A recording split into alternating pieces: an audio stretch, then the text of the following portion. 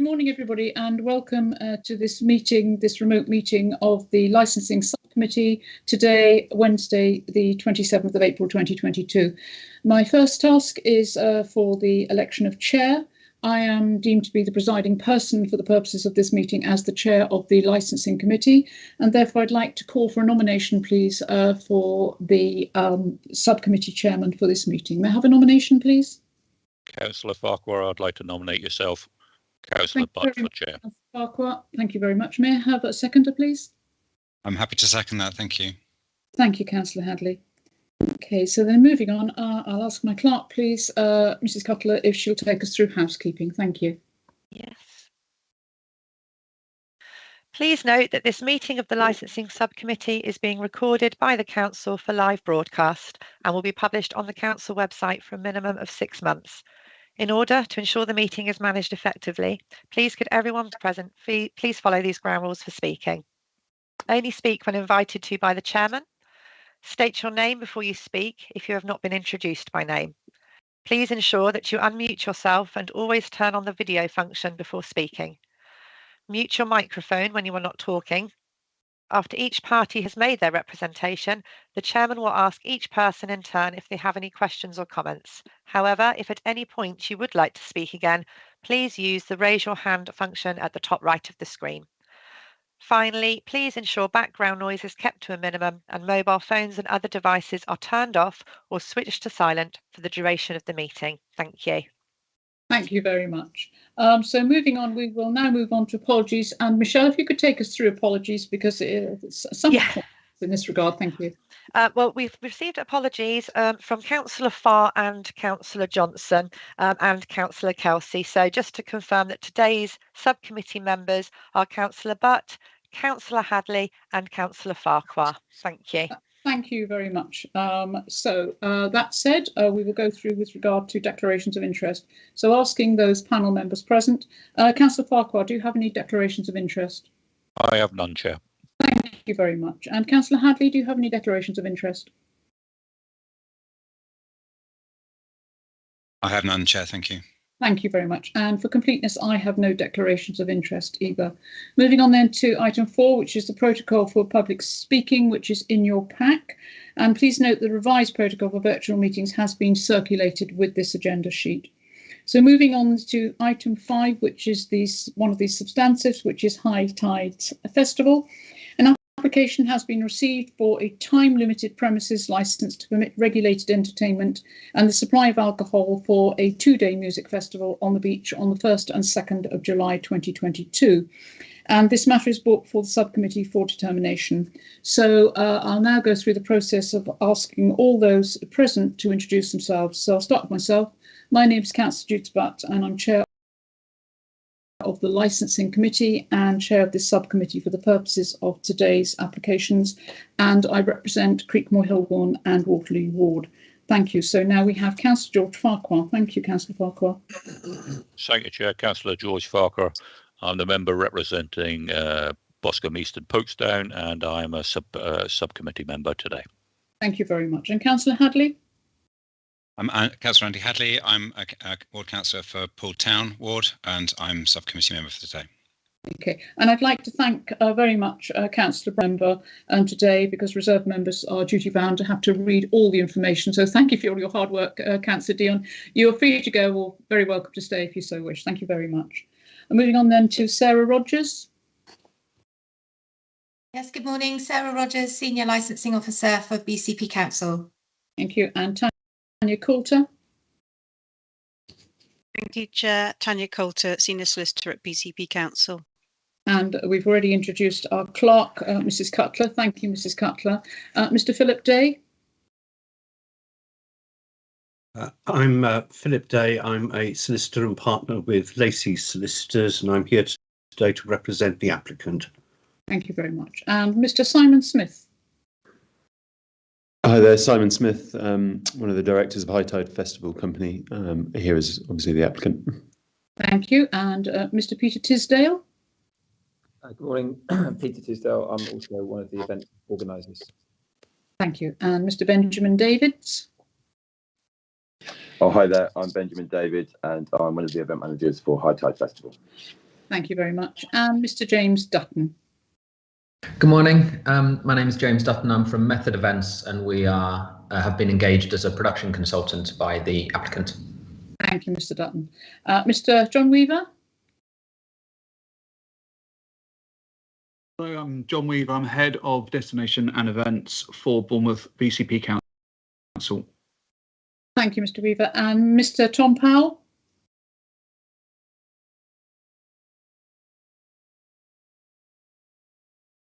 Powell, are you with us?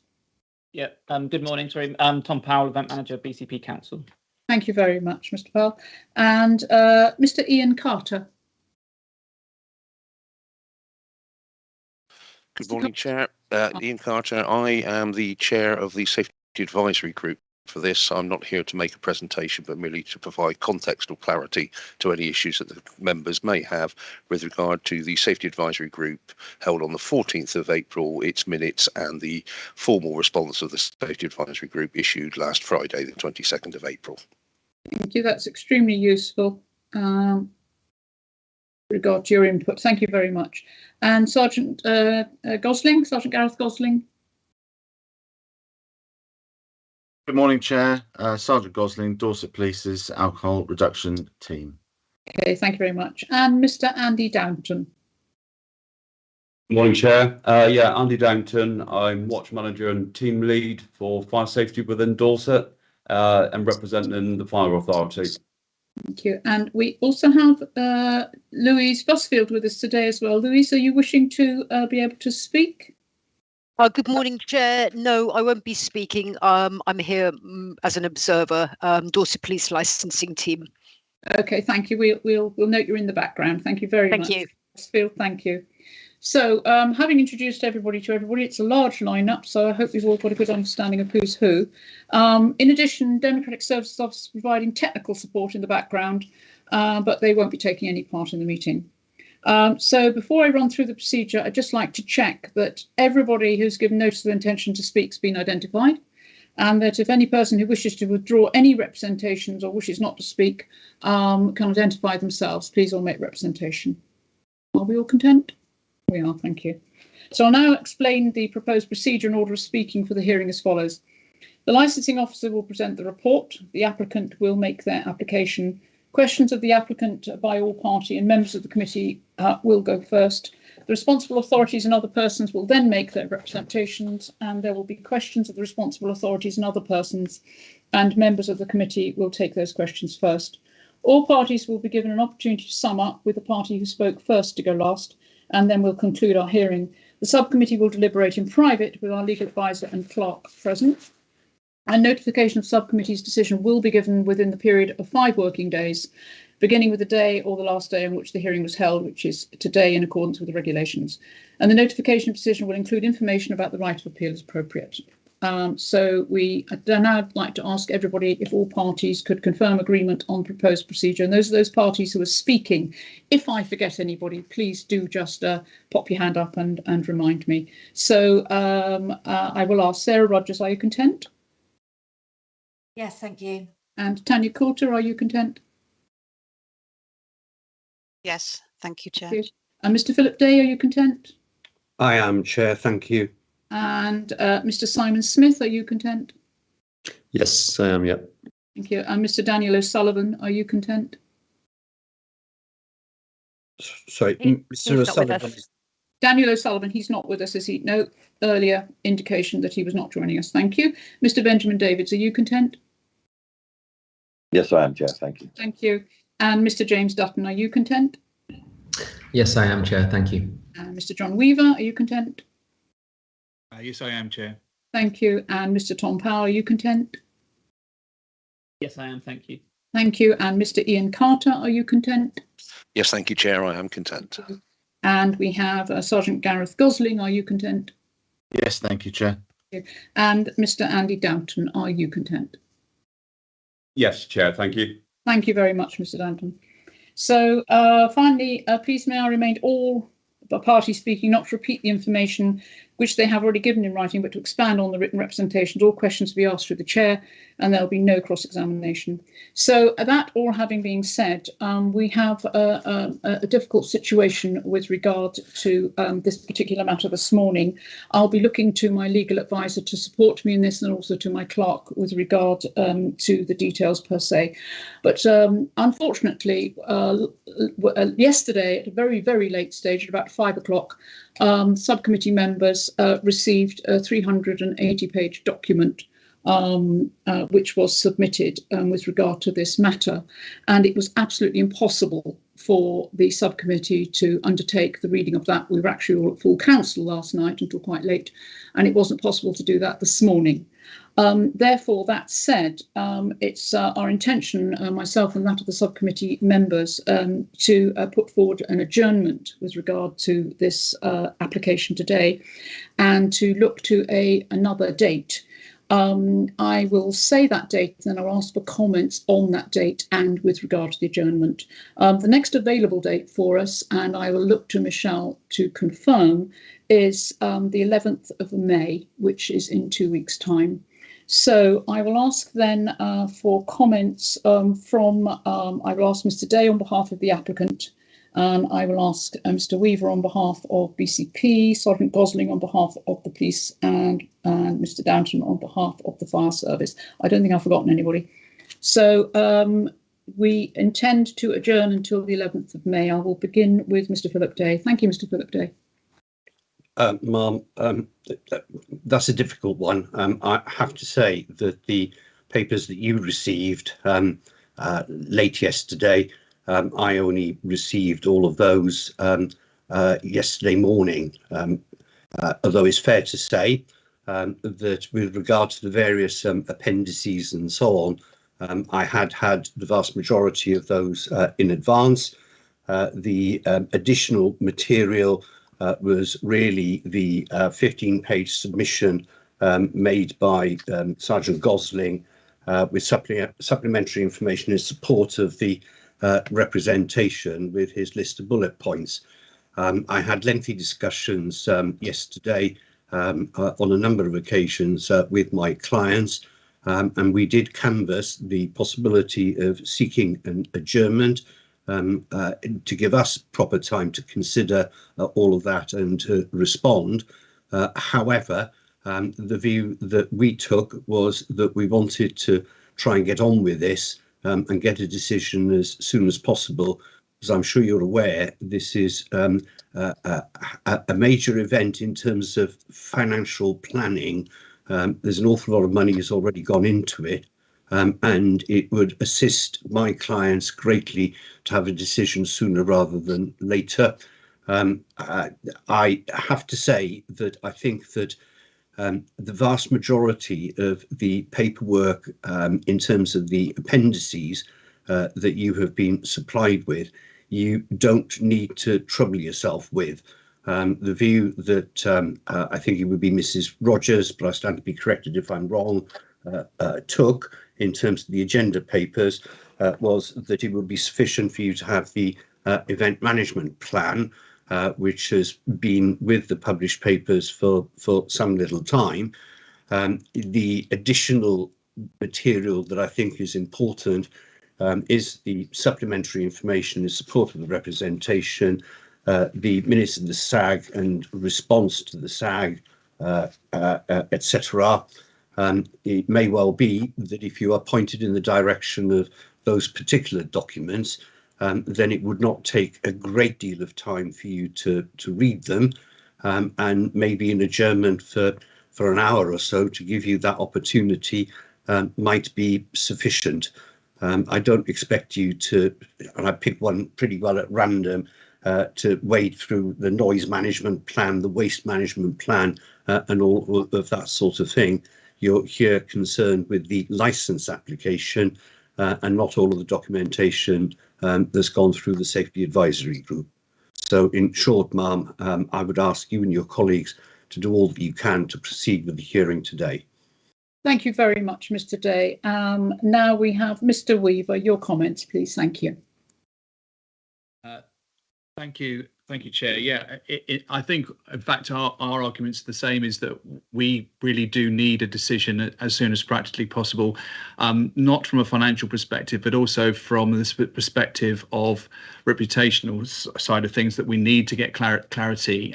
We are certainly considering at this moment in time that there is still a huge amount of work to be done, and we don't feel that at this moment in time that the event organisers are in a position to be able to move forward and to give us any form of confidence, and to delay until the 11th of May. There'll be continuation of selling and promoting this event as it gets closer. So we would wish, for different reasons, that we would wish for the decision to be made as soon as practically possible on that basis. Thank you, Mr. Weaver. And Sergeant Gosling, your comments. Thank you. Good morning, Councillor. I'll start by really being upfront in so much as the majority of that paperwork before yourselves this morning is as a result of submission by myself. I submitted the paperwork late on Tuesday, and that was in respect and really the vast majority, as Mr. Day has alluded to, forms the documentation as prepared by the applicant in this matter in support of the application. And it was my view that that documentation should certainly be visible to the committee in your determination of this application, simply due to the fact that it's referred to throughout the application. A great deal of that information is referred to throughout the application, and to not have access to that paperwork, I felt would be wrong. So that's why I submitted that. In respect of the late submission of my document, my supplementary document, there have been a great deal of moving parts in respect of this matter. And I think, whilst not a concern for this committee, there have been other issues in the county and indeed outside of the county that have required my attention, unfortunately, over the past 2 weekends. And whilst I don't expect sympathy, I've yet to have a day off in the last 2 weeks. So I do apologise for that, and I share the views not only of Mr. Weaver but of Mr. Day in respect of the importance of attempting to get the decision on this as soon as practically possible. And that's really based upon the fact that we as a force need to ensure that we respond to events and are able to provide a policing response that is appropriate to the risks concerned with any particular event. This will be a busy time of the year, and already we are within the regulatory 90 days, if you like, of being able to change duties and duty times for officers. So it will already be a challenge, and to extend this period of uncertainty, if you like, beyond today would certainly compound those issues further and create significant issues for senior officers that are responsible for resourcing these types of commitments.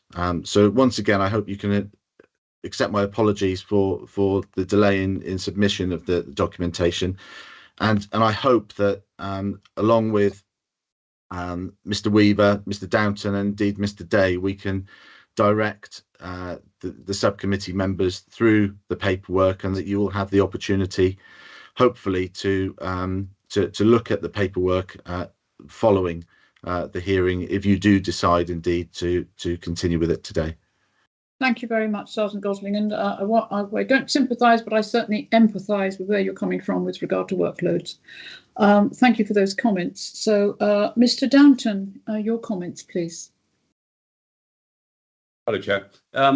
My only concern over adjournment would be the future drain on resources again, that the event has taken up quite a bit of our time. So that would be my only concern. Thank you. Okay, thank you.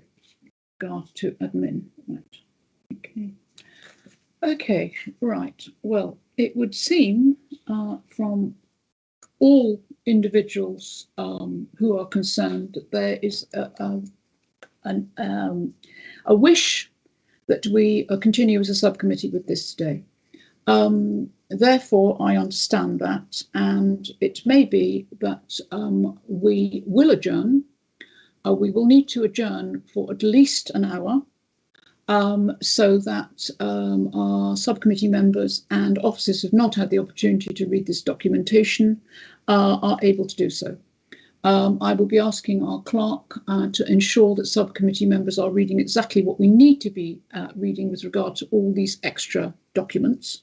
So that said, Councillor Farquhar and Councillor Hadley, are you happy that we adjourn for, I think, an hour and a half? I really want to give this proper credence. So say if we were to adjourn, it's now 10:30. If we were to adjourn until, okay, if we were to adjourn, it's 25 past 10, 25 past 11. Say we were to adjourn until 11:45, that gives us just under an hour and a half. And then hopefully reconvene at that stage with all the information under our belt and continue today's hearing. Councillor Hadley, are you content with that? Chair, I see that Mr. Day has his hand up. I'm content, although I'm also conscious we have another hearing following this, don't we? I'll come to Mr. Day in a minute, thank you. And Councillor Farquhar, are you content with that suggestion? I am, Chair. Thank you very much. Mr. Day. If it assists you, given the volume of paperwork, etc., last night I did send out an email to which I attached what I thought would be the relevant or the particularly relevant documents for today that are not in the original agenda pack. The way in which all of this police documentation, etc., I've only seen that on screen. I haven't been able to print it out, so I can't direct you immediately to the page numbers, but there are relatively few documents within that email that I sent. But if that assists in pointing you in the right direction in terms of what you do need to look at, then that may be of assistance. I did copy the others who had made representations in on that document, and I did get a response late last night from Sergeant Gosling, who indicated that he thought that that was very helpful. So that, I think, might assist in directing you to the relevant documents. If need be, I can forward that email to Mrs. Coulter or anybody else who wants it right now, if that's going to save you time and effort. Thank you for that, Mr. Day. It's quite happy if you'd like to send that to Mrs. Coulter, and we'll take it from there. So that said, then I've proposed that we adjourn this meeting until 11:45. So we will indeed do so. Could I ask, please, that everybody leave now? But I'd ask that Mrs. Coulter and Mrs. Cutler and the subcommittee members stay with us. Thank you.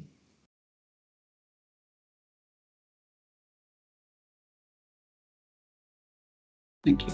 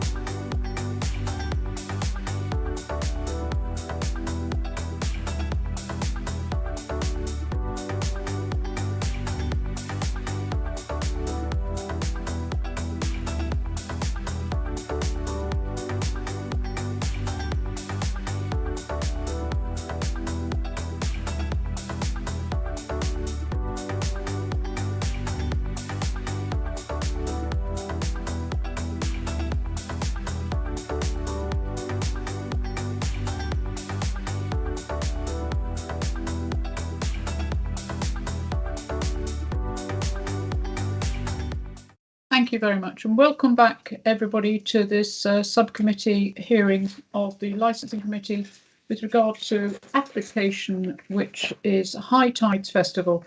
We started off with the preliminaries, and what we did is we adjourned for a period of time so that the subcommittee members and officers could have sight and read the extra documentation that was necessary to be sent with regard to this application. So we always had time to do that.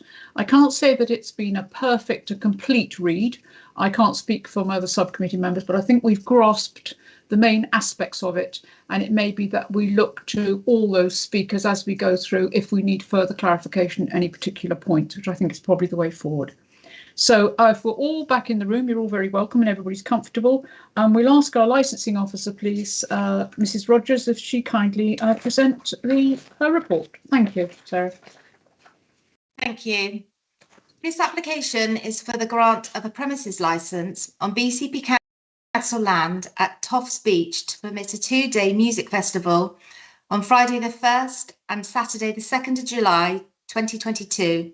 With the hope in the future for it to become an annual event. Application is made by High Tide Festival Company Limited for regulated entertainment between the hours of 3 and 11 p.m. and the supply of alcohol between the hours of 3 and 10:40 p.m. each day.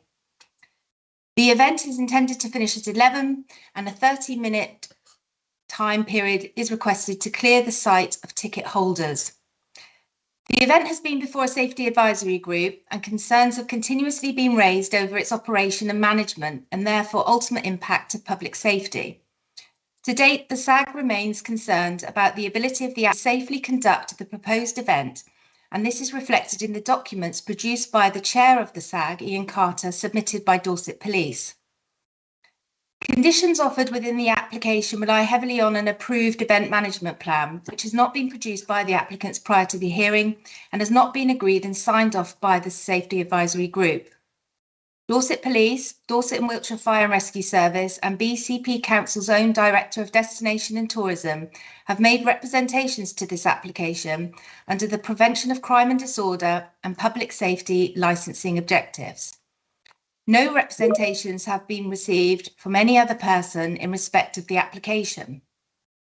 In comparison, in April last year, members considered an application by BCP Council for a premises licence on this site. 26 representations were received from nearby residents who were concerned the application would not uphold any of the licensing objectives.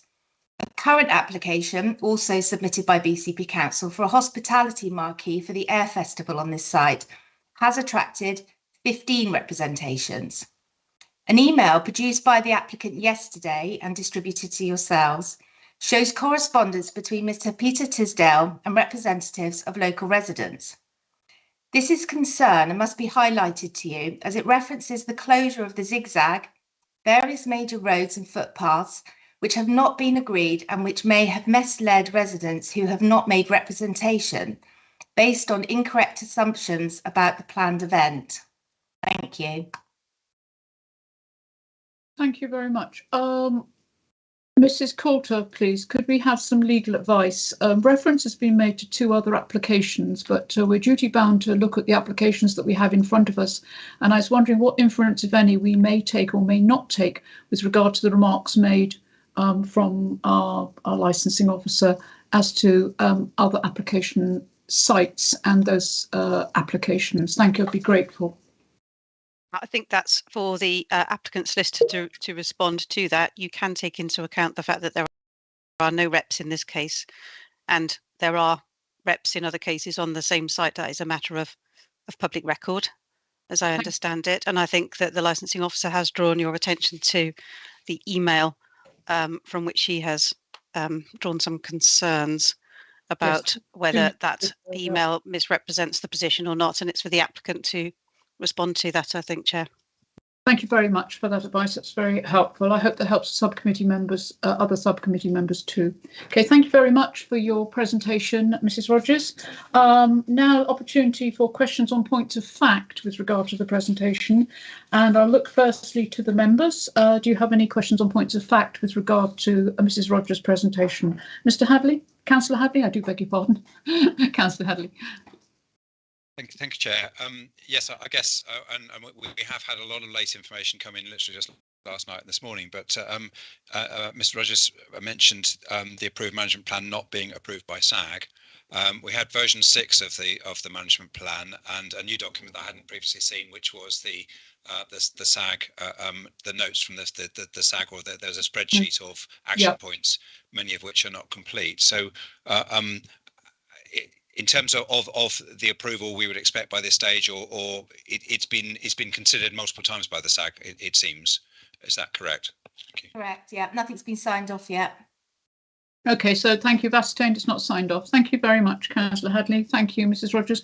Councillor Farquhar, do you have any questions on points of fact with regard to the presentation? Not on points of fact, but I would echo Councillor Hadley's points, which were of concern to me as well. Thank you. Okay, thank you very much. Mr. Day, opportunity for any questions on points of fact for Mrs. Rogers? Yes, please, ma'am. Just one.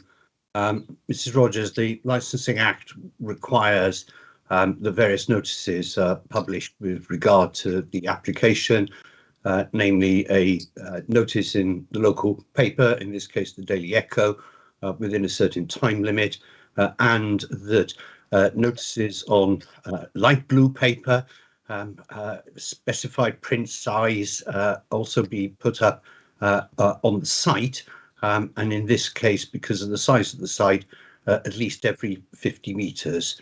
Can you confirm that you're satisfied that the procedural requirements with regard to both site notices and the newspaper public notice were fully complied with in this case? Thank you, Mr. Day. Mrs. Rogers, if you'd like to respond, please. To the best of my knowledge, yes.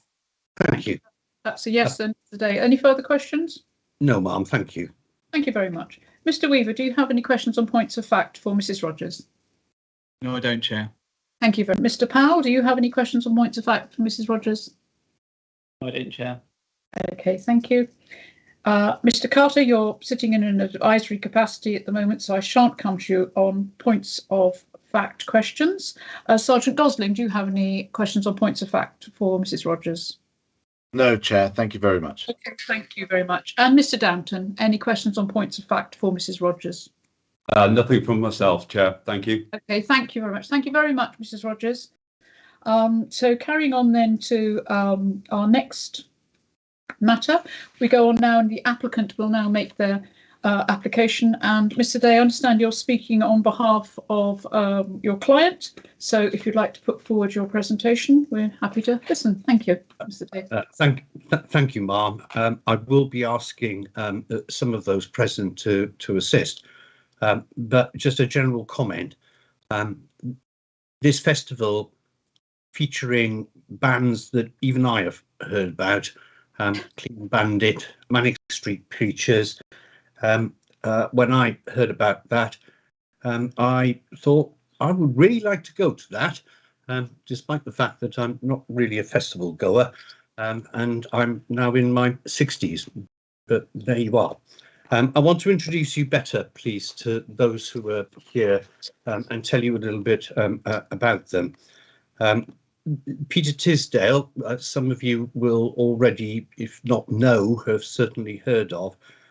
Peter is the chief executive of that group of companies. He was responsible for, amongst other things, the Bournemouth Hilton and another Hilton hotel development. He's been behind the ice rink, which has grown and been a very successful event, not just here in Bournemouth, but also in Portsmouth and the Guildhall, and amongst many other things, the redevelopment of the Echo building and the shared workspace in what used to be the print room there. Be the first to accept that in terms of being involved with an event of this nature, this is very much a first time for him, but nevertheless, he is well used to dealing with very complex projects involving, in some cases, literally millions of pounds. Next is Simon Smith, who is here on behalf of High Tide Festival, the applicant company. He is, in fact, in Missouri, in the United States, as we speak at the moment. The wonders of Zoom. He too does not have a previous experience of an event of this nature, but in terms of events generally, again, the ice rink events and various other things like that. It was partly because of, well, sorry, then to Benjamin David from Sundogs Production. There was some concern expressed about the expertise of Sundogs in terms of planning events such as this. And it was therefore agreed with Mr. Weaver, who will no doubt confirm this if need be, that it was appropriate to bring on board a company called Method Events. And we have with us today James Dutton, who has been involved in the outdoor event industry for some 14 years now, and is the managing director, etc. He has been involved with numerous big events, including, for example, tram lines in Sheffield. That was a 50,000 capacity event that took place last year. And it was the biggest pilot event post-COVID in Europe that was designed to try and work out a way of bringing these large events back to life following COVID, and was successful. Numerous other events, another one which you may have heard of, the Truck Festival, with some 30,000 people. A great deal of experience and expertise, and acting as a consultant to the applicant here.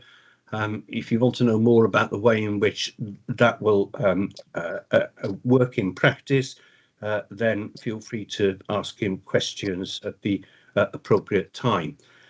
There are two people who are important with regard to this matter, who are not available today. One of them is Daniel O'Sullivan, who is the proposed DPS. I'm going to come back to the issue of the DPS in a few minutes' time, but I simply say at this stage that there has been no suggestion by anybody that I'm aware of that he is not a suitable person to be responsible for the alcohol side of the operations here. And the other person who unfortunately couldn't be here because of other commitments is a gentleman called Paul Budden. Paul is the health and safety advisor who has been responsible for a deal of the paperwork, and health and safety is one of the greatest concerns in this case. I then want to turn to briefly the history of the license application. You will have seen various emails from Peter Tisdale in particular with regard to the timing, etc. He, Simon and others were very concerned with the ice rink over Christmas, which delayed matters, but it asserted that the intention was to get a licensing application submitted in February.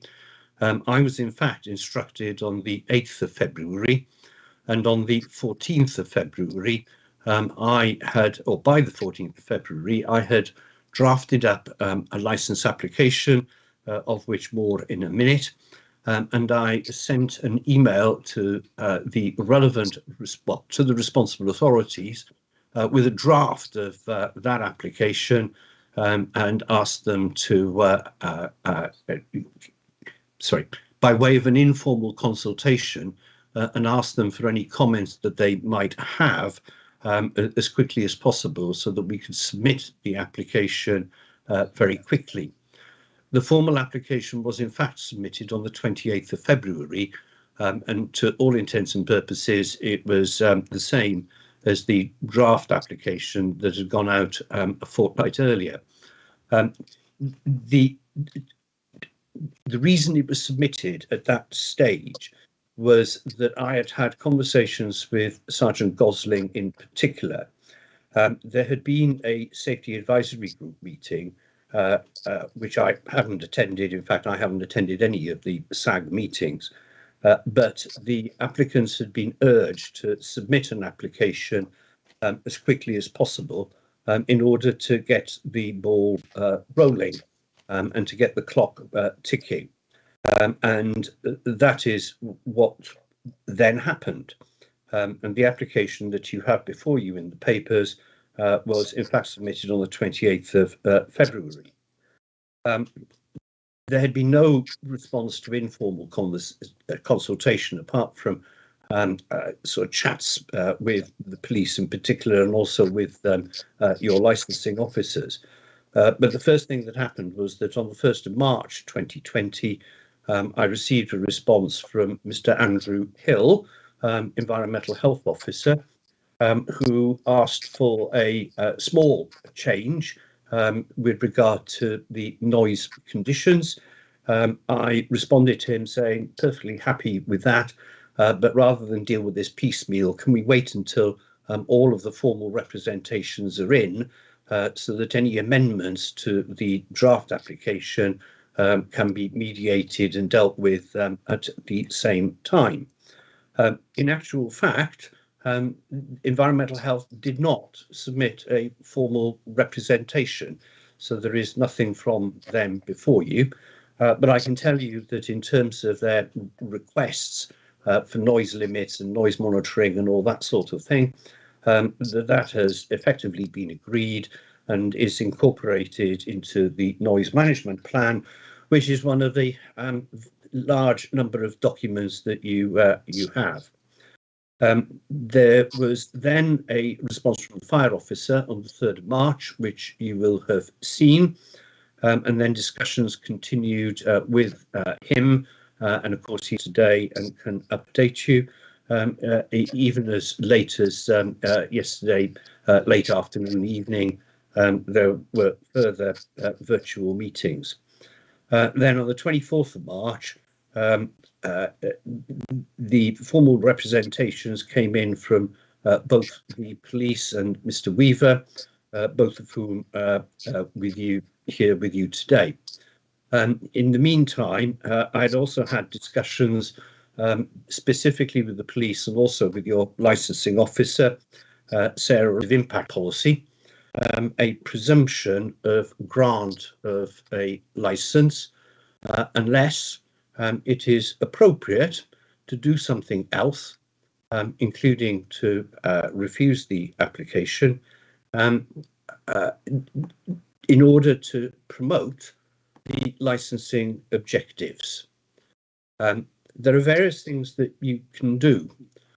One of the things that you can do is to decline the application insofar as it relates to the designated premises supervisor. And forgive me if I quote a brief bit of law. It's under Section 18 of the Licensing Act that you are entitled, for the purposes of this section, relevant representations means representations which, amongst other, if they relate to the identity of the person named in the application as the proposed premises supervisor, meet the requirements of subsection 9, which says that the representation was made by Chief Officer of Police for the police area in which the premises are situated, and include a statement that due to the exceptional circumstances of the case, he or she obviously is satisfied that the designation of the person concerned as the premises supervisor under the premises license would undermine the crime prevention objective. And there is clearly no such certificate or statement in this particular case. There is no similar provision within Section 18 with regard to, if you like, the suitability of the applicant for the license. The situation is, however, different if an application is made to transfer an existing license, because if an application is made to transfer the existing license, then the Chief Officer of Police may give notice that they again are satisfied that because of the exceptional circumstances of the case, that it would undermine the crime prevention objective to transfer the licence. Now, that rather begs a question here, because if one assumes that an application had been made and granted a year ago for this event, and that the licence was a permanent licence, in other words, it allowed this event on an annual basis or whatever, and then this applicant had come along and said, we'd like to take this event over and get the licence transferred to us, then the only basis upon which anybody could prevent that would be the police, and they would have to say that they're satisfied that the exceptional circumstances of the case are such that that would undermine the crime prevention objective. And that, with respect, has not happened in this case. Fundamentally, there are three bases upon which the police in particular, but supported by Mr. Weaver and to a greater or lesser extent the fire authority, object to the grant of this licence and invite you to refuse it. The first of those is that the application that I drafted is not fit for purpose. With the greatest of respect, I fundamentally disagree with that assertion, and almost to the point of I take umbrage at the suggestion. The fact of the matter is that event licensing is really quite different from making an application for a pub or a restaurant or an off-license or whatever, because of all of the different elements that need to be considered and thought about. And what I did in this license application was to effectively say, we need to have an event management plan that deals with all of these specific points. And if you take as the starting point page 19 of the original agenda papers, you will see there the section M of the licensing application, which runs on for a number of pages, right through to page 22. And there I set out all of the steps that needed to be complied with in order to be able to promote all of the licensing objectives. Now, if you go, please, to page 19, you will see that in the middle paragraph, section M, I proposed a condition that said admission to the event should be restricted to persons aged 18 or over and to ticket holders. A maximum of 9,500 tickets should be made available for sale in respect of each day of the event. I am instructed to offer, and it is a matter, of course, for you, members of the subcommittee, to amend that application, or sorry, that condition, so that it reads a maximum of 5,000 tickets shall be made available for sale in respect of each day of the event, and to add the words, and the maximum occupancy of the site at any time should be 6,000 people. And that is to include all event staff, security, catering, performers, their entourages, and everything else. And you know, that's where we start. So scale down very significantly from what was originally proposed. The list, I don't propose to take... Mr. Day, could I just stop you just for one moment? Is this just hypothetical, or is this, are you putting forward a hypothesis, or is that actually what you are saying? I'm a little confused. Thank you. It is a proposal, ma'am, to amend the application. Thank you. That's fine. In effect, been no mediation in this case. I'll come back to one aspect of that in a minute. Okay, we've noted that. I'll ask the subcommittee to note that as well. Thank you very much, Mr. Day. If you continue. But any change, ma'am, is of course a matter entirely for you at this stage. Indeed. But that's what we propose. Ma'am, I don't propose to take you through each page of section M, but I do want to take you to page 22, which is the procedure for development and implementation of the event management plan. You'll be reminded of what Sarah Rogers said, Mrs. Rogers said during her presentation of her report, that the EMP has not been signed off by the Safety Advisory Group.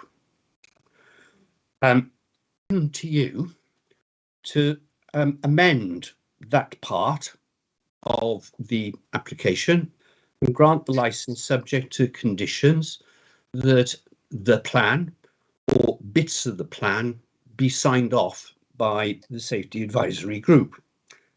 However, there is a fundamental problem with regard to that. The first is this, that the Safety Advisory Group is not a body that is constituted under any Act of Parliament or anything of that nature. Every local authority tends to deal with the SAGs in a different way and, in fact, call them different things. But there is a problem with having the SAG sign off on anything. And that's because of an incident that occurred some years ago, referred to in the event industry as Dreamscape. Dreamscape was a very large inflatable object where people could go inside it and wander around different zones, etc. It was tethered to the ground using ropes and so on, but unfortunately there was rather higher wind than maybe had been anticipated, and this inflatable balloon took off with people inside it. And sadly, a lady in her 60s who was inside at the time was severely injured and died. There was an investigation and manslaughter charges were brought, but the organizer of the event escaped conviction for manslaughter, but was convicted of various health and safety failings. However, what is also significant here is that the Safety Advisory Group had actually signed off the plans as being safe. And the event took place on land belonging to the local authority that had signed it off and approved it. And as a consequence, there was a prosecution of the local authority and even the chair of the Safety Advisory Group, and they were convicted of health and safety offences. In this case, there are similarities in that the land upon which this event is scheduled to take place is owned by BCP Council. Amongst the documents that I hope you read a little earlier was an exchange of emails dating back to November of last year. Would you like to take us, if you just give us reference to that, please, Mr. Day? Thank you, so we can be certain. It's the document that I called John Weaver License Agreement, and it was attached to the email that was forwarded to you by Mrs. Coulter a little earlier on. It's a fairly brief document. All right. Well, there are 15 documents. Which number is it? It doesn't have a number, ma'am. Okay, we'll continue. Right. Well, what it says is this. It is short. It's from Mr. Weaver to Mr. Tisdale, and it reads as follows. Hi, Peter. I've been trying to contact you. We have got the ODR signed off, but I need to speak to you to confirm exactly what steps you are now intended to take and the level of public awareness that might be incurred. Please can you give me a ring when you can to discuss this? But in the meantime, for your information, below is the decision that has been agreed. Decision taken to agree in principle a 2-day music concert on Bournemouth Beach adjacent to Toft Zigzag with a maximum audience capacity of 10,000 per day to be known as the High Tide Festival. Could we have the date for that, Mr. Day, please? The date of that email? 5th of November 2021. Thank you very much. And it was copied to Chris Saunders at Bournemouth Council as well. Yeah. So to agree in principle, 2-day concert, to prepare a 1-year licence with the option to extend for a further 2 years, and the rental arrangements, you will appreciate that the amount that was to be paid by High Tide to BCP has been redacted from that email, because obviously it is commercially sensitive on both sides of the fence, if I may put it like that. So what that means is this, that even if you were to grant the license today precisely as applied for or subject to amendments, that does not guarantee that the event will take place, because the final part of the decision reads as follows: this is subject to a premises license being approved by the licensing committee and the safety advisory group, and also subject to satisfactory terms and conditions to ensure the event is run safely and meets all regulatory and statutory requirements and minimises the impact in the local area. It follows that BCP Council, on this ground alone, could, at any point in the future, turn around and say, we've had second thoughts about this, we've decided that we are not actually going to grant you the licence. It's an agreement to agree in the future. There is no obligation upon BCP Council to actually allow the land to be used for this event.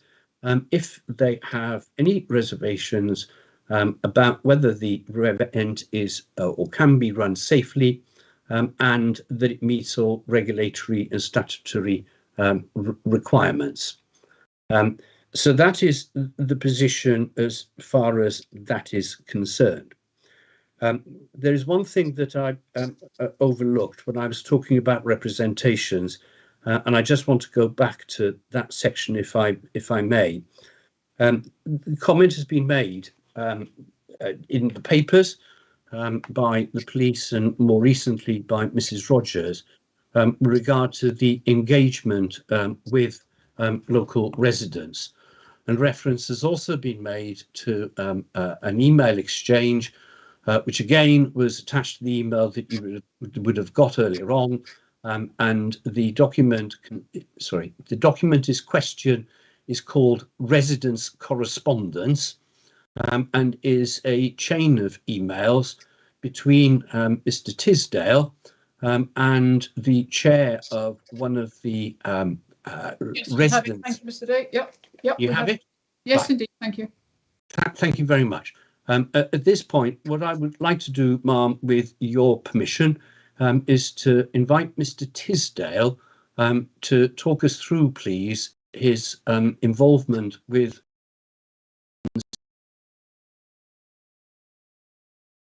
the suggestions, assertions that have been made by Mrs. Rogers and also in the documentation by the police with regard to his dealings with Mr. Calms and others with regard to this event.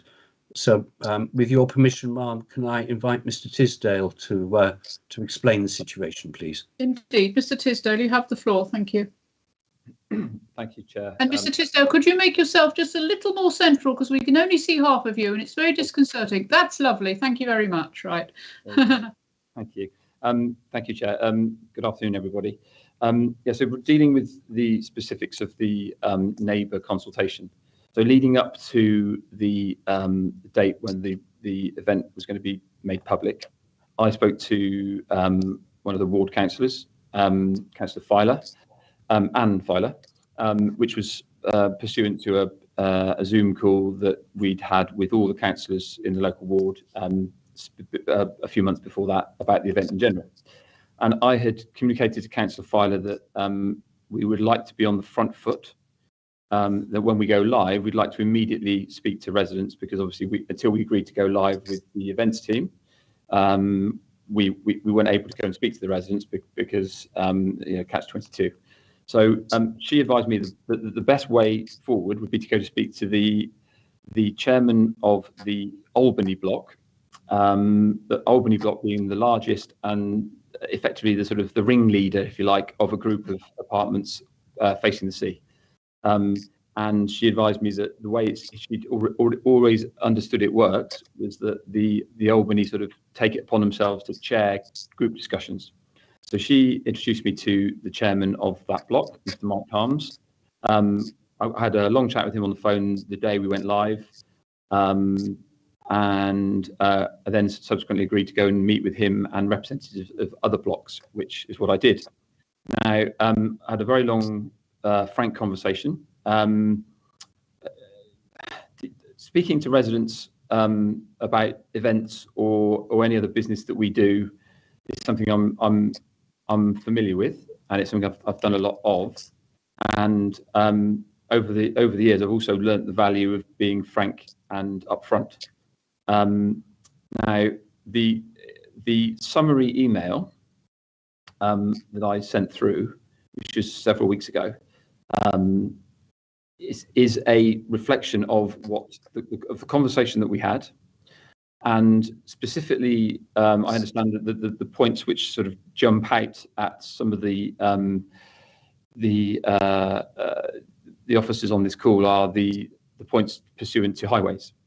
Now, the bullet point of highways wishes, if you like, from the neighbours was a summary of their best case scenario. So they said, if you could close this road, that road, this road, the other road, we would be delighted. I've recorded that in the email. I actually referred in one case to saying, I think this one's a tough ask, but we'll give it a go. That was during the time we were having highways meetings, and it obviously those discussions have continued. We now have what we feel is our proposal for highways closures, subject to receiving a licence and subject to moving forward. And that's one of the major things we would need to move on swiftly, were we to be fortunate to get permission. Hence the adjournment point from earlier. Now, I made it quite clear in subsequent conversations with Mr. Carms that what I recorded in bullet points was his wishes, and I've said to him subsequently, the park and ride, which is one thing he suggested, I said is not viable, I'm afraid. And you won't get the Manor Road closure. And I've also latterly told him that we think the closure at the front is unlikely for vehicles, but for parking and pavement and verge is within our plan. He is a grown-up and he is worldly, and he realises that we can't. What I say we want to do doesn't mean we're going to get what we want. And I think he's taken, pretty sure he's taken me at face value, which is we will try to do the best we can. And I'd like to think the tone of the email actually sort of speaks of the frankness of the conversation that we've had. And so, for example, I told them at the first meeting, there will be noise, there's bound to be noise. It'll be monitored by our sound company and kept to EHO standards. And you will see the site from your 8th floor up. There will be lots of people. We've been very frank. And so therefore, the failing, if you like, is the email trail ends for 3 or 4 weeks ago. However, in that time, I've spoken to him weekly, and I saw him last week. And I have told him that we are not going to get what is in that list. And he has said, you'll do the best you can. we believe you're trying to make this a proper event because we believe you that this is for the longer term, which is the case. Therefore, if we were to not get the Manor Road closure, which he knows we won't, then that is not he's not saying, well, you've hoodwinked me, and he's not saying the view is, well, we asked for what we asked for and we get what we get. So I would stand by the consultation we've done, and I would say that if Mr. Carnes was asked, has he been subsequent to the email, has he been kept abreast and told the likely outcome of that he would say that is his understanding of how he's been treated. He, as I say, he's been the spokesperson, he's been the front runner. He informs me that he has coveted feedback from others. He's also told me that there are a few people that have got some concerns. I think that goes without saying.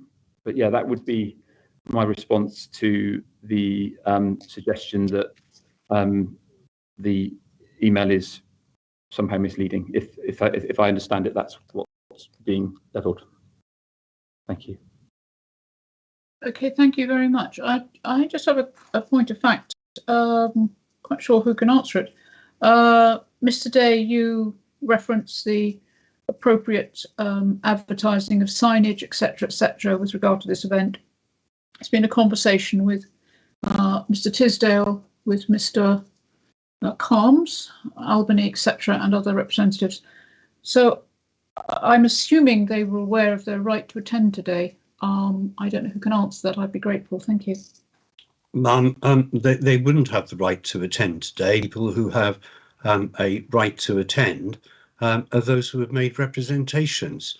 And their right to attend as objectors if they so wish. If they were objecting, is my point. Well, anybody who has made a formal representation is entitled to be here. Yes, I'm aware of that, Mr. Day. What I'm saying is that those were from the signs that were put up with regard to this event, that alerts people to what's going on, and it advises them as to what they can or cannot do.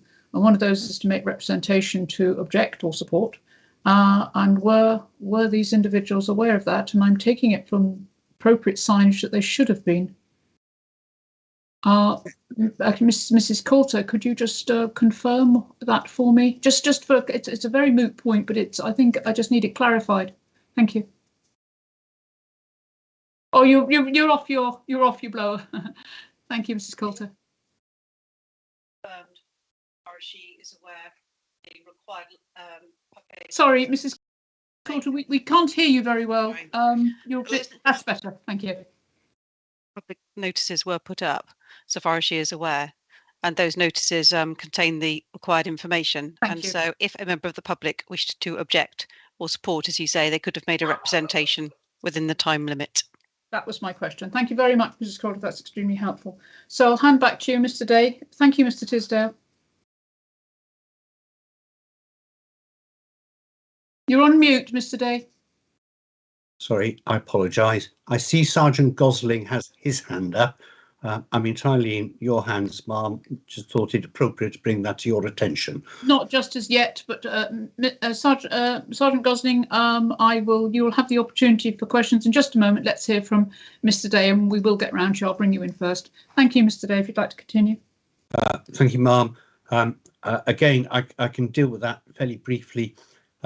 As far as the site notices were concerned, I arranged for photographs of them to be taken. Those photographs were taken and forwarded to Mrs. Rogers as part of the formalities, along with a copy of the newspaper public notice as published. So there it is. If I can move on, the next point that the police have made is that they have no confidence in the event organisers. Ma'am, with the greatest respect, that is not the ground for refusing an application for a premises license, which is what we are here concerned with.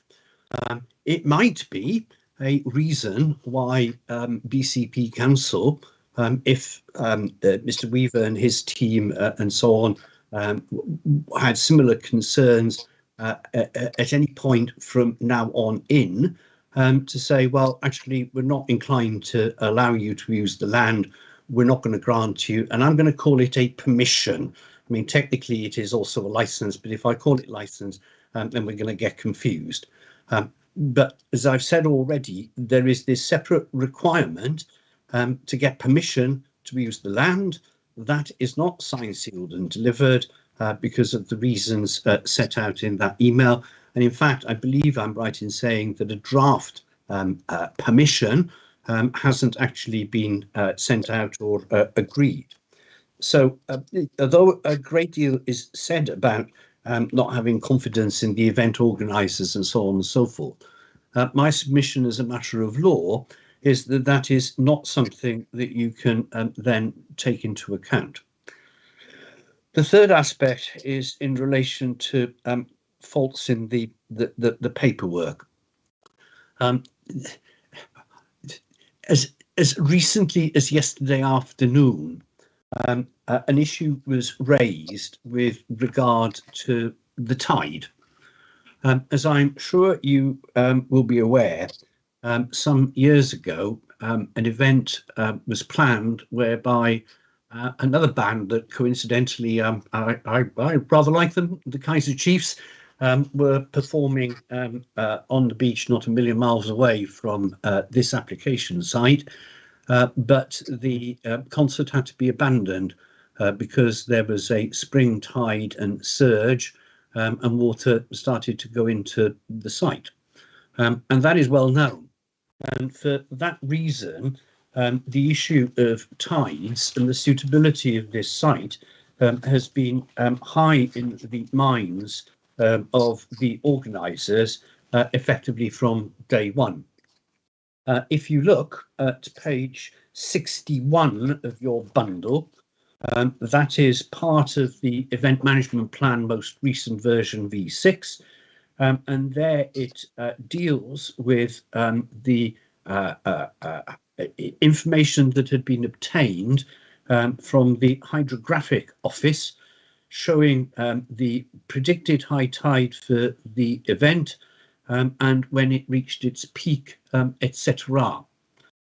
Following the SAG, further information was requested with regard to that. But what happened is that yesterday, we were sent by Sergeant Gosling, who I believe had it forwarded to him from elsewhere, two tide plans. One of those, again, was attached to the email that you received earlier. It's called the Tide Plan 1st July. And that appeared to show that on the 1st of July, and to a lesser extent on the 2nd of July, the tide would ingress into the application site. In actual fact, we do not believe that that is the case. And you will also see amongst that bundle a document called Applicant Tide Plan, which shows the on a blue zigzag line the predicted high tide, which is 2.03 meters, but also just to allow for a margin of error, a high tide were it to be 2.4 meters. And even in that case, it is some distance away from the Harris fencing on the south side of the proposed event space.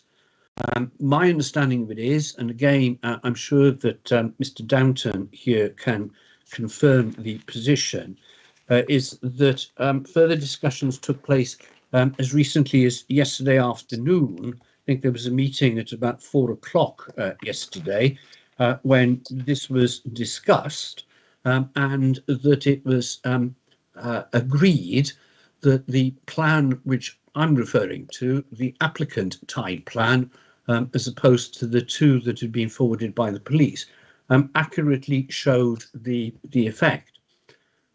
The situation with regard to the tide has been monitored throughout by Mr. Tisdale and others, and even during Storm Eunice, where there was a 100-mile-an-hour wind blowing on shore, they went down there to look to see how far it came, and took photographs, one of which I've also included within that email that I sent you earlier, and it's called Eunice Picture. It's a JPEG, and you will see from there that even during the height of that storm, that the water level, the tide level, was not ingressing into the site itself.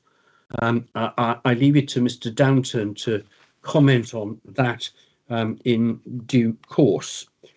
With regard to other matters, an awful lot has been said about the zigzag and road closures.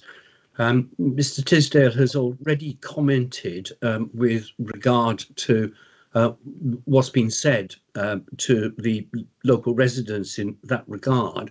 But I would be grateful, please, and I look to my clients, it's either going to be Mr. Smith or Mr. Tisdale, to update, please, on what the current thinking is with regard to the closure of the zigzag, in particular the Toft zigzag, because that features on a number of occasions in the various documentation following the last SAG meeting. So, ma'am, with your permission, I don't know which of them would prefer. I think it's Mr. Smith. With your permission, Mr. can Smith, I you ask would like Mr. to carry? Smith? Yes, thank you, Mr. Day. Mr. Smith, you have the floor. Thank you, ma'am. With regard to the update with regard to the closure of Toft zigzag. Yep.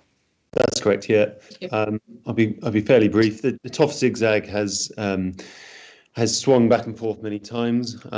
We as sort of event organisers are confused ourselves as to what the majority of the SAG participants want on this.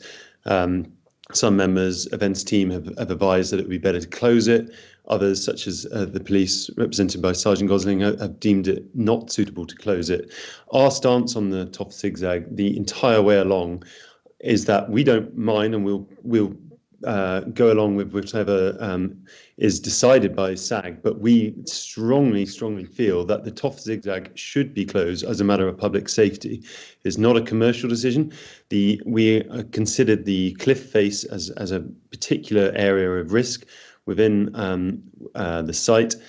It's been brought to our attention by our health and safety advisor, by the fire department, by emergency planning, that at night air and at various times of the year, people will try and get onto that cliff face to watch events, and they'll go from the top, they'll go from the zigzag and access the cliff face. And when that happens, when there's a cliff incursion, only the Coast Guard are able to remove people.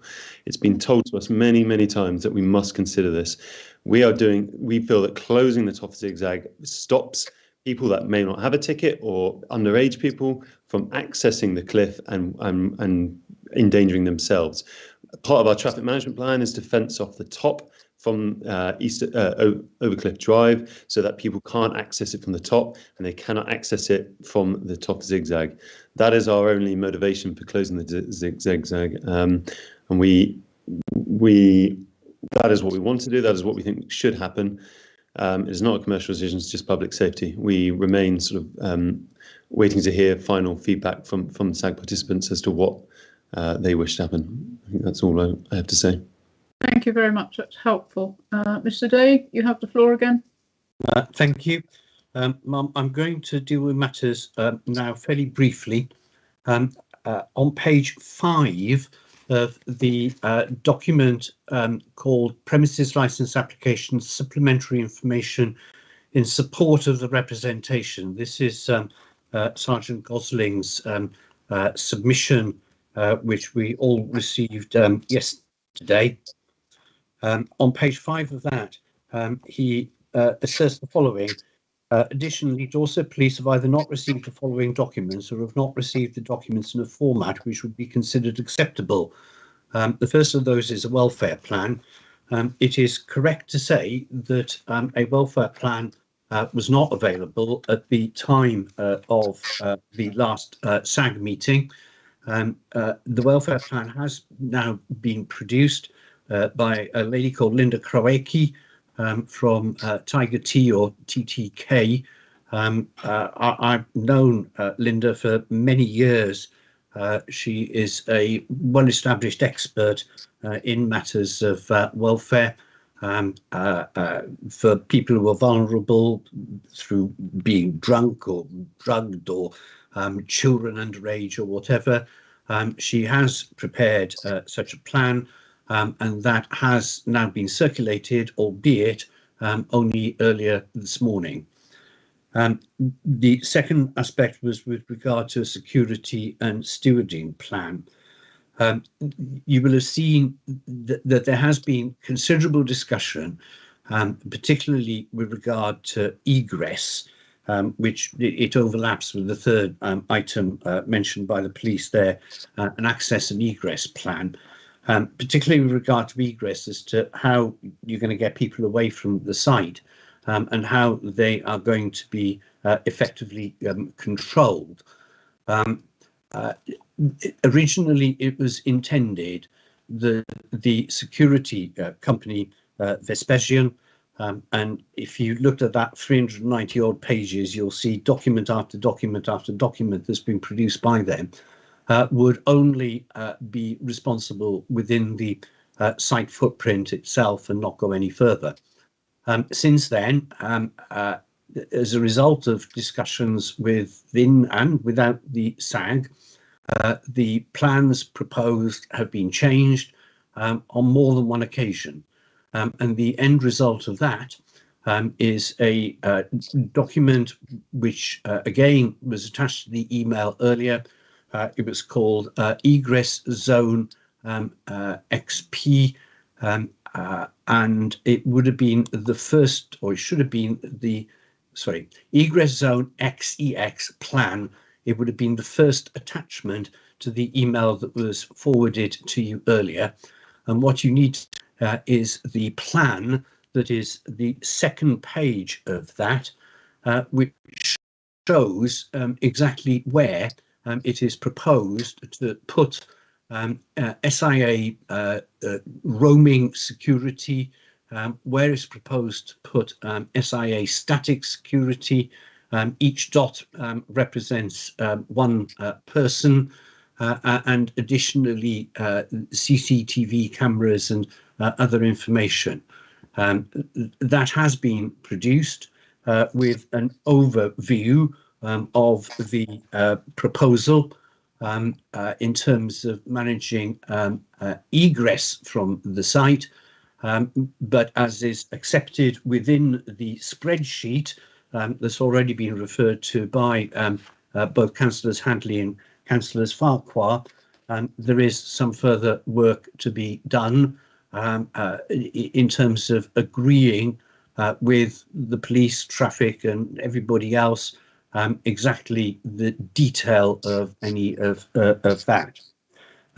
In terms of an access plan, there is an access plan or an ingress plan, and that is set out on page 28 of the event management plan, your page 61 of the report. Now, I propose to effectively stop there, and I'm sure that there is a lot of things, many things that you and your colleagues, Madam Chair, would want to know more about. I'm sure that there are some things that are higher in your mind than others.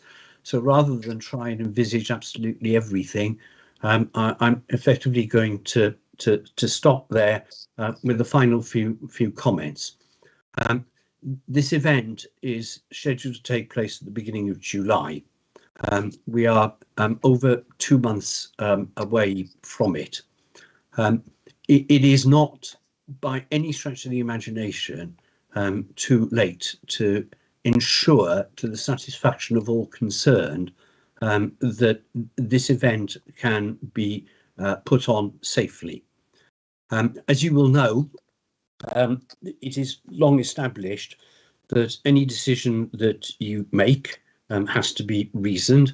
And of course, it's got to be based on the evidence that is adduced before you. If I can deal with the licensing objectives, and of course, they all carry equal weight, but in reverse order, the protection of children from harm. This event is intended to be over 18 only, no children permitted on within the site. Nobody has suggested, unless I've missed something, that that licensing objective would not be fulfilled. There is then public nuisance, and as far as public nuisance is concerned, what one is normally, and it's not exclusively concerned with, is matters of noise nuisance and the like. And as you will be aware, there is no representation from the Environmental Health Department responsible for such things. There's no suggestion, as one sometimes gets, that there's going to be smells or odours or anything like that. Bearing in mind that you are concerned with the licence for the premises, which would be the site on the beach, it's my submission that issues of public nuisance are not relevant here. There is no basis to object there. In terms of crime and disorder, I said a while back that there is a presumption in favour of grant unless there is a cumulative impact policy. No evidence here has been adduced that to grant this licence would give rise to issues of crime and disorder.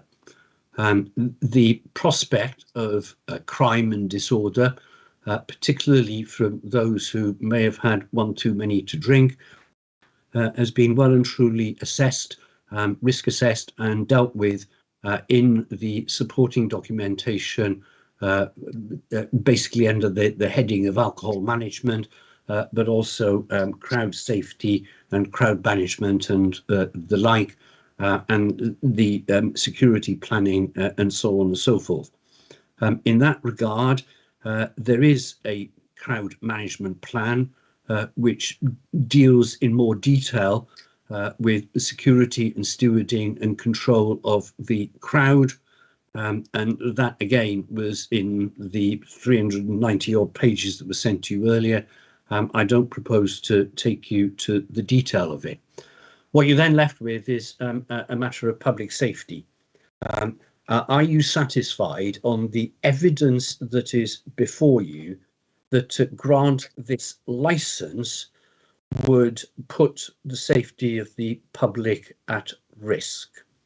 And my respectful submission is that despite the length of the representations that have been made, there is no evidence at this stage that if you were to grant this licence, the safety of the public would be endangered. It is there. I would be the first to concede that there is further work to be done in terms of the planning, the detailed planning of this event. It is perhaps, well, it's been, from my perspective, it's been really unusual, because normally when I submit any sort of licensing application, there is a dialogue with the relevant responsible authorities, usually, but not exclusively, the police and environmental health, where they say, well, actually, we would like you to amend your license application to include this condition, to include that condition, to do this, to do that.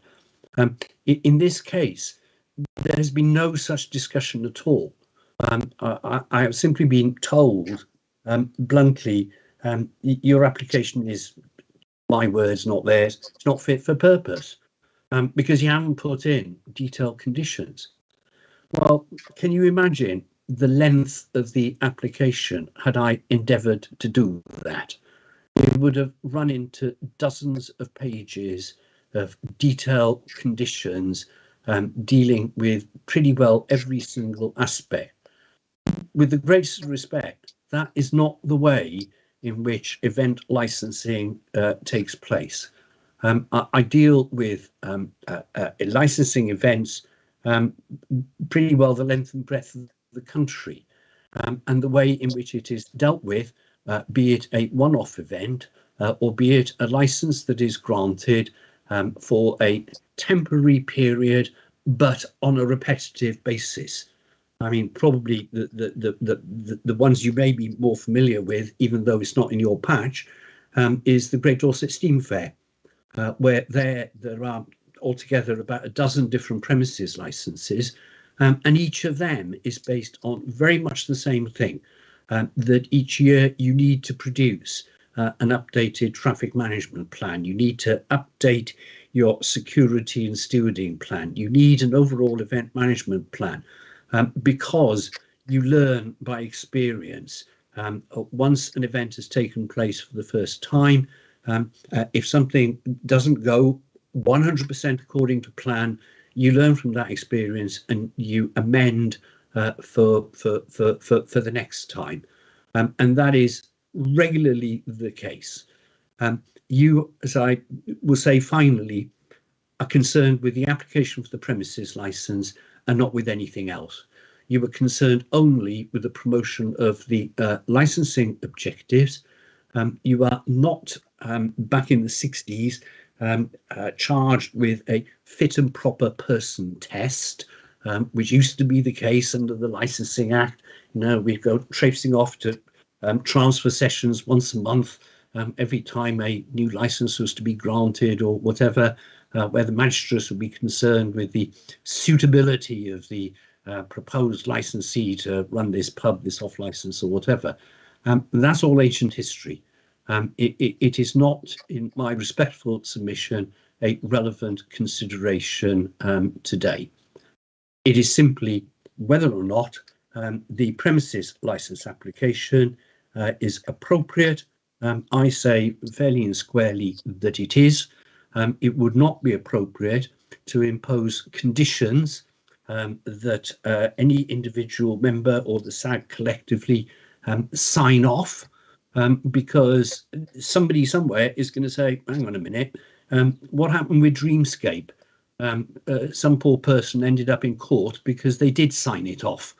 So I'm not prepared to even countenance the risk of that. So to impose such a condition would effectively be to sound the death knell for this event, which would be a great event, in my respectful submission, for Bournemouth. I hope that you do your bit to facilitate it happening, safe in the knowledge that if officers, and no doubt overseen by councillors, aren't satisfied with the safety aspects, that licence permission to use that bit of the beach will not be forthcoming. Enough of your time. Thank you and your colleagues for listening so patiently. I and my clients and so on are here to answer any questions that you or anybody else may have, and I shall leave it at that for the moment. Yes, thank you, Mr. Day. You do have this habit of reminding us of, obviously, the clear understanding that we already have with regard to our remit on the subcommittee and what we do, but I will allow you that comment this time, but we are perfectly aware of what we need to do, and I'm absolutely certain that whatever decision we draw will be based on that remit and that knowledge. So that said, members, time for questions for Mr. Day. And if Mr. Day, you feel you would like to ask any of your clients if they were better to answer those questions, then I'm quite happy if you would point me towards which client you felt might answer that. So, members, Councillor Hadley, did you have some questions? Thank you. Yes, I had several points. It's obviously been Thank you very much. I'm just going to jot them down, Councillor Hadley, so don't rush them. Thank you. Okay. So the first was your offer to reduce the event size, and you talked about 500 5,000 ticket holders and 6,000, including all backstage and other staff. The original application talked about 9,999, but actually being 6,000 to 8,000 was the ticket anticipated ticket sales. So I suppose the question within that is, and given your publicity talks about future ticket tranches, is the 5,000 in anticipated ticket sales rather than a new ceiling below which you'll sit? And how many tickets have you already sold, or are you already near that limit? So that's the first question. Thank you. I think what I'll do, Councillor Hadley, as I know there are going to be a lot of questions and we do want to get our facts correct, let's have an answer to that and then we'll move on to your second question. Are you happy with that? Yeah. Thank you very much. So if we could have that question answered, whoever felt they would like to field that, would like to put your hand up? I'll deal with that in two halves. Thank you, Mr. Day. The intention was, there are a number of reasons for this, but one of them is in terms of safe egress and evacuation times and so on and so forth, where detailed calculations have suggested that with that many people there, it would be very difficult, if not impossible, to achieve evacuation in less than 12 minutes, which is above the guidance.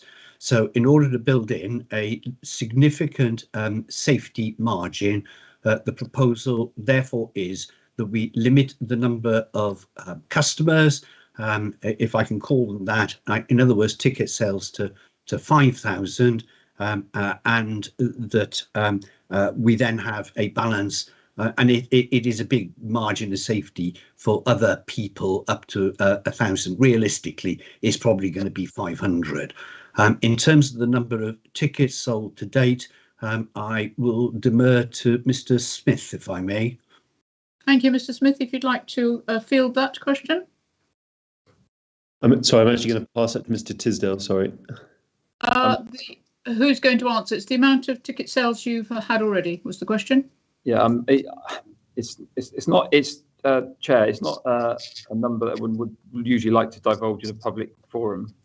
Well, fair enough. Yeah, fair enough. Commercially, can I answer a question in a slightly different way?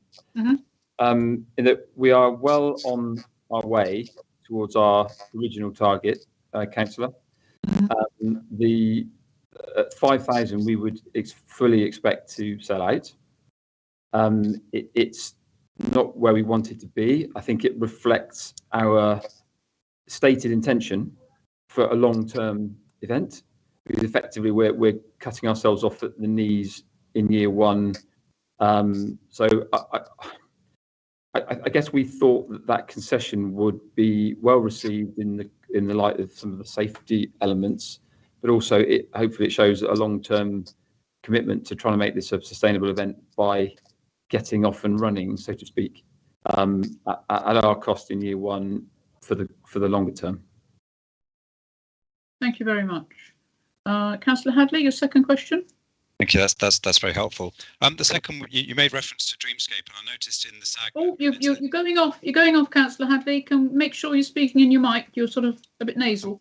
I'm sorry. You mentioned the Dreamscape event, and the SAG also made reference to Hope and Glory in Liverpool as being two events that went badly wrong. And I guess our concern in terms of particularly the health and safety, the safety of the public bit is to listen carefully to those things. There were actually two deaths at Dreamscape. You only mentioned one of them, which was kind of interesting.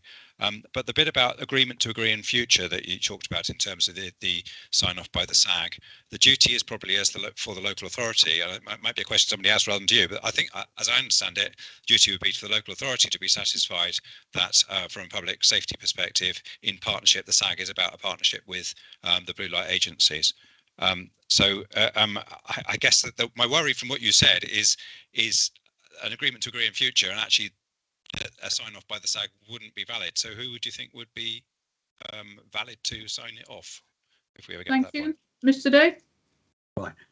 You're absolutely right. There were sadly two deaths in the Dreamscape event, which incidentally did not involve any licensable activity.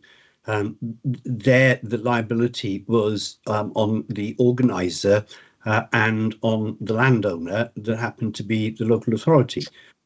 So in order to avoid any risk of prosecution, the landowner, in this case BCP Council, needs to be satisfied that the event is safe. How the landowner goes about that is a matter for the landowner. If the landowner chooses to seek advice from the safety advisory group, and you know the clue is in the name, it's an advisory group, then that is entirely a matter for it. Anybody who ignores the advice of a safety advisory group when it comes to matters of safety, which is what the SAG is primarily concerned with, does so very much at their own risk, and risks invalidating insurance and things like that, for example. And of course, you know, again, amongst all of the papers have been included the various certificates for insurance for employers' liability, occupiers' liability, and all the rest of it. Thank you. Any further questions, Councillor Hadley? I'm afraid, Chair, yes. The next one was around tides, and you referenced a paper that sent through. Again, yes. We're losing you, Councillor Hadley. Sorry. Sorry, yeah, it's this microphone. You referenced tides and a paper called Tide Plan 1st of July. Oh, hang on, no, that's the wrong one. We've got two. We've got an applicant tide plan, and we have a tide plan. Yes, yeah. So that has a straight line tides, and then there was a second one which was in the papers we had, Tide Plan 1st of July, which shows zigzag lines, and indeed you also talked about a photograph of Storm Eunice. The photograph of Storm Eunice was interesting because it showed the water getting pretty close to one of the existing structures on the beach, which is quite high up the beach. So I'm not clear that confirms, as you suggested, that it's that it would be below your Harris fencing. As a sailor, I'm very aware of the impact of weather changes on tide, and with a low pressure, then the tide comes much higher than the predicted astronomical tides. So can you just advise me, the Tide Plan 1st of July, was that produced by others? And because you seem to be suggesting that was wrong, whereas the one that you had with the straight line is right. Can you advise the origin of that second tide plan, please? Right. The one dated or called 1st July, and there's another one called the 2nd of July, which is not dissimilar, but to a lesser extent, were both sent to me yesterday by Sergeant Gosling. And he's probably better placed to advise you with regard to the provenance of that and where they came from. That obviously caused some alarm when that arrived. Certainly, as far as I'm concerned, you know, my reaction was, you know, for heaven's sake, you're telling me that nobody's actually looked at this until this afternoon. You know, I find that quite unbelievable. So I obviously raised that with my clients, and Mr. Smith then pointed me to what is page 61 in your bundle, which contained tide information, and also then let me have this plan, which is the applicant tide plan, which had been produced as a result of the SAG. Now, there was a discussion about this yesterday afternoon. I was not present at that virtual meeting. Mr. Smith was. Simon, Mr. Smith, with your permission, can you please elaborate, explain what's happened with regard to the tide issue? Yes, Mr. Smith, if you'd like to, you have the floor. Thank you. Yeah, absolutely. Obviously, it goes without saying, Councillor Hadley, that the tides, the number one thing we thought of when we were staging this on the beach, given what happened with the Wave 105 concert with the Kaiser Chiefs. Very early on, we purchased the tide times from the UK Hydrographic Office, which is the world's leading centre for hydrography and maritime coastal tides. We have since been down to the beach 5 times to measure the tides and how far they come from the promenade to make sure that our drawings are correct, and we believe they are.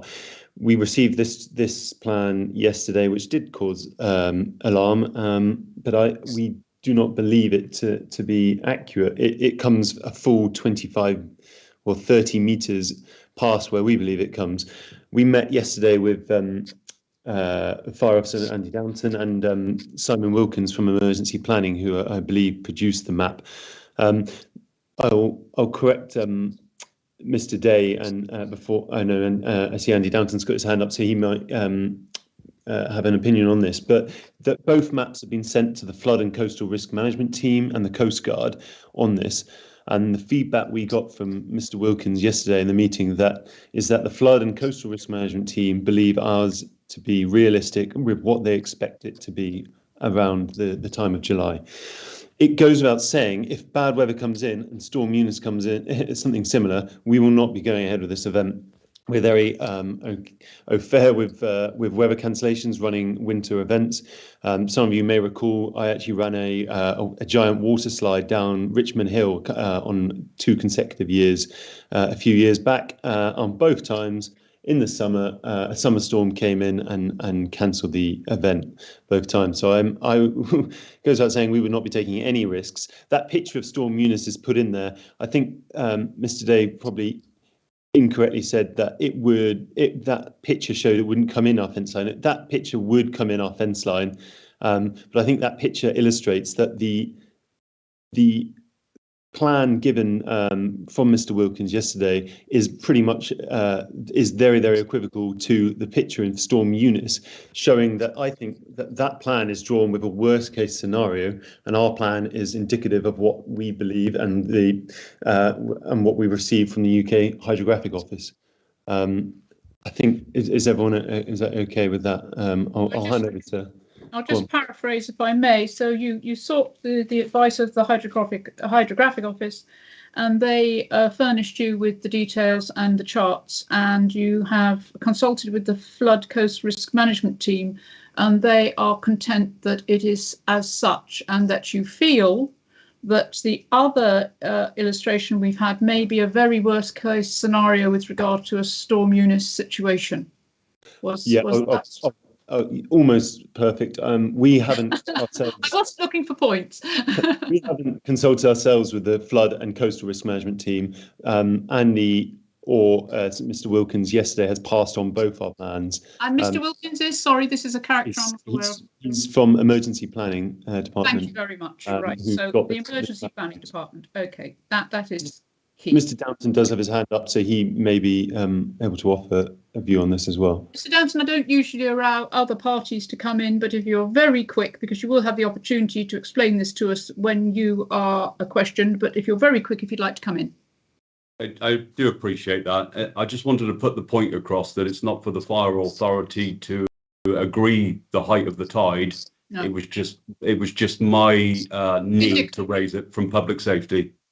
Thank you, and it was your requirement to do it, and it was indicative. Thank you very much, Mr. Downton. That's extremely useful. Councillor Hadley, any other questions with regard to tides? No more on tides, but we bow to your greater knowledge on this. It's great to have a sailor on board. Okay, thank you. Yeah, there's a couple of other things though. So one is around the site security, and you talked in terms of, I suppose, in the change to consider the impact in the lower gardens.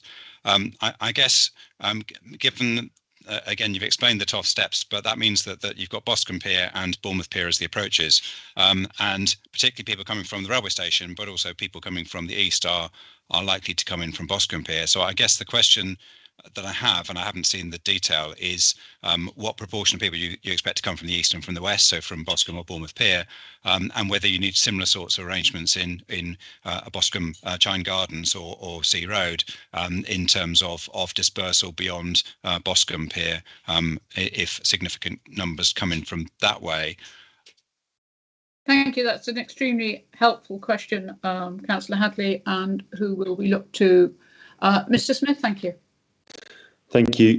Good point, Councillor Hadley. We, on our ticketing software, we ask one of our requirements, people can't buy a ticket without answering it, is how are you accessing the festival, be it train, public transport, taxi drop-off, etc.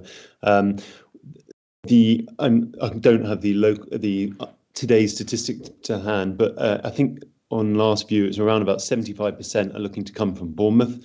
The Boscombe end is where we are placing our taxi rank. That's obviously, it's nearer the Boscombe Pier, and our traffic management team has it's in the traffic management plan, has situated a vehicle drop-off zone and a taxi rank right on the roundabout by the Boscombe Pier, and that will be manned on obviously ingress and egress by our stewards and the traffic management team.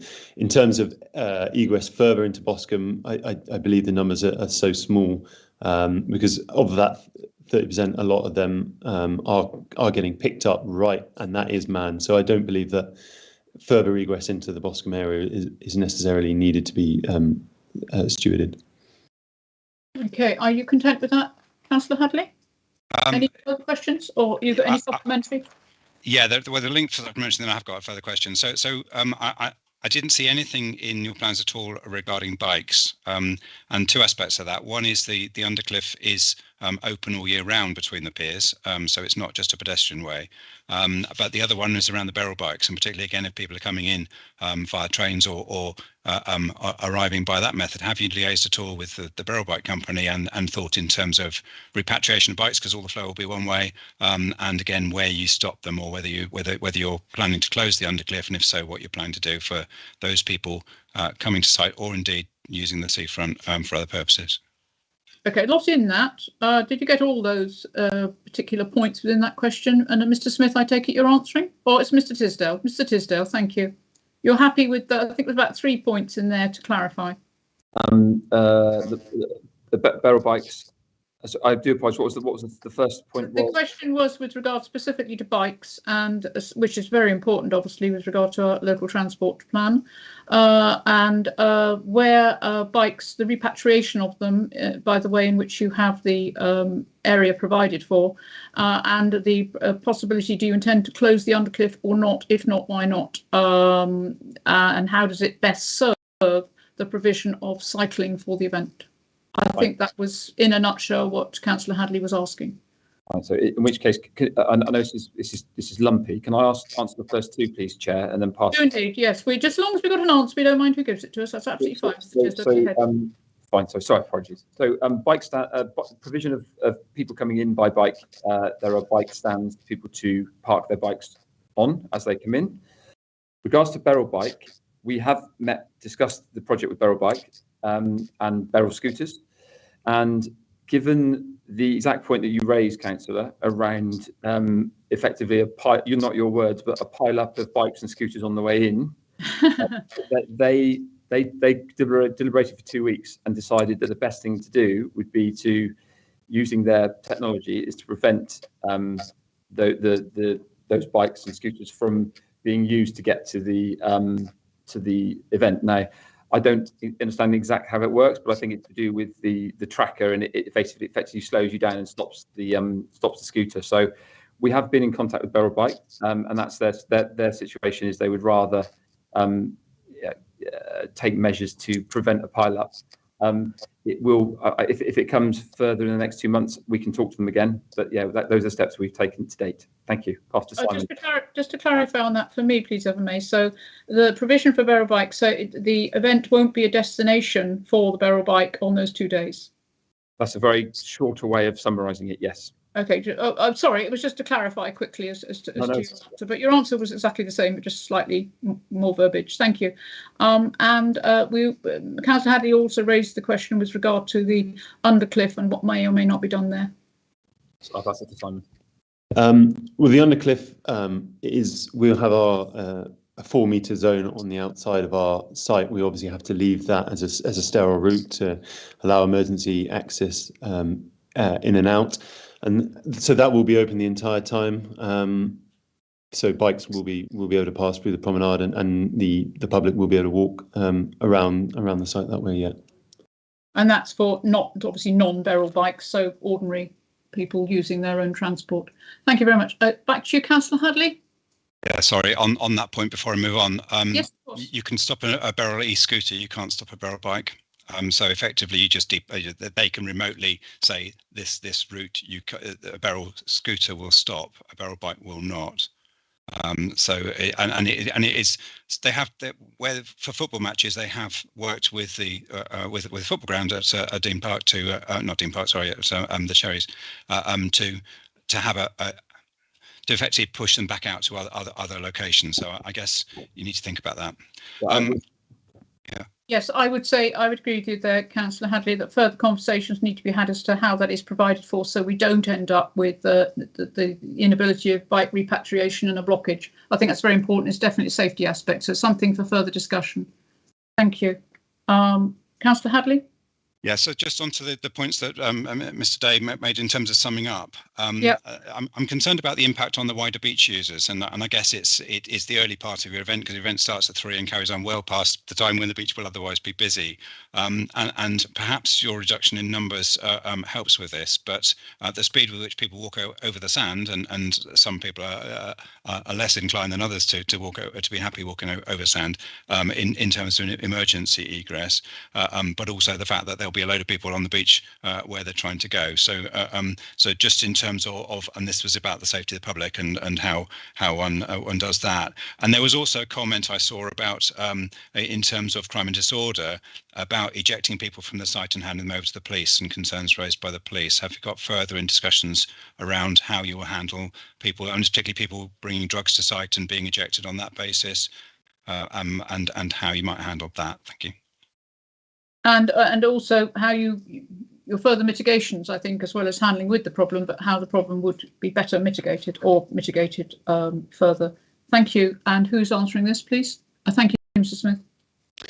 Yeah, so very good. The ejections, we do need further discussions with the police and local emergency services. That is the truth of it.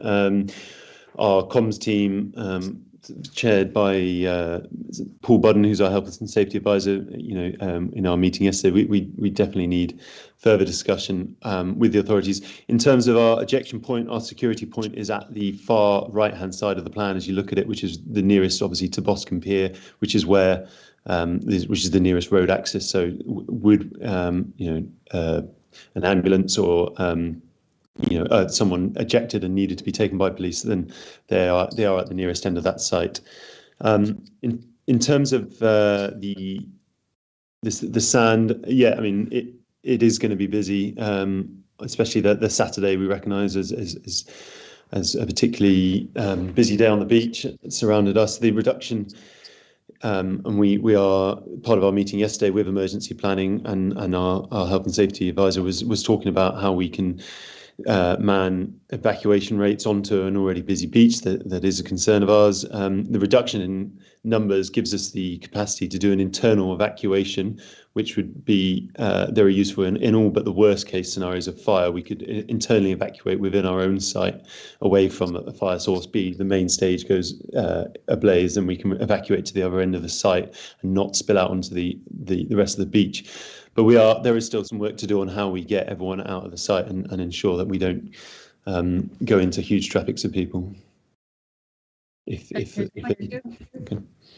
Councillor Hadley. Yes, thank you, Chair. There's one other thing I forgot. I wrote down and forgot to mention was around Toft Steps.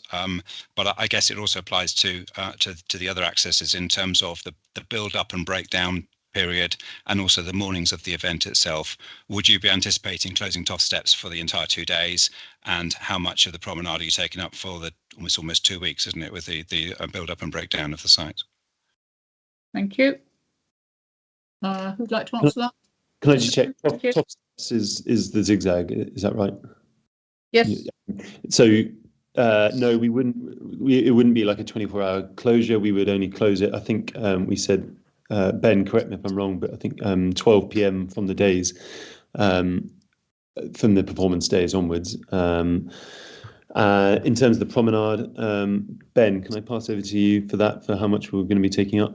Actually, can we go back to you, Mr. Smith? Feel vague there about the times for the closure of the Toft Steps on each day, please.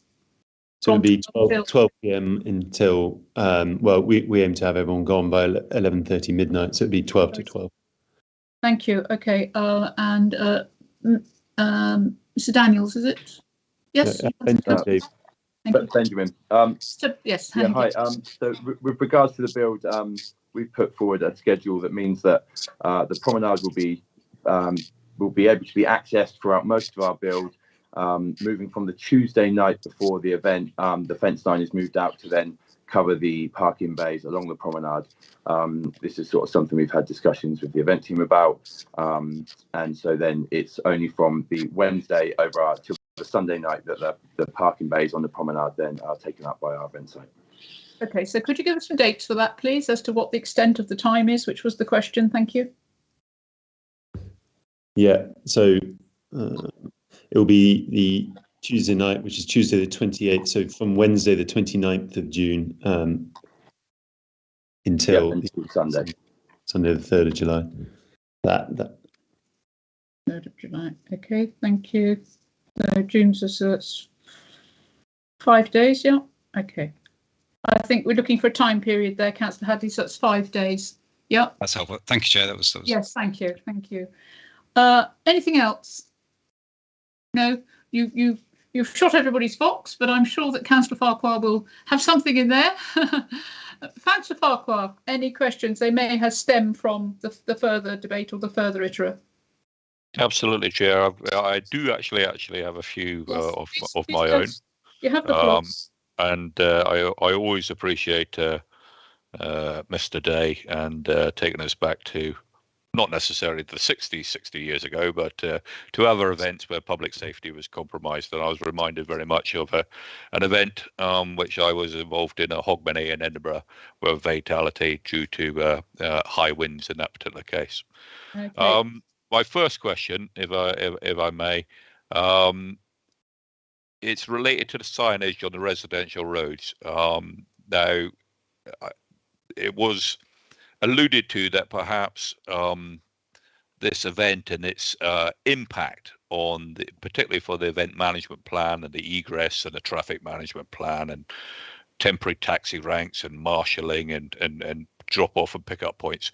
Can I just confirm where this signage actually went up, and specifically were legal signage put up for the notify for the event, or was there from the applicant any leaflet drop or any communications in Manor Road, Sea Road, the Marina, St John's Road, Michelle Grove Road, simply because the egress and the drop off and pick up points seems to affect those residential areas quite dramatically. So has there been any notification in a legal perspective on those roads, and has there been any communication from the applicant to any residents or groups or even councillors that actually those roads actually fall within? I'm going to. Sorry, before that's answered, could I just paraphrase that a little, George? Just looking as to the reasoning as to why we need that answer, and obviously you have a concern there. Those particular surrounding roads, with regard to the traffic survey that you would have undertaken, were they seen to be areas where there was methodologies that needed putting in place, rather than did they look there? Did they look there to see that they needed to look there? I think that's. I think yes, for public nuisance. Okay, yeah. Thank you, Councillor Parker. That's well put. So, if we could have an answer to that, please. And let Mr. Tisdale deal with the sort of factual question. Thank you, Mr. Tisdale. If you'd like to come in, you have the floor. So, before I do that, can I just say that during the consultation period. Oh, Mr. Day, you're on, right? Okay, sorry. I wondered who was speaking. I'm so sorry. Mr. Day, carry on. I do apologise. During the consultation period, there was a significant amount of local publicity about the proposed event. It featured in the Echo, more or less headlines. It was also on social media to a significant extent, on websites and on Facebook as well. A large number of people saw those and commented or liked, etc. So I think public awareness of what was being proposed here was in fact very high, and probably more effective than a leaflet drop in this day and age. but Mr. Tisdale, can you please confirm? You've already told us about your meetings with local councillors. You've already told us about your meetings with the Albany and other residents' associations. Just help us, please, with a bit of the question relating to leaflet drops and consulting residents, particularly in Boscombe. And I just need to be clear on this, actually, because Councillor Farquhar's asked a very specific question, which I know that Councillor Hadley and I'd like the answer to as well. He'd like to know what the impact was, what you believe the impact would be of any traffic access and egress with regard to these particular roads. Now, when you were doing your risk assessment, you'd looked at it and said, well, actually, there isn't any, or you'd taken advice and somebody says there isn't any. It's not that you expected to look at every road piecemeal, but we want to know what was your thinking behind that and whether there is an impact with regard to those specific roads. Because I think that's something that Councillor Farquhar, knowing that area very well, would certainly like to have an answer to. Thank you. Okay, so those points in turn. So leaflet drops, the short answer is no, we didn't do a leaflet drop. The second point around residents and councillors, so we zoomed with the 3 ward councillors directly adjacent to the site at the outset, and which has also led us to the residents committee. I think it's fair to say, councillor, that rightly or wrongly, the focus was on the frontline properties for nuisance and noise and other impact. So that's where I've focused most of my time in terms of liaison. In terms of highways, our highway consultant has considered the to and fro for the site in terms of vehicle access. I think it's fair to say that our proposal to close the Toft and to signpost that accordingly further out from the top of the Toft steps and through social media and through ticketing, you know, for example, we can tell people 2 days before, the day before, the afternoon of, remind them that Toft is closed, were that to be what ends up being the case. I think our proposal is that will disperse a lot of or most of the footfall and the traffic to either end, which was, I think it's fair to say, when we met with the ward councillors on day one, the number one thing they wanted to talk about was the Toft and people wandering to and from through their neighbourhood. So the headline of people coming through the neighbourhood was up there, my take on it would be that the feeling is that to close the Toft steps would deal with a huge amount of that. Closing roads in discussion with highways was deemed not to be the way forward, and indeed in the highways Zooms I've been on, highways were predisposed against closing roads, and I think it's fair to say that to the proposal to close the parking bays and the pavement and the verge was where we sort of, if you like, persisted and pushed because of the feedback from neighbours and safety. So it maybe not quite the answer you were, fullest answer you're hoping for, but that's where we've come. Thank you. I think that has some relevance to it, and also the accessing the ward councillors with regard to their local knowledge, which is, of course, what ward councillors, what we're supposed to do. We're supposed to know our wards and be able to advise you accordingly. That was a very good question. The egress of a very substantial crowd is going into a residential area to have pickups and so on and so forth. So I don't think it's necessarily that you have taken into consideration or consulted for the nuisance effect that will be by that size of a crowd going into that particular ward. I did appreciate the answer that you haven't consulted with those councillors in that neighbouring ward. Perhaps in hindsight, that might be something you want to do, particularly since it does appear that the egress for the majority of your crowd is going to the adjoining ward, which is Boscombe West, as opposed to Eastcliff and Springfield. But my question in reality, Chair, would be, I think I would seek some reassurance so that there'll be further discussions as regards the egress plan and what public nuisance there may well be in that particular area of those roads which I actually mentioned. Indeed, and I'm sure that's been heard. Just one, I thought I heard Mr. Smith say that the people would be accessing the festival mainly from the Bournemouth side, 75% Bournemouth and 25% Boscombe. It's not the other way round, Councillor Farquhar. I don't know if you misheard, but Mr. Smith did advise us that 75% of those people, and it's ascertained by, they have to answer a question on their ticket, so they have to advise, and then methodologies can be put in place to provide for that. And 75% of the people who already bought tickets were coming from Bournemouth and 25 from Boscombe. Not to say there isn't always a need to provide for those people from Boscombe, but I think the larger amount of people were actually coming from the other end. But I look for clarification if it helps, Councillor Farquhar. Is there anybody who would like to clarify that? I was just going to add, in that, since I made that point, I've looked up the statistics. It's actually 82% coming from Bournemouth, 18% from Boscombe at the moment.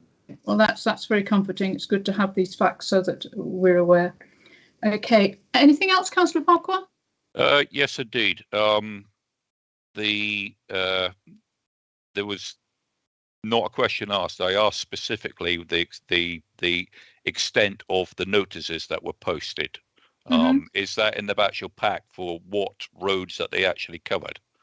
I think where you may have objections for. The notices are statutorily provided. They have to go in certain areas, and as we heard from the officer, Mrs. Rogers, they were duly served in the right area at the right time. So I think you can take that as a yes. Okay, you can be assured of that. Thank you so much. And I think we've not had an answer to if there was any other spokespersons for the residents other than the chair of the Albany Residents Association. Okay, I think for that block. Yeah, leave the worst. That's absolutely fine. Did you want to have? I do have a question as regards the tides, because it wasn't actually answered. And obviously, again, this is for public safety, because an enclosed area where the tide's coming in, whether it's expectedly or unexpectedly, is a recipe for disaster. Yes. Mr. Day said that it was agreed. Agreed by whom that the one plan actually was more correct than the other? I didn't actually pick that up in the presentation, so that's my question. Agreed. Who was agreed by that one plan was actually correct over the other plan? Okay, I don't think that was ever ascertained, but I'll ask for confirmation. I believe that they sought advice from the Hydrographic Institute, or whatever they call themselves, and that Mr. Wilkins gave credence to the applicant's plan being satisfactory. Of course, Sergeant Gosling may have satisfactory evidence that his is also the same, and we'll be able to ask him that, Councillor Farquhar, when he is available to us for questions. So I think we'll leave that one in abeyance for now, but I've made a note if that's okay. Yeah, absolutely. And what I'll do is I'll wrap up my questions for the moment with just one observation, is that the promenade is actually closed to cycle traffic between the hours of 10 a.m. to 6 p.m. for July and August. I don't believe it is. Has it changed, the bylaws? Yeah, I don't believe it. Andy, you're shaking your head. Councillor Hadley, you're shaking your head, and I'm of the same thought. But I'll look to you, Councillor Hadley. We might want to get that checked. Yeah, because there's the roadway and the parking between the piers. And access down to both piers. The national cycle route goes along the seafront, and it's diverted in, as you say, between Poole and Bournemouth Pier, and between Boscombe Pier and Southbourne, but not the bit in the middle. There is no alternative route for that piece, which is obviously where this site is. I think you're a couple of seasons behind, Councillor Farquhar, but no problems. Thank you very much for raising. Always good to have these things clarified. Thank you. Okay, so I have just one question for Mr. Day, and that is the AMP is really the golden thread which runs through the whole of this, and which we're materially relying on with regard to any decisions. And it's not agreed. Why not? Because it's not finalised. And why would it not be finalised at this stage when we're coming at application level and decision level? It isn't an accusation, Mr. Day. It's just to further understand why not and what obstacles are in place. Right. I think it's fair to say that is pretty accurately summarised in the spreadsheet that again you've had, and both Councillor Hadley and Councillor Farquhar specifically referred to it earlier on, and that's the document called High Tide Festival SAG meetings. Yes, this one, where and there's lots and lots of blank spaces. But to be fair with you, I've sat in a lot of events in the past, an awful lot. I've been chair for a very long time and sat on license for a long time, and I've not seen such quite an incomplete EMP at this stage. So why have there have been obviously a lot of problems about things you haven't been able to finalise, and I'm just wondering what sits behind that. Because we've heard from you that there were problems, but we haven't further had them iterated. We want to better understand why, so that we can understand that if there's a possibility that these can in fact be dealt with, or if we just remain on impasse. Thank you. Right, can I ask Mr. Smith to deal with that? Yep. Yeah, you're right, Councillor, but there are a number of outstanding issues, which is why we created that spreadsheet, just to demonstrate to Mr. Carter and the entire SAG that we took on board all their points, and we have a plan to action them.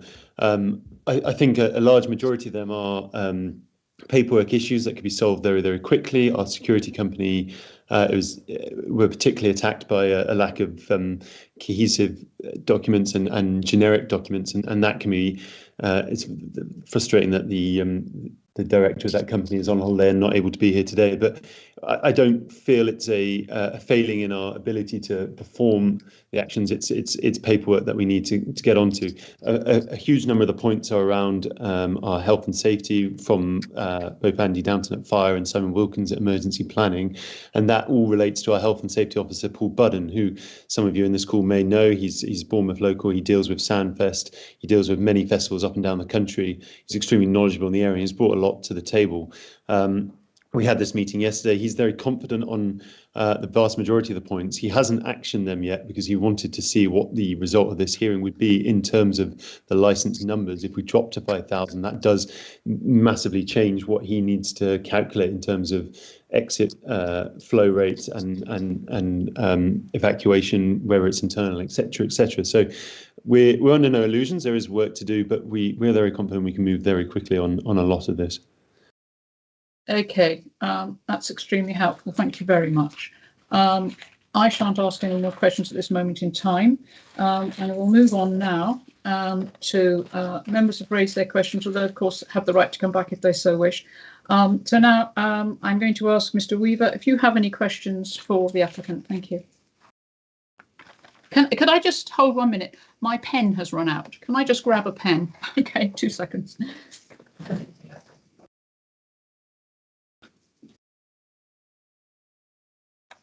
I'm just going to say.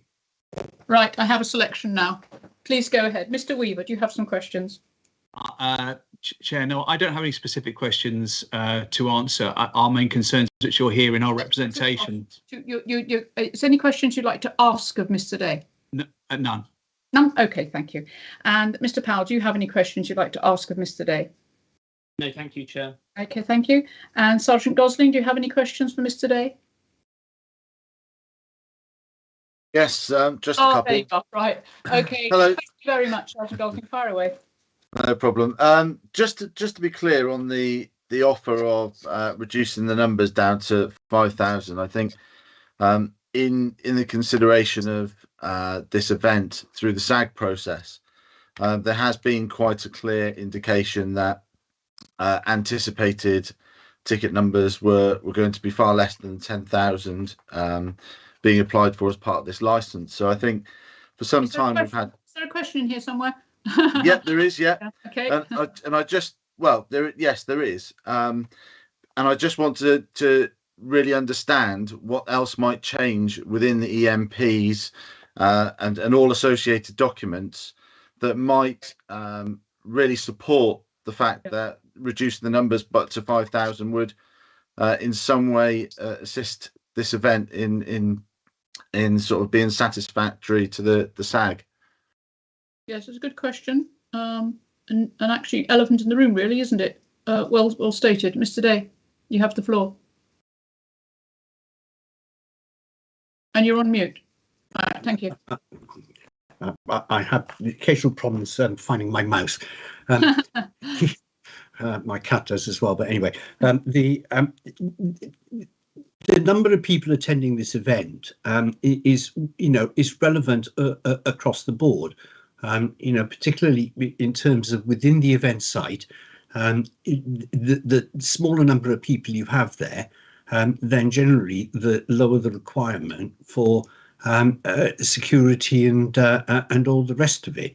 That tends to be capacity based, but it wouldn't really make any difference to, for example, the proposal with regard to the egress plan in terms of who goes where to make sure that nothing untoward happens. One of the factors was quite simply site evacuation, and the point's already been made by I think it was Mr. Smith. That by reducing the numbers, you've got a site here that's big enough to take 10,000 people safely, in our opinion. You reduce that down to 5,000. If something happens, there is a fire on the main stage, or there's a fire right down the other end, or whatever, then you don't have to evacuate off-site. You can safely remove people away from the danger area, but also keep them within the site itself. And if you have to do a show stop, then you can control the egress far better, and so on. I mean, like all of these things, it is a dynamic process.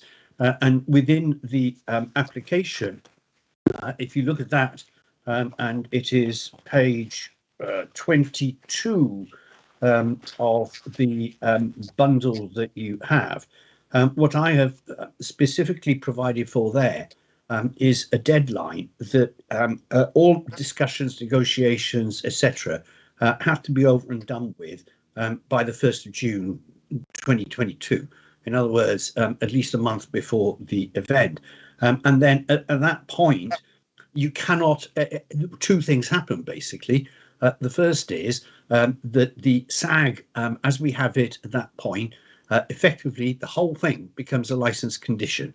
So you end up with a license that is literally a couple of hundred pages long, because all of that is incorporated into it as conditions.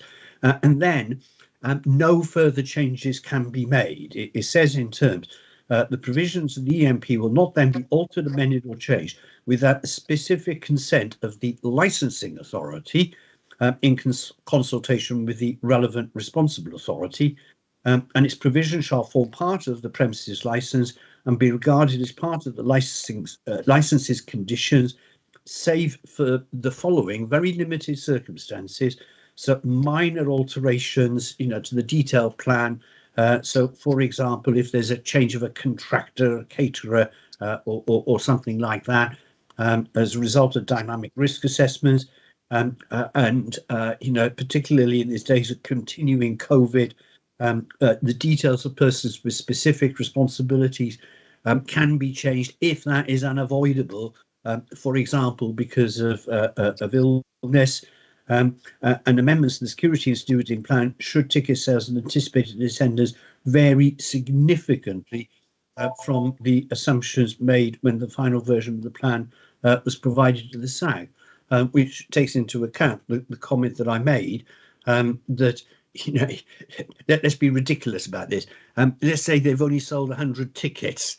We're not going to want more security people on site than there are punters enjoying the show. I mean, that's a stupid example, but it illustrates the point. I think, Mr. Day, if I can stop you there, because I think you're going a little off kilter. I think coming back to the question from Sergeant Gosling, I mean, basically, I think, reducing the quantity, does it or does it not create an easement of risk with regard to health and safety? And I think based on that, yes, obviously. I think that was more or less the question. I think then it gave Sergeant Gosling an assurance perhaps there were other considerations which, once that had been ascertained, would be easier to deal with, or not, as the case may be. I think that was your basic question, Sergeant Gosling. I think Mr. Day went off kilter a little bit trying to iterate. So I think if you're happy with that answer, is there do you have any further questions or any supplementaries with regard to that rather long but expressive answer from Mr. Day? Thank you, Sergeant Gosling. Yes, do 3 or 4 more. Yes, and please I'll do. try and keep them as brief as I No, can. you have the floor. Thank you very much. In respect of, and I will look to the legal advisor here, because I am concerned by some of the information provided by Mr. Tisdale in respect of the communication. Your questions for whom? The legal advisor or Mr. Day? Well, it'd be one for you, I think, to determine where you would like it to be directed. I do have concerns regarding some of the information that was provided by Mr. Tisdale in his elaboration on the contact that he'd had with the representative of the residents. That information, obviously, Mr. Tisdale did say that there was information provided some weeks ago, but unfortunately we only very recently, I think as late as yesterday, received the email that has been passed for your information. Now, Mr. Tisdale has then continued to talk about conversations that he's had with this particular resident, and I would put it to you, Chair, that we've got no way in which we can verify that, and in fact, whilst the resident is not here to provide any sort of representation, I think it would be really unfair, without being able to verify the other side of that conversation, to draw anything from the conversation that may or may not have occurred between Mr. Tisdale and that resident, which has provided some sort of reassurance that they are happy with the new plan, certainly in the absence of the road closures that they expressed a wish to achieve. So I just think it's one for you to determine whether or not that is in fact new information presented at the hearing that should not be included in your deliberations. Okay, well, it's rather been said now, hasn't it? Elephants in the room. If it's said, it's said. You can't sort of not hear it. Okay, fair enough. I think the question might be, what weight would the subcommittee, or would the subcommittee not place on this further information, or should we set it aside? Or any other advice that Mrs. Coulter, you might feel that you could give or not give, as the case may be. Mrs. Coulter, thank you. I agree with you, Chair. I think it's a matter of weight. You've got the email. You can take what you wish to from that email that's been sent through. Other than that, as Sergeant Gosling said, it's hearsay. You've got nothing else other than what's been said before this morning as to what is in the residents' minds. They've not made an objection. They've not made a representation. You can take that into it. So it's for you as to whether it carries any weight at all. I'm not sure it does particularly. That's a matter for you. Okay, but for us, that is the procedure that one undertakes, and if that procedure isn't taken advantage of, then we can weight that accordingly. Right. Thank you very much. So, Sergeant Gosling, I hope you're happy with that. It might not be the answer you get. Any further questions? Mr. Day, what is it? Well, I'd just like to respond to that. I didn't ask you to respond to it, Mr. Day, thank you. We're dealing with Sergeant Gosling's questions at the moment. I've had an answer from our legal advisor with what weight the subcommittee should or should not place upon that. That is my concern at the moment. And I think it's obviously the concern of Sergeant Gosling, because we are the ones making the decision with regard to this matter, so we need to be able to weight that accordingly. So I'm going to move on to Sergeant Gosling's next question, if he has one. If there's anything burning you wanted to say, Mr. Day, then perhaps you pop it in your summing up at the end, okay, so that we're mindful of it. Thank you. Sergeant Gosling? I've just got one further question for the applicant in respect of the drawing for the dispersal plan. I know that this is a particular area of concern for them that I think has not necessarily been finalised yet. There is the plan that's been produced and shared, but I wondered if there were any policies or any additional information that would, quite frankly, put that plan, the drawing, if you like, into some sort of context as to what their roles might be. Because at the moment, together with other members of the SAG, I think we're in the dark over that. So it's something for further clarification, so you can take that on board for further discussion. Yes, I think that's a fair question. So who would like to answer that? Mr. Day, are you indicating? No, it was. So, Mr. Smith, please. Oh, you were pointing at Mr. Smith. Okay, because I only points one way on my screen, you see. So, Mr. Smith, you have the floor. Thank you. I will answer half, and I might actually wish on this occasion to bring in James Dutton from Method Events, as he was instrumental in the Zonex plan. But the egress we identified as a problem and a concern of the police, and the Town Watch also wrote a letter of concern. So we've paid particular attention to it. Our first egress plan went sort of 270 metres down towards Bournemouth Pier, and we didn't get specific feedback on that, but in the SAG, but we got the feeling it wasn't satisfactory. So we've gone back, revisited that. Our capabilities, we obviously, all we can do as event organisers is bring SIA trained security into this. We can't bring, we don't have the power to bring police or anything else into the gardens. The gardens were mentioned as a specific concern. I run the ice rink there every winter. I know of antisocial behaviour that does occur in the lower gardens, and the Town Watch members of the bars and club operators in the town centre are concerned that we're dumping 10,000 drunk people back into their town. That is not the case. Our demographic and our ticket sales, which we propose to limit to 5,000, of which we know the percentage is going back to Bournemouth, and we know the demographic at the moment is not heavily weighted in terms of young drunk adults, and it's more the 25 to 45 with 68% female audience at the moment. Our Zone X, I'm going to pass over to James to let you know how we came up with the Zone X plan. Thank you. Mr. Dutton, if you'd like to further advise. Absolutely, thank you, Chair.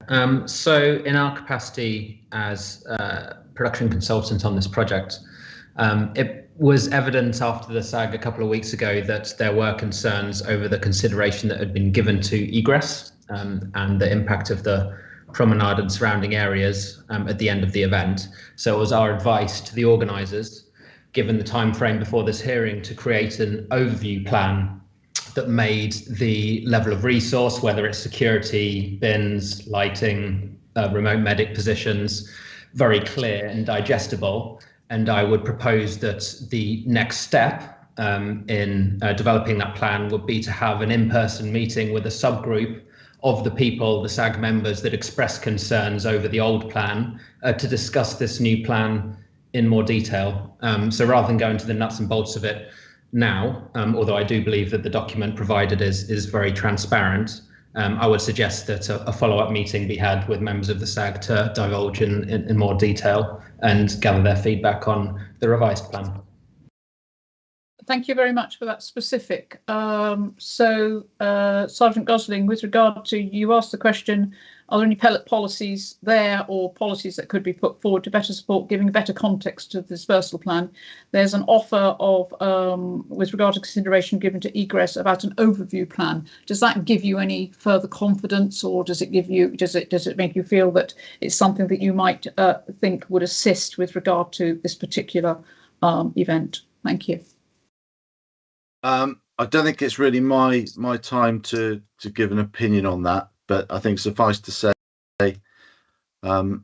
we should have that really in consideration of this license. So I think we'll leave that there rather than me sort of going into my opinion on that. I was going to ask a question about tides, but I think I'll park that one there because I think we've heard quite enough about tides, and we could talk about that all day. I've just got one other query in relation to the Toft zigzag, and I know that Mr. Smith mentioned that some members of the SAG there was some confusion about what some members of the SAG wished to happen in respect of the Toft zigzag, and pardon me, I would like some clarity on that, and perhaps some support from Mr. Carter on that, because I don't recall that there was any confusion as such. I think the only confusion remained as to what the intention was for the operators to do, because there was a conflict certainly between what it is they were trying to achieve, why they were trying to achieve it, and how that would impact on the community. So I'd be grateful for just some understanding around which members were conflicted or causing the confusion. Yes, it's a good question. Well put. I'll ask Mr. Cost to come in. So is this with regard to the TOF zigzag, or is it to specific, or is it to a wider generality? I think we need to keep it specific. So I think it's just in relation to TOF. Mr. Carter, thank you. You have the floor. If you're happy to advise, Mr. Carter, we hope you are, as you're the Chief Honcho. Yes, indeed. Of FLAG. Thank you very much. Thank you, Chair, for the opportunity to address. As the committee will be aware, from the SAG response, there is actually specific reference made to the closure of the zigzag. And the concern that the SAG actually expressed was that the organisers have not yet demonstrated that the closure of the zigzag is necessary, or that they have obtained the relevant consent for closure. So that was the confusion arising from the SAG, was we understand that they may have reasons for it, but those reasons have not been demonstrated and no consent has yet been granted for it. So it would be difficult to make any assessment on the impact or otherwise that closure would have. Yes, quite. And that's obviously a matter subcommittee, because this is a safety issue. Indeed. We did have it clearly explained by, I believe, Mr. Smith, as to why, with regard to health and safety, people pinning themselves to the cliffs to watch whatever it was is probably not a good idea. So I think that reason was given, but whether you deem that reason to be acceptable or not is very much a matter for you with regard to your professional approach. So it's something rather out of our hands, but something we wish you chaps would talk about and get sorted. Is there a Mr. Day? I just wanted a quick question for you. Sorry, grabbing coffee or something. You talked about the date of the 1st of June to get your ducks in a row. Could you just explain that a little more for me? Yes, ma'am. It's page 22 of your bundle. Mm-hmm. It is a proposed condition. As with any proposed condition, you are at liberty to amend it, but the starting point is that you grant in accordance with the application, unless and the third paragraph there, very short one. A final version of the EMP should be provided at the SAG no later than 1st June 2022. That is what I drafted back in early February, and I've already taken you to the then qualifications about amending it. I won't repeat those again unless you really want me to, ma'am. No, that's absolutely fine. I knew I'd seen it, but I couldn't remember where I'd seen it. Okay, so thank you very much for that clarification. That's extremely helpful. Okay, so if there are no further questions, Sergeant Gosling, are you content? I've just got one further observation. Sorry, one further observation, and it is brief, and that is just to seek confirmation, because I know that Mr. Smith mentioned a connection between Paul Budden and Sandfest, and I just wanted to clarify, given that this is a public hearing, that there is no connection between this event and Sandfest. Okay, fair enough. Question. Can somebody clarify that? Yeah, in the interest of public knowledge. Yeah, that is correct. There's absolutely no connection between us and Sandfest. So I was just referencing Paul Budden's expertise on events on the beach. Sorry. I think it was Paul Budden's expertise. Yes. Okay, that's absolutely fine. Are you content with that, Sergeant Gosling? Thank you. Thank you very much for your time. Thank you for your clarification. It's always helpful. So now, we've waited a long time, Mr. Downton. Do you have any questions for the applicant? Thank you, Chair. Yeah, we've referred to, I think, to a new number of 5,000 ticket sales. For our legislation, we would look at both those ticket sales and all other relevant people. And I'm a little bit confused. So I'm going to use the figure of 6,000, which is the highest figure that you've used so far. What do you now recognise if you had to do a full site evacuation? How long would that take you to do? Fair enough. Spot on question. Who'd like to field that? From Mr. Smith. Is that you then, Mr. Smith? I'll leave it to Simon, but I think that really the best person to answer that would be somebody who unfortunately can't be with us today, and that would be Paul Budden, because he's safety. But can you help us at all, Mr. Smith? No, I was going to say the same thing. I don't have that answer right now to hand, but I would need Paul Budden to redo his calculations. We know the flow rates. It wouldn't take us long to get that information. Can we put it another way? Can I put that question? Would it take less time than to evacuate 10,000? Yes. Okay, I mean, that's probably the only answer you're going to get on that one, Mr. Downton. We don't know the actual figure, but it's less than the larger figure. So it's the lower figure somewhat mitigates, but to what extent we know not. Sure. And you do recognise that there will be situations that would need a full site evacuation. To help you out with the figures at this point, I would put that at 8 minutes, but that would be with very good management and all of the outstanding questions, which at this point in time I'm surprised at, need answering. Okay, and there is that pinch point for those answers, I believe, the date we've just discussed with Mr. Day. Yeah, but it's frustrating that they're perhaps not a little earlier, but they're still, as I said, clearly there is time to find that answer. So do you have any comments on that, Mr. Smith? You grab your drink. Or Mr. Day, your finger up. Sorry, yeah, I do.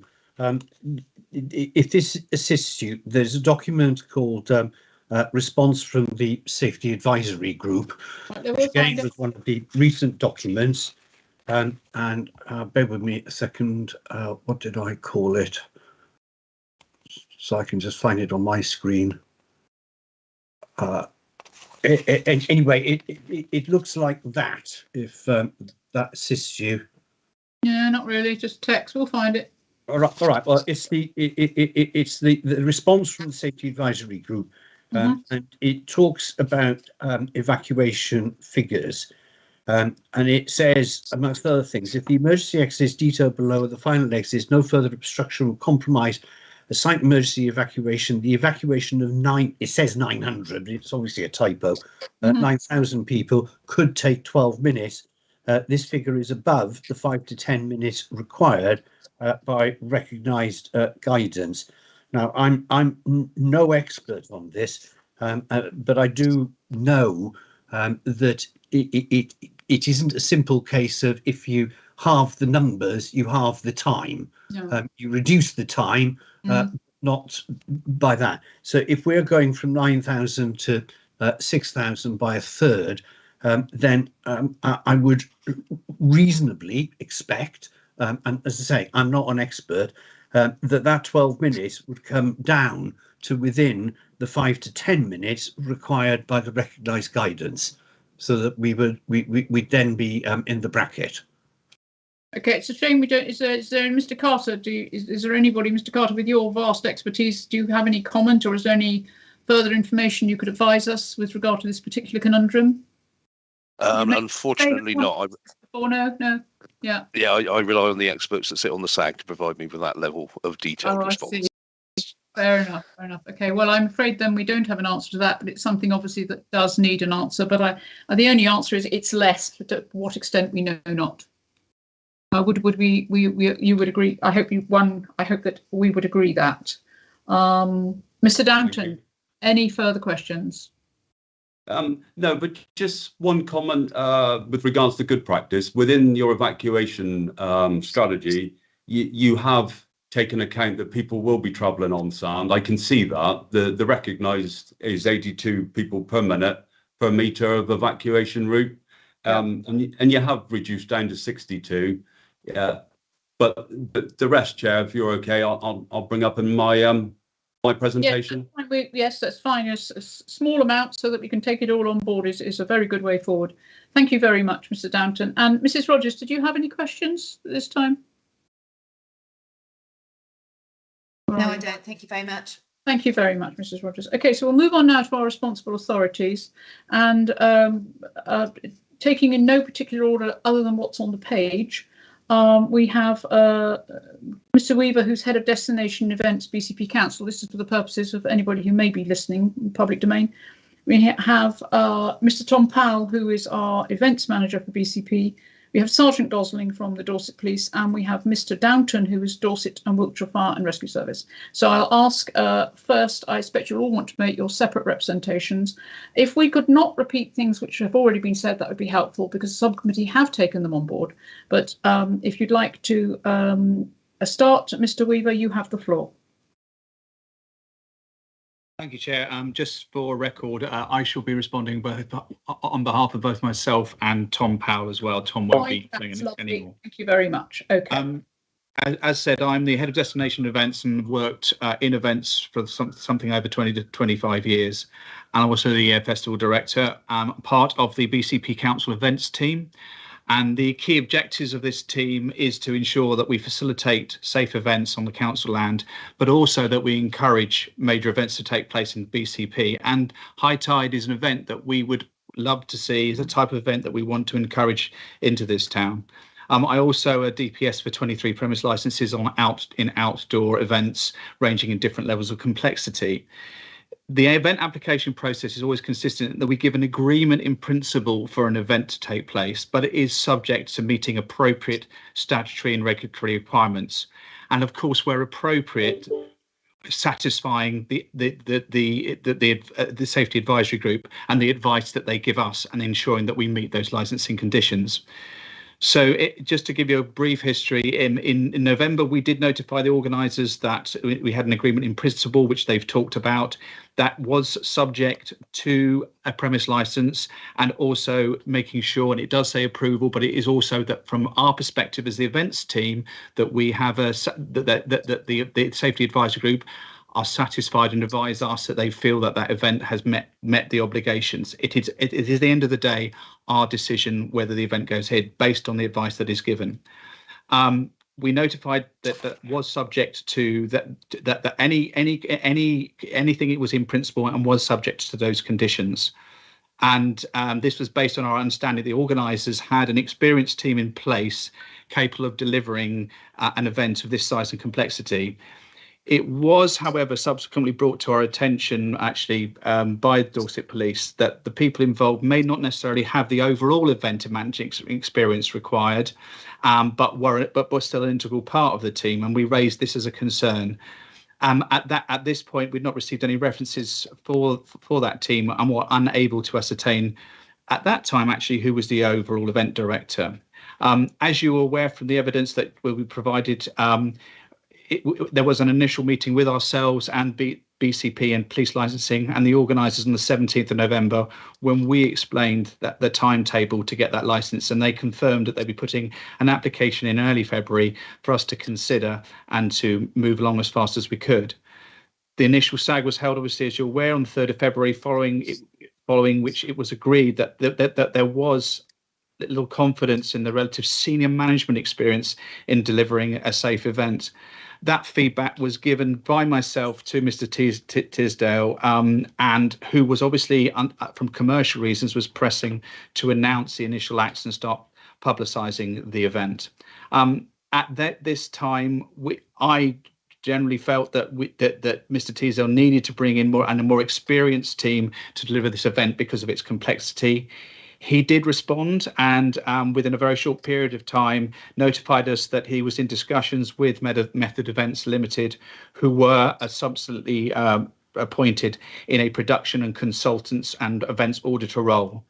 Following receipt of references, we were very happy with Method to come on board, but were aware that they were not going to be a part of the actual delivery of the event, only in a consultative role, which did not appease our concerns over the lack of experience of the consequent delivery team, although it would be helpful. And I did reiterate that the more that the Method could be integrated into that delivery, the better it would be, and the more we would feel much more happier with the event plans proceeding. Obviously, at this time, Mr. Tisdale was keen to promote the event for commercial reasons, but I did advise that any publicity should mention the fact the council agreement to the event was subject to them obtaining a licence, and that event would be managed in a safe and enjoyable way. Unfortunately, the frontline page which was mentioned made no reference to the provision of a license being determined, and I made him aware of that and my disappointment of that fact. And in fact, there is very little evidence in promotional material that I have come across of the fact that this is subject to the acceptance of a license, which obviously something that we weren't happy about. They are obviously continuing selling the tickets now with that indication. So as a result of those, everyone's ongoing concerns over the management of the event on the 18th of March, the police formally asked for a dedicated safety advisory group for the event with an independent chair, and we appointed we asked Ian Carter, who is here today, to chair that, from Dorset Council, and is a licensing officer with a very experienced SAG chair. On March 24th, the ongoing concerns meant the BCP Council decided, as you're aware, to submit our objection on the grounds that they're not provided the necessary documentation, and we had to do that through having a comprehensive EMP, which would be a key condition within the premise license being granted. And in advance of the safety advisory group scheduled for the 14th of April, the organisers finally submitted their EMP to us in advance on the 29th of March. With only 3 months to go before the event, our expectation, particularly bringing in method, would be a comprehensive document which would allow us to withdraw our objection. Unfortunately, that was not the case, as was outlined in the SAG minutes. We are aware, obviously, the responsible authorities' concerns and advice to us, and that the event, in their view, may not be safe and take place. And consequently, we are reluctantly in a position today when we weren't able to withdraw our objection and recommended that the premise license is refused. As we said, we want to promote an eventful town, and we want to encourage events to take place. And it is rare that we find ourselves in a position where we cannot support an event. And so we do not take this decision lightly, but with one initial licensing event and 2 further SAGs, and still, as you've made comment, Chair, the amount of work still to do, we have to consider this. There is a balance, by the way, in terms of words mentioned about people learning from experience. You have to make that decision based on the fact that those people, when something does go wrong, they have the experience to manage that and to not put anybody in danger. And I'm afraid at this moment in time, I don't feel that this team has that balance to be able to deal with them. They certainly will learn a lot, but in my view at the moment, I still have concerns. Thank you, Chair. That's the end of my representation. Thank you very much.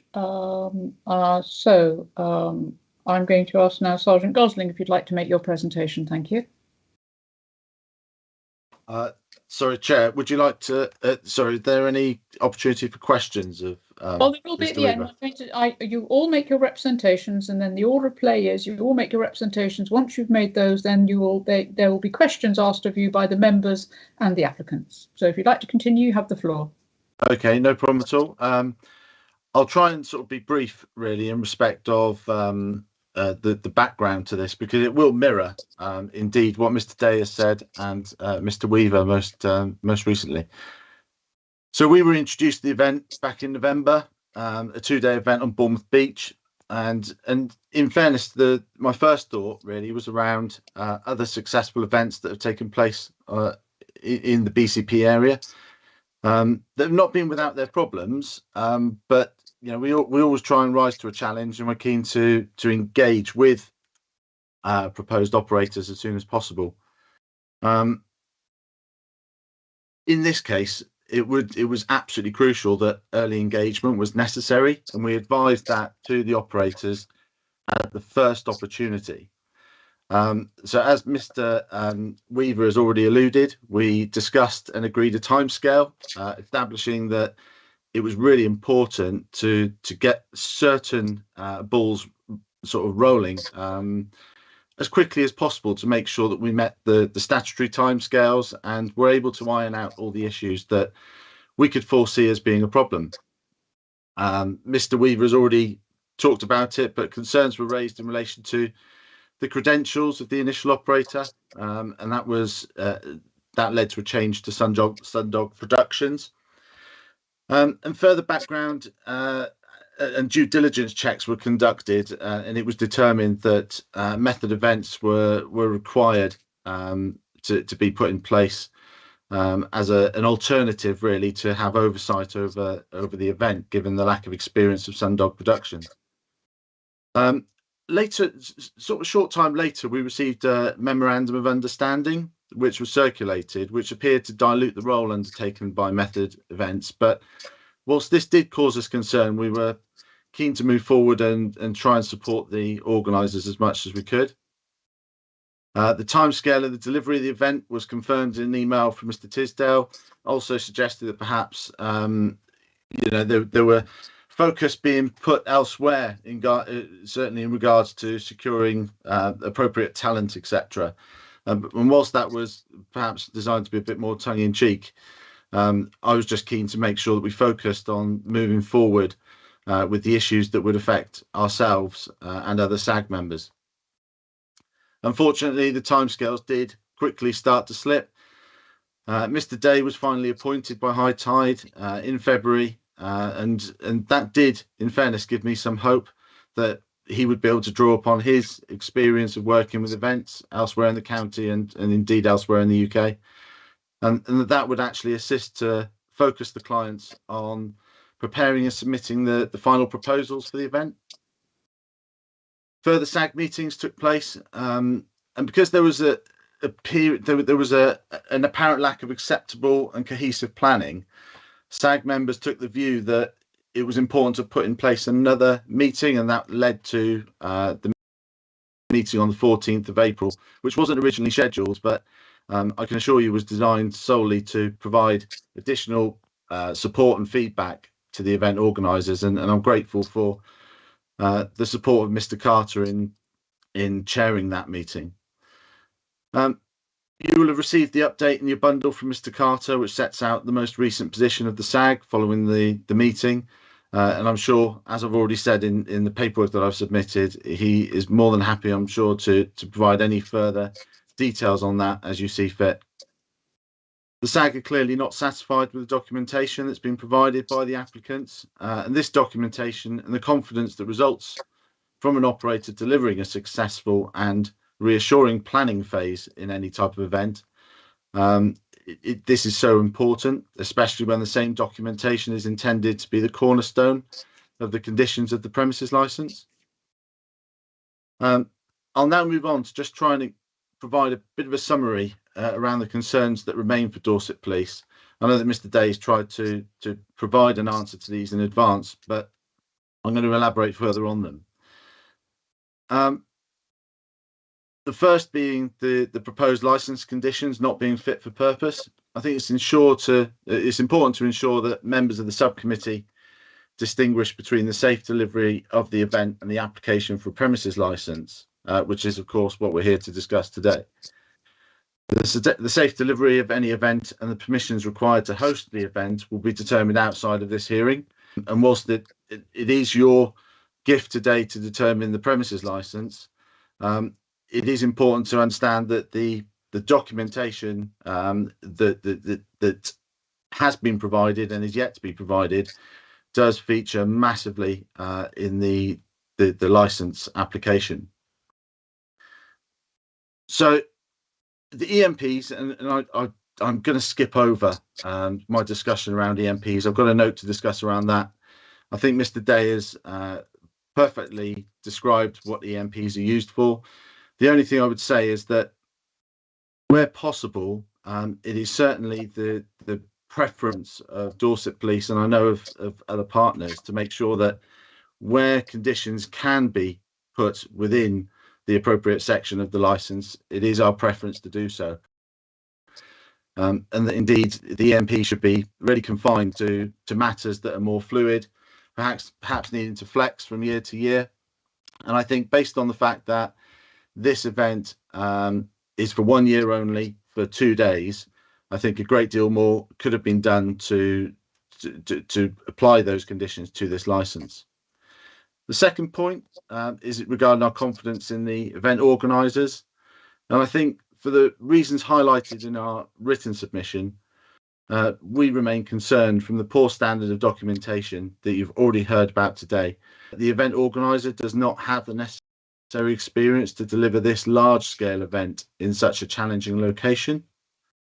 I've already highlighted concerns that we have regarding Sundog Productions in my documentation, but I think it's important to note as well that Method Events have been brought in to have oversight of this event, and they've agreed to take responsibility with regards to making sure that everything's in place.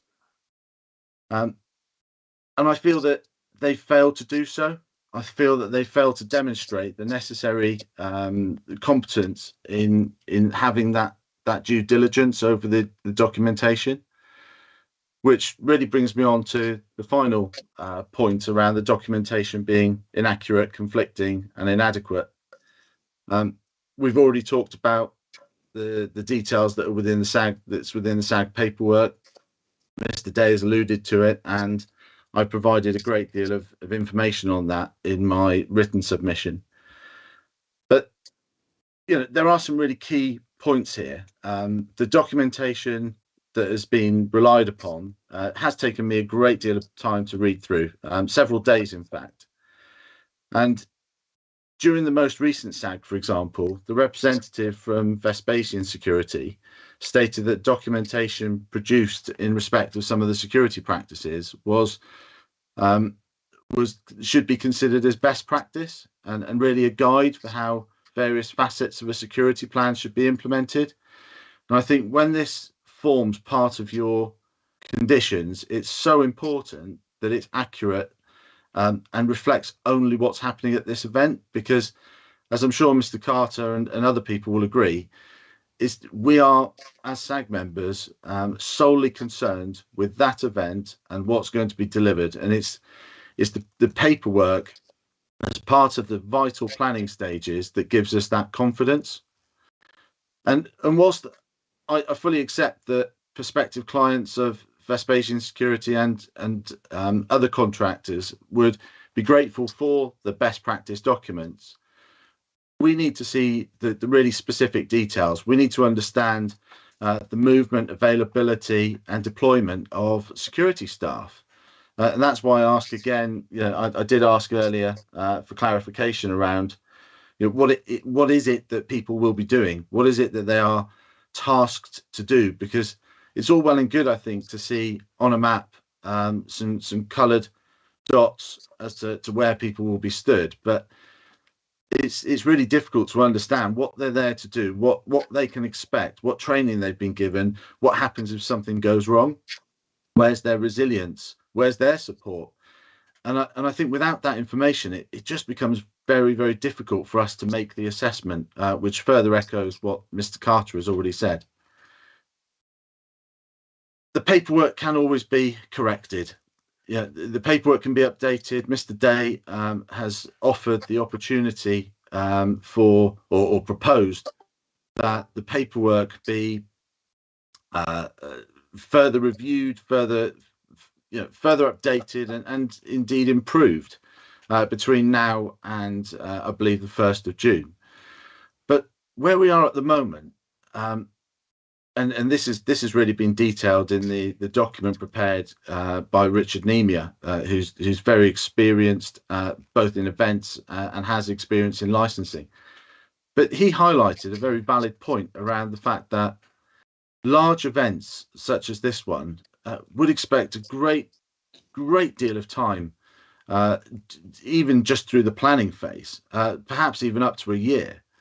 And I feel that whilst the SAG members have made ourselves available as best as we possibly can, and I reiterate that it was the SAG members that determined that we felt it was necessary to introduce a further meeting with the operators on the 14th of April, just to try and provide that additional support. But it really boils down to the fact that Dorset Police have got no confidence in the applicant being able to deliver the planning phase, even if some of those issues were rectified. So really that that covers off the planning aspect and the concerns that we've got around that and the risks that we feel remain. I'll just briefly touch upon some of the points that have been raised already today. I say this morning, today, and really give my view on those. So firstly is in relation to the tide, and I know that I produced the document from Simon Wilkins, who is the BCP Council Senior Emergency Planning and Resilience Officer, and it's him that states that there's a high probability there will be water ingress into the site, which he states would be a risk to the safety of those attending the concerts. And it really is my duty to pass that information on to the committee for their consideration. I'm not a tides expert. I'm a police officer. However, there are concerns that the emergency egress points in particular, some of which do sort of border the south side and may be affected by this water ingress. If they are, if they are affected, for example, in the event of a show stop incident, so even if the water doesn't quite make it to within the site, but does border very close to the site, if there is such an instance, such as mass disorder or some reason why the event needs to be evacuated quickly, this would be massively compromised if the exits were to be obstructed by the incoming high tide.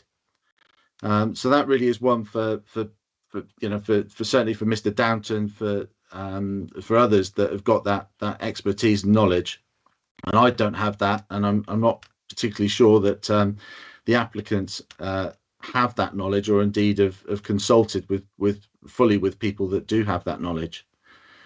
The second is around cliffs, and I know that this has been mentioned several times to the event management. The organizer, in our opinion, have failed to recognise the risks posed to the public intent on viewing the event by traversing the cliff alongside the event site. And this does happen. It has happened before. I think Mr. Weaver will confirm that on several occasions this has been a concern with regards to the Air Festival. And I think it remains to be determined how the event organizer intend to manage this concern and how they would mitigate the risk of this occurring. It's a massive public safety concern, and in the absence of a detailed security and steward deployment plan, we cannot be assured that this risk will be effectively managed, and there's a likelihood that police, the fire service, or perhaps the Coast Guard might be needed to manage those trapped on the cliffs, having been enticed to view the entertainment available from the festival. We've already talked about dispersal. I've highlighted my concerns in the document, but I remain concerned that even with the offer of reducing or capping the numbers at 5,000 for this event, there is a significant concern and a challenge for the organizer to manage the safe dispersal of people from this event. The most recent correspondence has indicated that the applicant would extend the Zone X dispersal as far as Bournemouth Gardens, but as I've already said, there's no details as to the proposed policies for the staff conducting these patrols, what it is they're there to do, what support they would need, and how they would manage that dispersal without the need for support from Dorset Police. There are a variety of smaller concerns with the paperwork, but I'm not intent on burdening the committee with all of those. But I will raise one, for example, as to how the applicant intends to manage a 13-metre wide egress gate with a steady flow of people leaving the site within a relatively short time, which is what we've discussed. But for example, it's relevant to the licence that how would they make sure that 13 metres of people leaving the site do so without taking their alcoholic drinks with them? It's an on-sales licence that's been applied for, and I think it again is another example of a lack of experience on the part of the operators in delivering such a large-scale event.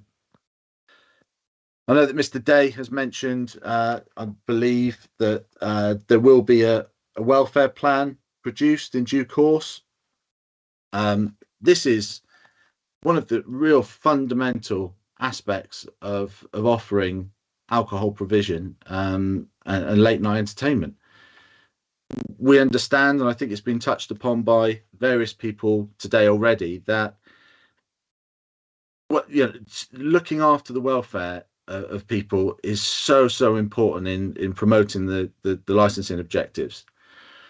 A welfare policy of good standard will likely promote all of the licensing objectives, as they effectively promote intervention in all situations where there's a risk to the safety, well-being, enjoyment, and, to be honest, the overall experience of those that might be either a victim of crime or may otherwise be unable to care for themselves.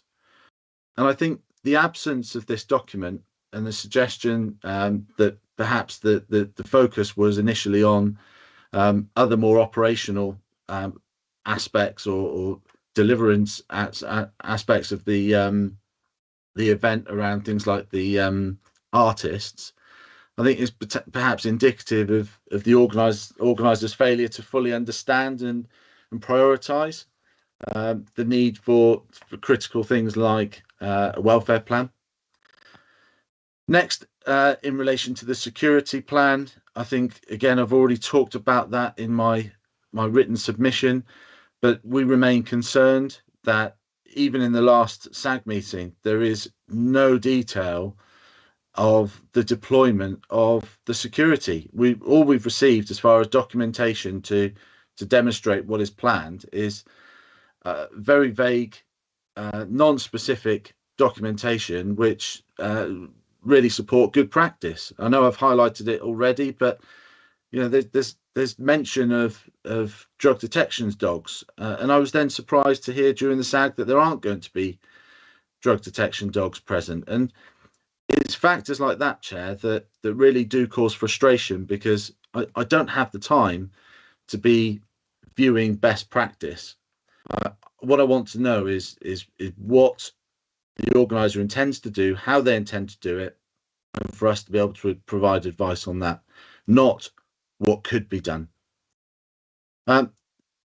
Next is in relation to the zigzag alongside the proposed festival site, and really to do with the access. I've got significant concerns around this.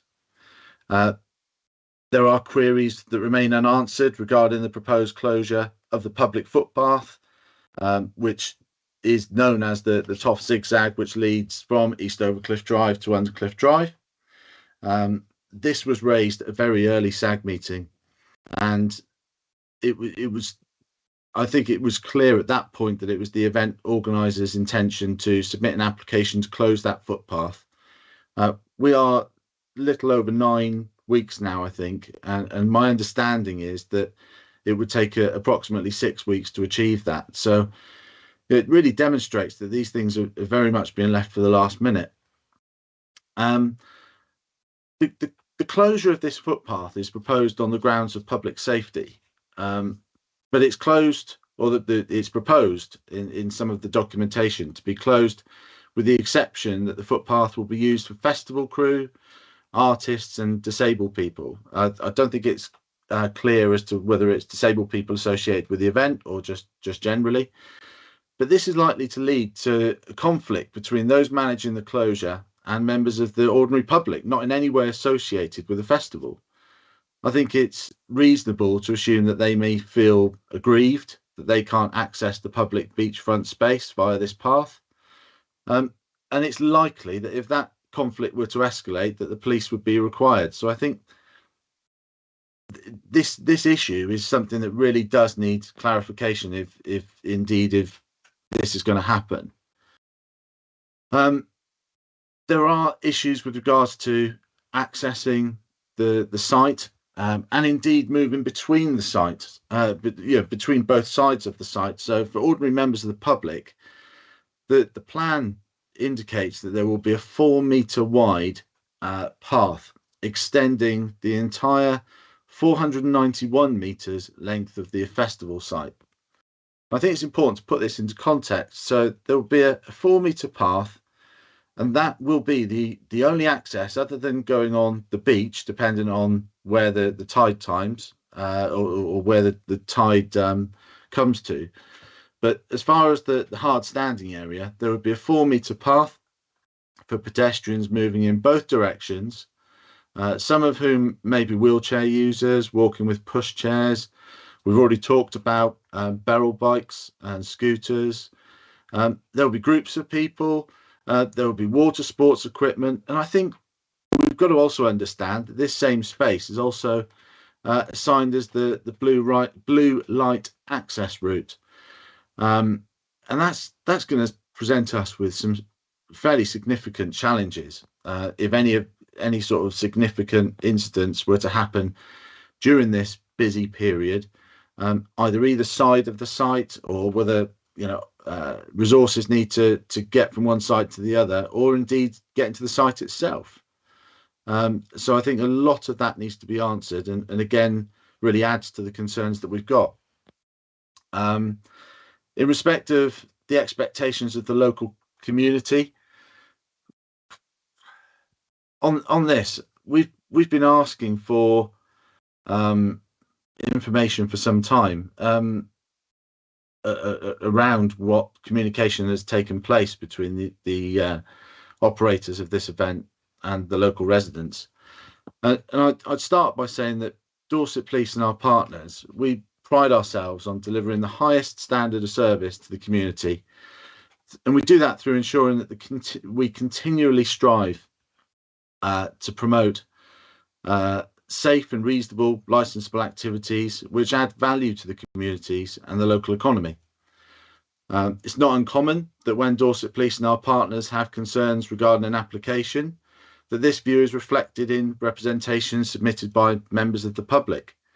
And this really enables us to continually monitor our own performance to ensure that our views and efforts remain aligned to the needs and wishes of the communities, and the lack of any representations from the community in this matter caused me significant concern. We accept that it's responsible and good practice for any proposed operator to approach and consult local residents in advance of submitting an application, and in fact we do recommend people to do that. This ensures that the concerns of those stakeholders are proactively managed within the application prior to its submission, and avoid unnecessary representations being necessary. And I think, without repeating it too much, when it came to comparing this event with other events, I was conscious that BCP Council had received a great deal of representations in respect of the Bournemouth beachfront restaurants. And it's interesting to understand further from Mrs. Rogers this morning or this afternoon that there is also some interest from the public in respect of current applications for similar licensable activities being introduced or proposed for the Bournemouth beachfront area. To understand why no representations have been received, the SAG members did seek details of the correspondence and any mediation which was believed to have taken place between the organisers and the nearby residents. Several requests were made, and only yesterday did we receive details of the email trail between the chair of the Residents Committee and Mr. Tisdale at the High Tide event. And I think this email trail really did confirm some of my suspicions in respect of what had happened and why we'd received no representations whatsoever from the community. And I think it's important for me now just to talk in briefly in respect of each of the areas that were highlighted as, if you like, I think the word used was a plan that was proposed between Mr. Tisdale and the resident. And the first really was around the Toff zigzag, and I think this has not been applied for. And to be honest, for the reasons that I've already stated above, I think it is certainly not certain on the ground, certainly on the grounds of public safety, because of the fact that it's intended to be used by staff and artists, and I think really there is some real concerns around that. Mr. Tisdale advised that it would be difficult to close Manor Road, which is immediately to the rear of the residential apartment buildings.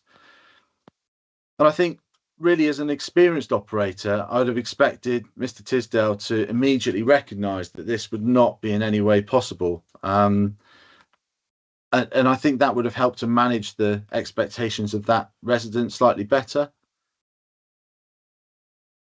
The agreement or the plan also stated that there was an intention to close the East Overcliff Drive immediately in front of the residential apartment. And I think for very much the similar reasons, this is unlikely to have happened, given the fact that the event was happening on Undercliff Drive. The same applies for suspending the parking bays in front of the property, and also in relation to closing the grass verges and the triangle of grass directly on the cliff top. And in order to try and minimise really the crowding of people. And I think as well, finally, it would apply to closing the footpath between the Albany and the block to the east to avoid people cutting through on foot. And all of these things, I think, are very reasonable requests on the part of the residents to try and reduce the nuisance that would be caused from this event. But it's very, very unlikely, and that should have been known from the outset that this was not going to happen. It was unreasonable and unachievable from the outset. And I think what makes me slightly concerned is that whilst it might be a coincidence, the period for the representations to be made in respect of this application was between the 28th of February and the 28th of March 2022. And the correspondence that we've had sight of yesterday details an exchange of emails between Mr. Tisdale and the chair of this residential building, and that trail of emails occurred between the 13th of March, I believe, and the 24th of March, which really was, and that 24th of March communication was very much details of the plan, only a few days before the final date for any representations to be submitted. And I really do feel that none of the concerns raised by the residents have been addressed, in particular regarding the pedestrian. Sergeant Gosling, thank you. I think I'm going to stop you there because it's moving on to opinion and conjecture, which isn't terribly helpful. And we have already had advice from our legal advisor as to what weight we may or may not wish to put on that. And I don't think any further detailio with regard to that is helpful. So if you'd like to move on to your further point, I'd be grateful. Thank you. Okay. Chair, in respect of that, I think there really is a concern there. Yeah, Sergeant Gosling, we totally understand that you are concerned. We totally understand your arguments. We have those timelines. We have all the information I believe the subcommittee needs in order to give the appropriate weight accordingly to that particular point. But it's just one really small point, and I really am more interested to hear about the other iteration that you have to share with us, if that's okay. Okay. Well, I think on that basis, Chair, I think I'll bring to a close what I have to say. I think on that basis. Okay, thank you very much. It's certainly very comprehensive information that you've given us, extremely useful information, and certainly shaded in a few areas for me that certainly wasn't aware of before we started the application, Sergeant Gosling. So I'm extremely grateful. I know this has been a huge piece of work for you, so thank you for that. So moving on then, we now have Mr. Downton, Dorset and Wiltshire Fire and Rescue Authority. If you'd like to put forward your points, Mr. Downton, thank you.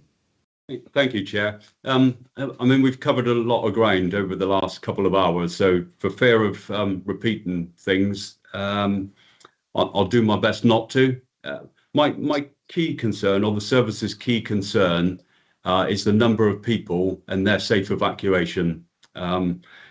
Yes, there's been an amendment to the number of people that's going to be allowed onto the site, and I recognise that, but only one person in the team is aware of the impact of that. That's still of a concern to myself, as are the outstanding questions that would increase whatever time on paper is actually put forward. For instance, the tide plan that was submitted by the applicant shows groins going across the site.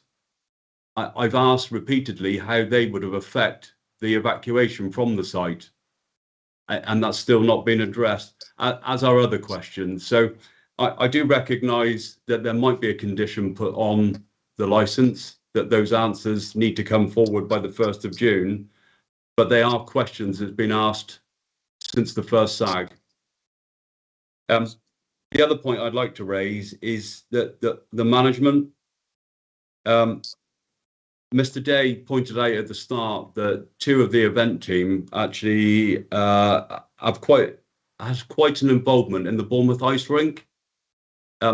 We also had a lot of input to the Bournemouth ice rink. I've looked back through our files, and there appears to have been an amount of coaching almost to get that to a standard, along with a couple of complaints, one of which was a blocked fire exit. So there is some evidence there that the management has lacked on a previous event that has been raised by their team.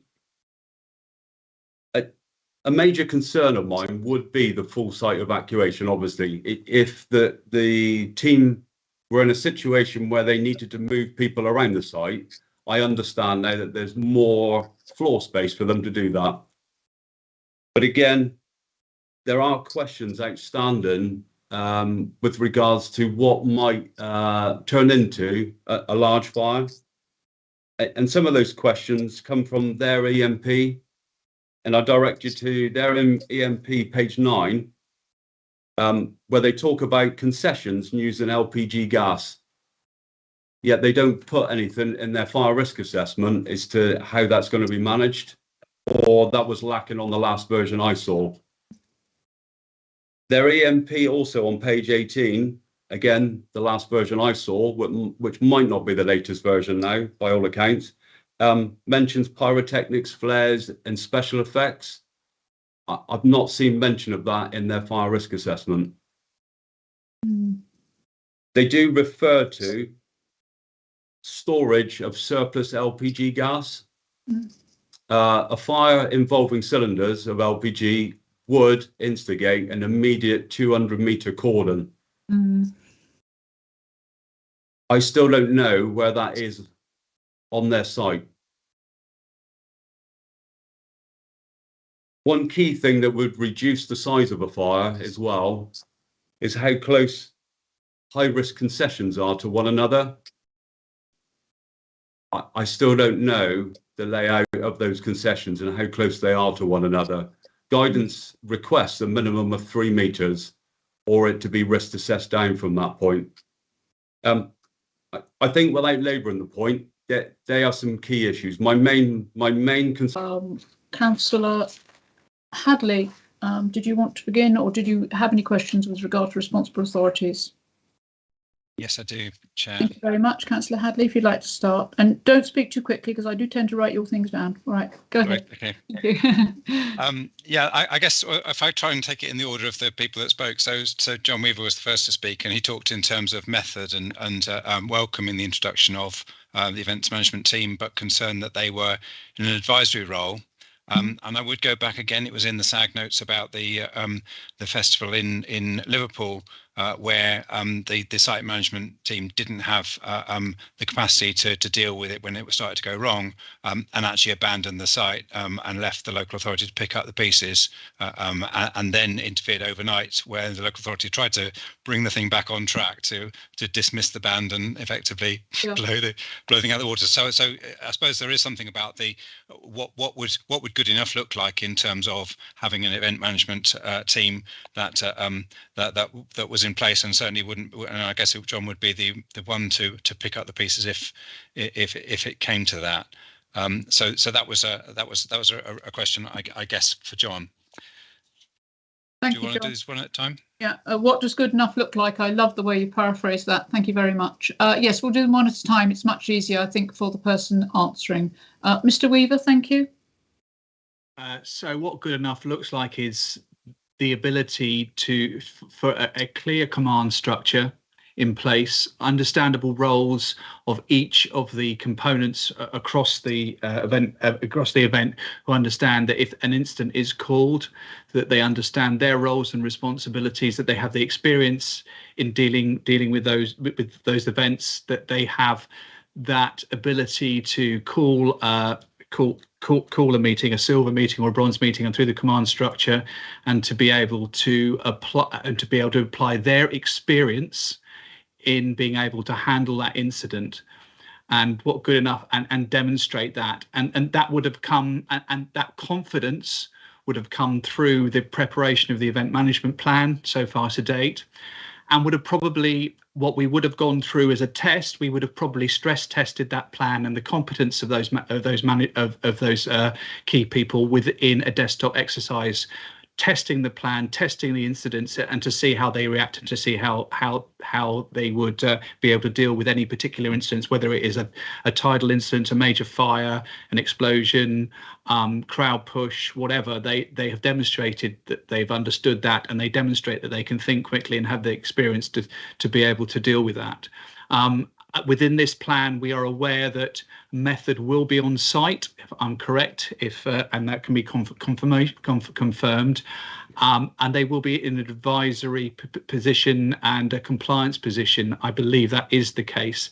However, they won't be in a managing that situation. I believe that is correct, and if I am wrong, I'll be certainly corrected by method, I'm sure. But at this moment in time, the feeling that we would have is if there is a significant emergency, like we did have when we had a 50-mile-an-hour full-scale southerly coming in on night air in 2016, we had the competence of working with our team, and also with the emergency services, and with an experienced silver command officer at that time, to be able to make that, how the evacuation was to take place. And that was because we had 8 years of experience in working in those types of environment. That's what it looks like to me, anyway. Okay, thank you very much. Councillor Hadley? Thank you. Yes, that's really helpful. A couple of things then. Unfortunately, I missed the briefing for councillors on it, but last year we had a multi-agency hub throughout the whole summer, and I'm not sure whether that's part of the plan this year, and whether the liaison with the local authority would be actually with the multi-agency hub as it was last year. So that's one little bit, but perhaps if I can give another one, just because it's probably also for John. In terms of Toss Steps, are they actually a public footpath, or are they part of the leisure ground that would be within your control to shut at whim? Do they actually need a notice? We've been advised. Thank you, John. Sorry, Chair. Just Mr. Weaver, carry on. Sorry, do you want me to answer the question? Yes, please do. Yes. Yes. We've been advised that it is part of the highway, so it would need a closure. That's what we've been advised by, and I think that advice has been given also to the applicant as well.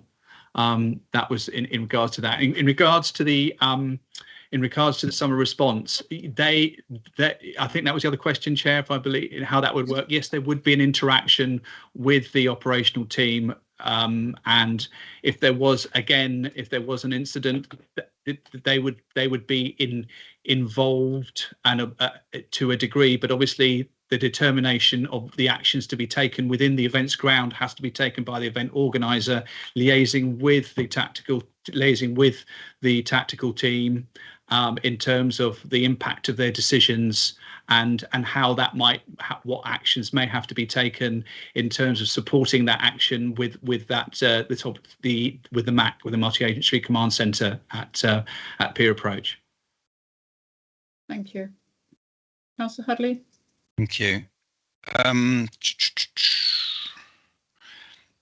Yeah, I wrote down the zigzag because it came up again under the police concerns. In terms of the concerns around tide, we haven't talked previously around wave action, and part of the issue is not just how far the tide comes up, but also particularly if it hits the fence, the potential that the waves would actually undermine it or knock it over or become a real problem. I guess that's part of the high wind evaluation of whether the site is closed and how you might dismantle it in those circumstances. Well, okay, in this instance, I think it's rather technical, but yes, please do feel free to answer that. I don't think it's really a matter for us, but I think it may, yes, iterate the overall picture. So yes, please go ahead, Mr. Weaver.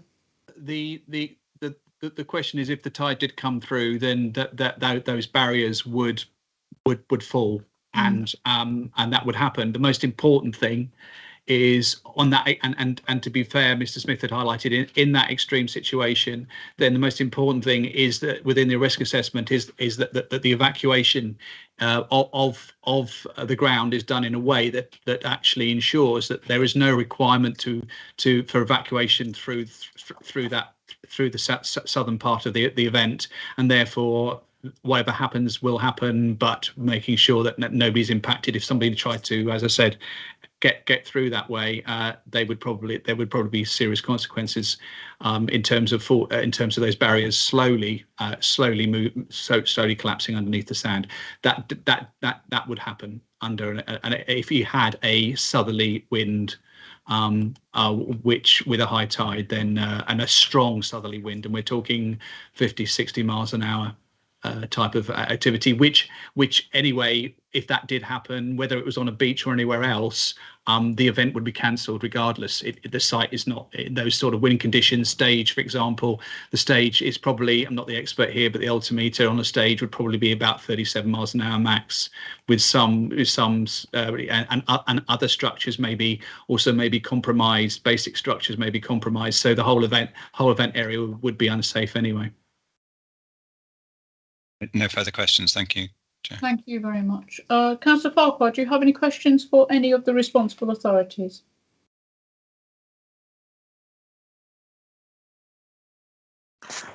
I did have one, if I may. There was mentioned by the fire authority evacuation time relating to people with disabilities. My question in reality was, what impact does that have on the evacuation time, particularly considering the fact that it's laid on sand for those that have disabilities?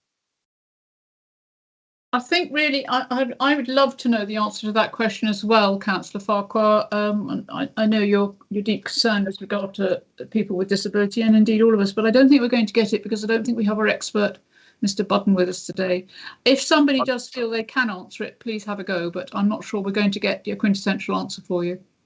Another answer which may not may add some value is that it's repeatedly referred to is that this piece of land is referred to as being in the ownership of BCP. I understand great lengths of the coastal estates that we have are owned by a variety of bodies and organisations, from America States to the Crown.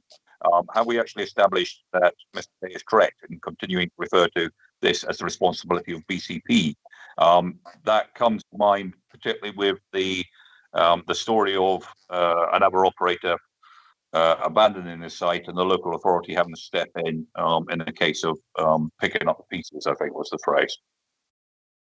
Well, I think you've answered your own question, really, Councillor Farquhar. But if somebody, yes, it is, and they would, if the applicants were not so able to deal with it, and that's obviously the bone of contention, can they?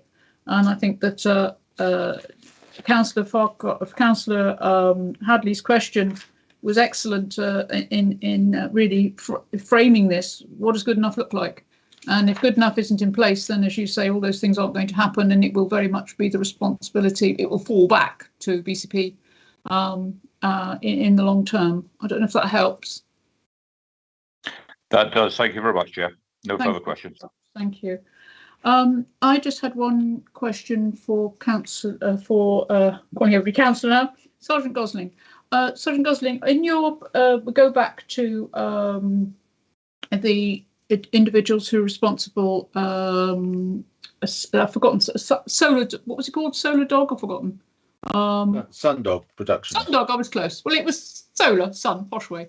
So Sundog were deemed not to be have capacity to do what they were supposed to be doing, so they brought in Method.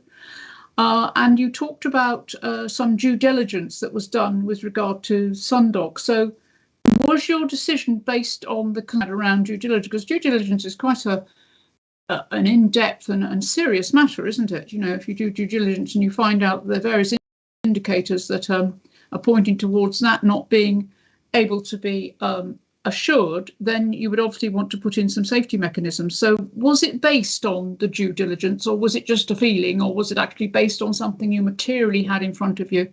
I know you touched on it, but I wasn't certain. Thank you, Sergeant Gosling.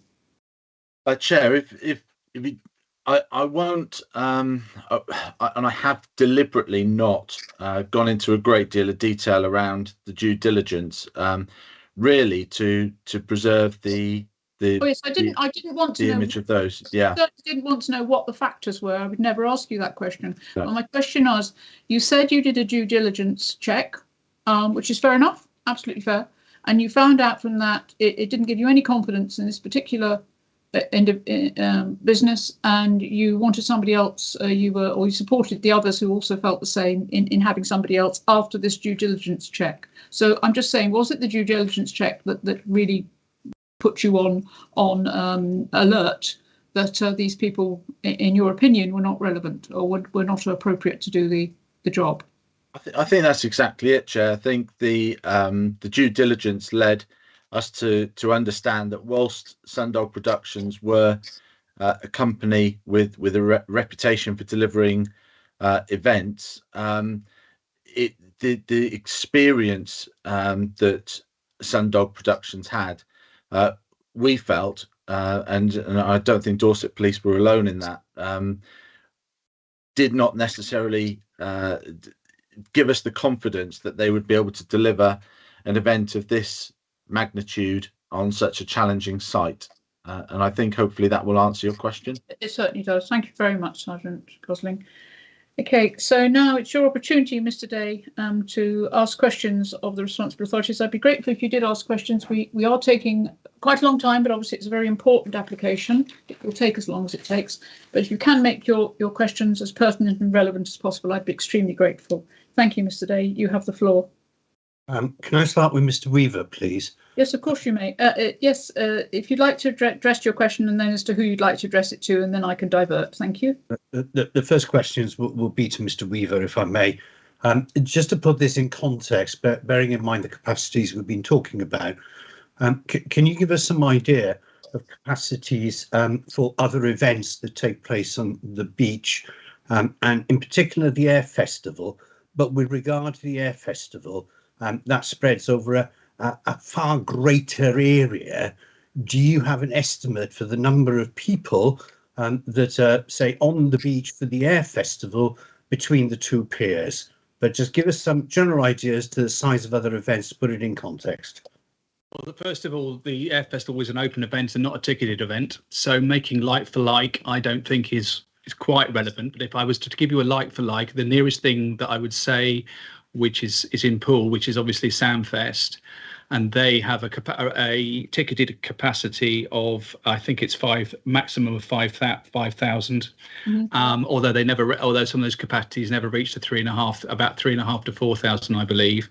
In terms, so I'd make the comparison with the Air Festival. We can have at any one time, and of course the difference is it churns as well. So you can have up to 50 to 60,000 people, but that will turn over several times during the day. Could be up to 100,000 as well. But again, that's an open beach environment. It's not a ticketed environment, and it is an open space. So that gives you the number. So, but I do not believe that you can equate any open space, any event where there is no enclosure with that. The nearest thing, as I said before, was when we used to do Night Air, and we in 2016, and the capacity there was 7,500.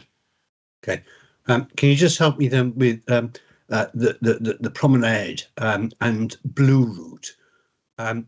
When the Air Festival is in full swing, where does the blue route go from pier to pier, given the number of concessions and people that are on the only bit that is concrete or tarmac? The blue route is the tarmac route, and if there is required emergency access required, then access is given. We have zone managers who will then clear the route for the emergency vehicles to go through. There are also elements by Eastcliff Zigzag, Eastcliff Lift, where we have a dedicated route through that area. And we have and what we do have is we have CCTV. We have a full multi-agency command centre base, which has full CCT coverage of the whole of the area between Bournemouth and Christchurch, and we have a crowd management expert who is analysing the crowd flows and the crowd areas, and working and that he's working with the police, fire teams who are also in the multi-agency control, and suggesting should there be any issues, how they would be dealt with in terms of crowd management. So it's a completely different thing. Again, you're not really giving like for like, because you're not in a small enclosed area, and we have extensive coverage, both of we have up to 6 zones with teams working through that, watching crowds. We have police presence right the way through on the ground as well, observing. We have a security team of up to 65 people in security along that area, so in communication, focusing back to a multi-agency control centre. And we manage those controls. We manage the crowds. And if we need an emergency, as I said, if we need an emergency access, like we had a few years ago with a fire, we had the fire services team down to put out a fire on the cliff. Then we cleared it as we went along, and that's how it works. Okay. I take it you've seen the sort of Zone X plan, which also provides for security stewarding, CCTV along the entire length. I appreciate the point that's been made that there isn't at this stage a detailed list of duties, but I ask you the question, in your opinion, is there sufficient provision there to make it safe in terms of emergency access should it be required? Well, again, I'm not going to make that observation. There is as I think the Dorset Police have said, there is a plan there, but there is no specifics about the operational side of that, how that would work. So and how that actually works in practice, and therefore, yet you can say, on the face of it, it could. But we're at a position now when we should know definitely, with everything put in place, that yes, we are satisfied. And obviously the issues raised by Sergeant Gosling is that, well, we need that detail. Fire needs that detail as well. So potentially it could work, but again, there are certain elements which need to be put in practice about the stewarding and management of that area, and like you've just acknowledged, there's still information still needing to come through, and it's getting very late in the day. Okay. Quick point, and I'll try and move on. You mentioned high wind and so on. I take it you've had an opportunity of looking at the sort of emergency planning, response planning and so on. And can you just confirm that that does include calculations as to what needs to happen, or rather not happen, in the event of high winds? That is not something that has been overlooked. No, that there is a general observation within the health and the H&S around that. I don't think there's any issue around high wind. However, they didn't mention within the plan. I think the comment was made I think this was made by the emergency planning officer in the SAG, that what they hadn't done is look at the combinations. So, for example, high wind with high tides.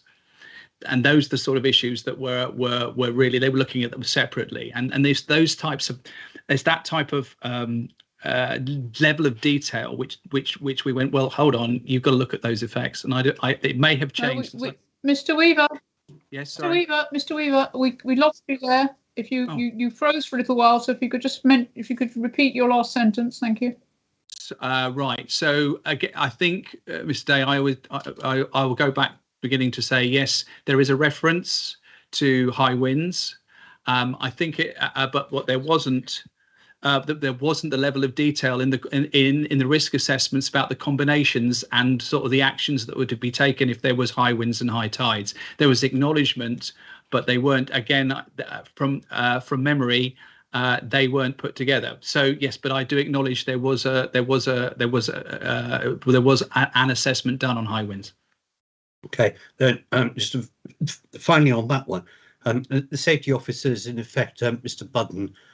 Do you have confidence in his abilities? I have confidence in his abilities to provide advice to an events organizer on the health and safety aspects, as many of the other, there are other contractors. Noise management is an example. That's not my issue. My issue is the ability of the team to actually manage the contract, to manage this event, and to work with those contractors, and to be able to deal with the scenarios that would happen should there be any incidents. That's my issue. Mr. Weaver, final question to you. Let's assume that this subcommittee grants a licence. This event simply cannot happen unless you, I'm not sure whether it's you personally or your team, sign it off and give them the licence, in other words, the permission to use the land. You haven't pulled the plug on that yet, have you? We haven't pulled the plug, but this is supposed to be the day where it's decision time to go. And really the advice, and again, the advice is very strong at this moment in time, that we're getting to a point where if we do start delaying even more, we still have those concerns, those basic concerns about having a management team that is experienced and to be able to deal with a new event of this complexity. I'm going to deal with that aspect with Sergeant Gosling rather than with both of you, if you don't mind. But obviously you'll have an opportunity to sum up in a minute. Mark, can I move on and direct some questions towards Sergeant Gosling? Yes, if you could make them as pertinent as possible, please, with regard to your questions. Thank you, Mr. Day. Thank you. Sergeant Gosling, you spent an awful lot of time talking about having confidence in the organisers or whatever. Can you point me, please, to a ground of objection that refers to police or other confidence in organisers as being a relevant factor in granting a licence? Thank you, Sergeant Gosling. Okay, so my concern is that the organisers are really echoing very similar to what Mr. Weaver has said in respect of my confidence in the operators to deliver on this event in a safe and compliant manner. The evidence, I guess, that I would produce in respect of my concerns that they will be able to do that, or in fact not be able to do that on this occasion, is the fact that what they have presented to Dorset Police and other SAG members is that. Sorry, can I finish? Just bear with me. Just to interrupt you, but you're not answering the question with everyone in the world. Okay, just one moment, boys, gentlemen, please. If you would like to put the question again, please, so that Sergeant Gosling understands what you're asking of him, please. Could you place the question again? Thank you. Yeah.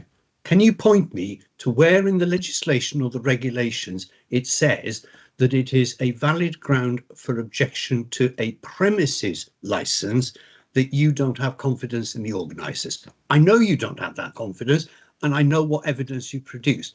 What I'm asking you to is to point me to how that's relevant on a premises licence application. So the 182 guidance does allow for Dorset, for the police or any other responsible authority to object to a licence where they consider that there is a risk that any of the licensing objectives will be undermined. I have evidenced why I feel that the licensing objectives will be undermined by these organisers. Then, secondly, sorry, just bear with me a second. The premises licence application You said that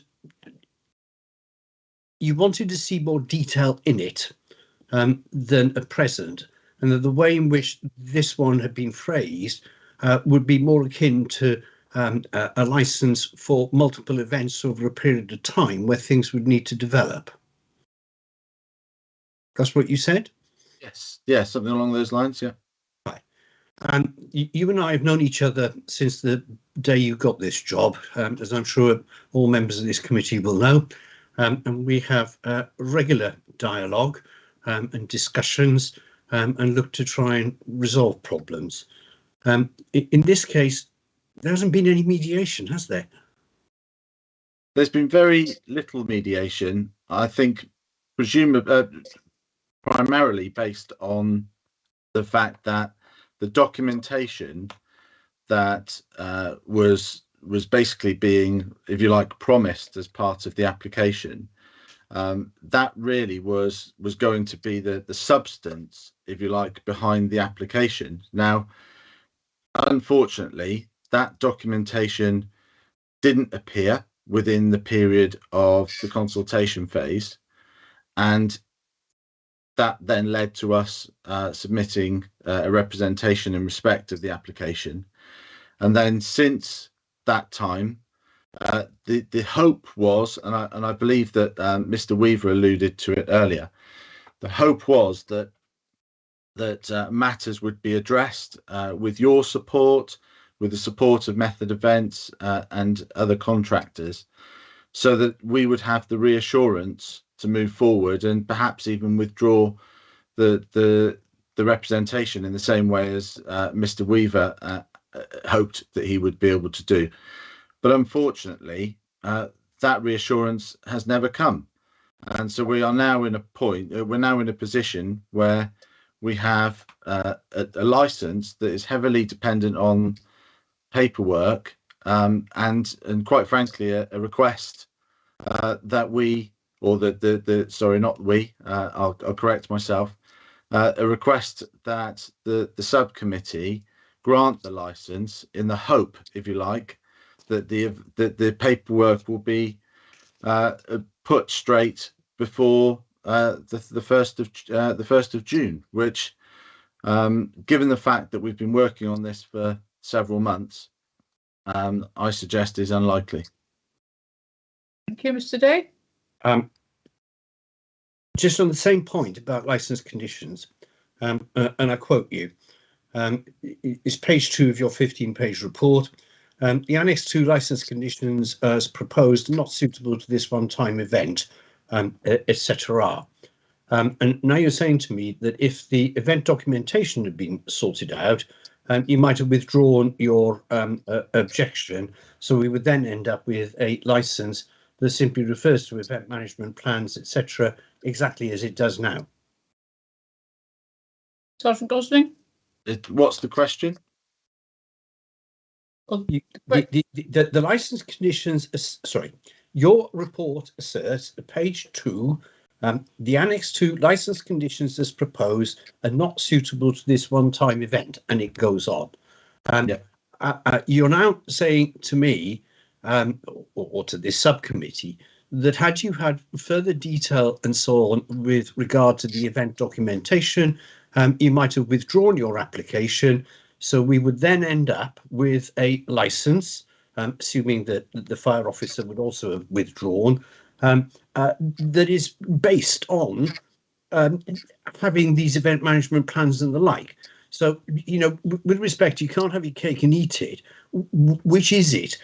Were the license conditions not suitable, or would they have become suitable in some other circumstance? Okay, thank you, Sergeant Gosling. Apologies for the confusion that might have caused. At the point of the application being submitted, had either soon afterwards or alongside, ideally, the application, suitable, proficient, and adequate paperwork being produced, then we would have been in a position to really connect the two together. So at the point that an objection or a representation was submitted by myself on behalf of Dorset Police, we were at a point where we did have that disconnect. Now, at the point then of creating that document was created very recently, as all parties were aware. And it's at that point that the determination and really the up-to-date stance from Dorset Police is that our thoughts on this particular license, because that's what we're here to really discuss today, is in respect of the license. The license is not fit for purpose because, put simply, the paperwork that has been produced in its final form to support the license means that the conditions, if you like, are not fit for purpose because it's reliant on paperwork that it just doesn't work and doesn't give us confidence. Mr. Day, can I ask you specifically to raise new points, please? We are going a bit over old ground. Some of these issues have been raised before. I know that you do want to obviously put your course of questions forward, but I'd be grateful if you could be more pertinent in your application. Thank you. Right. Well timed, Ma'am, because I didn't have any further questions to put. Lovely. Well done. Can I just make one point? There is a big problem with virtual hearings. Because if we were having an actual hearing, I would be having a side conversation whispered with Mr. Smith and Mr. Tisdale in particular, and basically saying, gents, is there anything else that you need me to ask any of these people? Obviously, I can't do that when we're all in a Teams meeting or a Zoom call or whatever. So with your leave, could I please ask permission to say to Mr. Smith, have you got any questions that you want to raise? And the same to Mr. Tisdale. Would you mind? Of course. And I would have afforded your clients that ability, Mr. Day, don't worry, because obviously our remote settings are that you don't have that privilege. So yes, of course. So if any of the other gents do have anything to add, please, or want to raise any questions, please do go ahead. Shall I start with you, Mr. Smith? Yes, pop your hands up. That would be helpful. And if everybody could have their videos on, then I can see you waving at me. Mr. Smith, go ahead. Thank you. Perfect. Can I just ask, is this just to Sergeant Gosling or to any of the... any of the responsible authorities. Okay. So that would be, and that's Mr. Weaver from BCP, or Mr. Powell, Sergeant Gosling from Dorset Police, and Mr. Downton from Fire. Okay. Sure. The question probably to Sergeant Gosling, please. I take your points about not applying for the closure of the top zigzag at this point. My question is really, really simple. Do you believe, on the grounds of public safety, that it should be closed or left open? Okay. Thank you, Sergeant Gosling. That is one for, without wishing to pass the buck, there needs to be a plan as to if you need to close that zigzag for whatever reason that might be, then there needs to be a plan around how that's going to be managed, and all the facets and risks that come with that, and the risks, for example, of people trying to climb down part of the cliff to rejoin the path further down. And that's where it really needs to be as part of that whole holistic approach to the event, and the access to and from there. So I'd like to give you a straight answer as to whether or not it should be closed, but in certain circumstances it would probably be a benefit, and in others it would be a hindrance not only to you but to members of the public as well. So a balance needs to be struck, and there's probably not a definitive answer to that. However, whatever the approach that you decide to take, it needs to be managed through an appropriate plan. Fine. Yes, I just wanted to reiterate that. I think Sergeant Gosling hits the nail on the head there.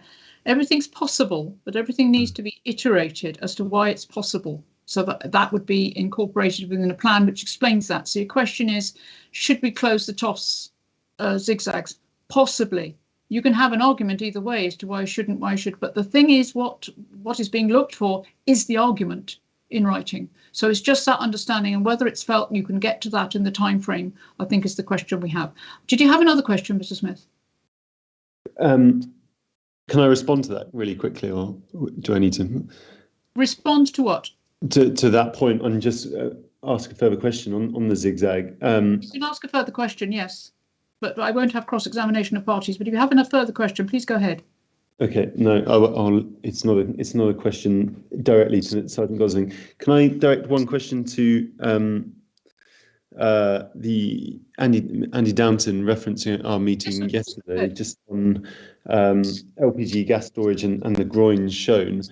Did you see the new plan with the tide times, which do show the groins going underneath the sand? So the last I saw was, I think, what Mr. Day included in his email, which is a really linear plan, which doesn't really represent how I would imagine a tide coming in. Is that the plan you're referring to? Yes, that plan. But on that, did you notice that the groins are shown underneath the sand in that plan? There's an element of question there, I would still say, and to be fair, I would like to have gone down to that site with you and you detail how you've laid that site out. Your drawing doesn't give me that information. It doesn't give me the confidence that it's got that level of detail. So today I would rather have been doing either a tabletop exercise with you or been down on the beach saying, right, this is exactly where we are. So I know that doesn't directly answer your question, but neither does your plan mine. No. I think yes, I think we'll leave it there, because these questions are the ones which actually should be iterated within the written plans to give the confidence to the responsible authorities to be able to so support. So this is a sort of it's an opportunity just to ask a question out of the blue, with respect, Mr. Smith. But it's more as to why you feel your application should be successful today, and the objections that are being raised by the responsible authorities. So did you have another question, or does anybody else want to come with a question with regard to the responsible authorities' responses and their objections? Is anybody waving at me? No, they're not. Okay, then. Thank you very much for that. Thank you for your question. So we'll move on then to ask our licensing officer, Mrs. Rogers. Do you have any questions for the responsible authorities? No, I don't. Thank you very much. Thank you, Mrs. Rogers. Okay, now this is your opportunity to all sum up, and I'd ask you to be brief, because we have had a lot of information, a lot of it, or I think we all get where the arguments are coming from, and I think we get the substantive reasons as to why we're here today and what could possibly be done to move us forward. I think they're quite clear, and there's about 6 heads of case, I think, which we're really looking at in their entirety. So I'm going to ask in reverse order. So I'm going to ask Mr. Weaver if you'd like to sum up first, and I take it you're summing up on behalf of Mr. Powell as well, who hasn't actually spoken, but is that okay? Yes, okay. Then. Mr. Weaver, you have the floor. Yeah, thank you, Chair. As said in summing up, this is the type of event that Bournemouth and the area is really encouraging to make it a dynamic resort, and as an events development role, it is our job to try and encourage these events. We were really looking forward to this event being put together, and we thought we had everything in place. I think the key thing for us is, and it's been demonstrated, that there are issues that are being raised here about whether it should be 5,000 and 10,000. Well, those assessments could have been done in January, and if they worked out then, working with Andy Downton, instead of putting up and worked out those numbers, we wouldn't be here today. And there are examples going on around sort of fundamental changes, or well, we better go from 10, let's go down to 5. You know, now is not the time to start negotiating around those particular areas. We hoped that a method would come in and help address and provide that role, and to a degree that they seem to have done. But really, I think from us, as I said, from our perspective, on that SAG of the 14th of April, we were really hoping that this was going to be well presented, coherent plan that we could then probably go forward and say, right, okay, you've got the bits and pieces in place, let's stress test this, let's desktop this, and just see, because we're still slightly unsure about the level of experience within this team, how they would react. That still gives that fundamental concern, as I said, is that we can't this is a very, very volatile environment. We have experienced things going wrong on that seafront, and we know that we have to have a very, very experienced team in there to be able to deal with that major incident, to be able to liaise with the with all the emergency services to ensure any particular issue is dealt with and dealt with in an appropriate way, and to have that experience of knowing what to do. There has always been learning in terms of any new event, but when there is an event of this sort of dynamic and within this particular area, you've got to have a very, very good experienced team on the ground that you feel confident that they can deal with it. And at this moment in time, as I said, after two safety advisory groups, a previous licensing meeting, it raised serious concerns for us. And I don't want to be put in a position where, as I think has been expressed, is that we would have to come in and take over that event, which is something that we would not want. And it's my job to, as I said, for the first time in my career, I'm in a situation where I'm having to refuse event, which I think would be brilliant for this town. But I have to think of the consequences of that and the potential public safety issues. And at this moment, I have nowhere to go. Thank you very much, Mr. Weaver. Sergeant Gosling, if you again could be brief and raise your point with regard to summary. Thank you. Thank you very much, Chair. I won't disappoint you in that I will be very, very brief. I think all the points have been raised. We've been discussing this event now for several hours. And I think it really only leaves me to say that there are senior police officers within Dorset Police who have a significant interest in this matter, and it's their views that I've passed to you today. There is a significant concern that if this event were to take place, that there would be a massive risk of public service demand, and indeed, more importantly, a risk to public safety. I echo what Mr. Weaver has said there in respect of wishing to promote events in Bournemouth and elsewhere in BCP. We recognise that it's important for the economy. It's important to welcome visitors to the area, but that has to be done so in a responsible and professional manner. I'm really grateful for the support from fellow SAG members here today, and for Mr. Carter for coming along, albeit that he sat in the background largely today, but he has been available for you for any questions. But I think together it is and will continue to be our priority to work with operators to deliver safe events, and no doubt either through the ice rink or any other events that these operators intend to deliver, then we would be more than happy to support them. Just on this occasion, we do feel that there are risks that extend far beyond what we consider to be acceptable.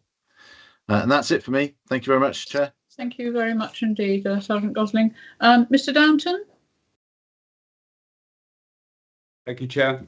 Again, I think people have summed up quite eloquently. For me, I like to think I'm an approachable member of the Safety Advisory Group. I can remember going back to the first meeting that we had. I was quite blunt in my comments about saying that there was a severe lack of detail, and it wasn't for me to write your emergency or your event management plan. I'm pretty sure that was my exact words. And over this period, I think we've had to coach, and it still feels like we're coaching today as to how to get that document finished, which is unfortunate. I guess ultimately for me, having now been in event fire safety for 3 years, this is the first time I've actually made representation, and I feel so because I just have not got the confidence that we can get people out of there if we needed to. And I'll leave it there, Chair. Thank you. Thank you very much, Mr. Downton. And Mr. Day, by no means least, before our licensing officer. And again, can you make your summing up pertinent, please? And I don't know if you want to go through, I know you'll have a list of your heads of case, if you want to quickly go through each and make a statement, but it's very much up to you how you approach it. Thank you very much, Mr. Day. I'm going to try and keep it really short. I want to concentrate on the issues, and I hear what you said earlier, Ma'am, about preaching to experienced members of the committee about the law. But in the light of what's been said, particularly by Sergeant Gosling, in two different contexts, I'm afraid I have to come back to this. And I'm also aware that this is being recorded and that there may well be other people behind the scenes watching. The relevant provision is section 18 of the Licensing Act, which says this in subsection 2, subject to subsection 3, the authority must grant the license in accordance with the application, subject only conditions consistent with the operating schedule and basically the mandatory conditions, right? Let me pause there. You cannot, you simply cannot turn around and say, we're really surprised that there are no representations from members of the public or anybody else on this application. So we're going to hold a hearing and possibly refuse the license. It has to be granted. And it goes on to say, where relevant representations are made, the authority must hold a hearing to consider them, unless everybody agrees we don't need one, or having regard to the representations, take such of the steps mentioned in subsection 4 as it considers appropriate. And you know what those are. You are not entitled, as Sergeant Gosling appears to be suggesting to you, that you should draw some adverse inference from the fact that local residents haven't objected. He drew attention to the timescale and said that email trail ended 24th of March, just 4 days before the end of the consultation period. The fact of the matter is that no representations were made by anybody else during the entire period up to the end of that email trail. It's a complete and utter red herring that I would invite you to disregard in its entirety. And I have to say, again, and you will take legal advice, I am sure, I've made the point already, that the confidence of responsible authorities in the organiser, in other words, the applicant for a premises licence, is, with respect, not a relevant consideration.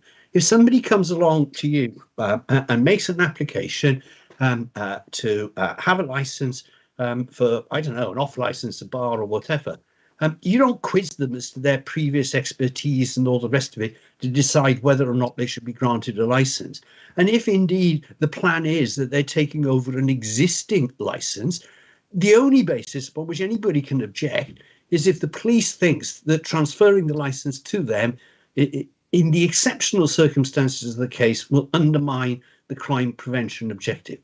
So much of what has been said here is not relevant to what you need to consider, which is the premises licence application. Final comment, and I could go on, as you all know full well. The position of BCP Council is interesting here, because you have Mr. Weaver expressing his concerns about safety, and the ultimate decision as to whether or not to grant a permission, the other form of licence, to use this land rests with BCP Council, and it rests with him.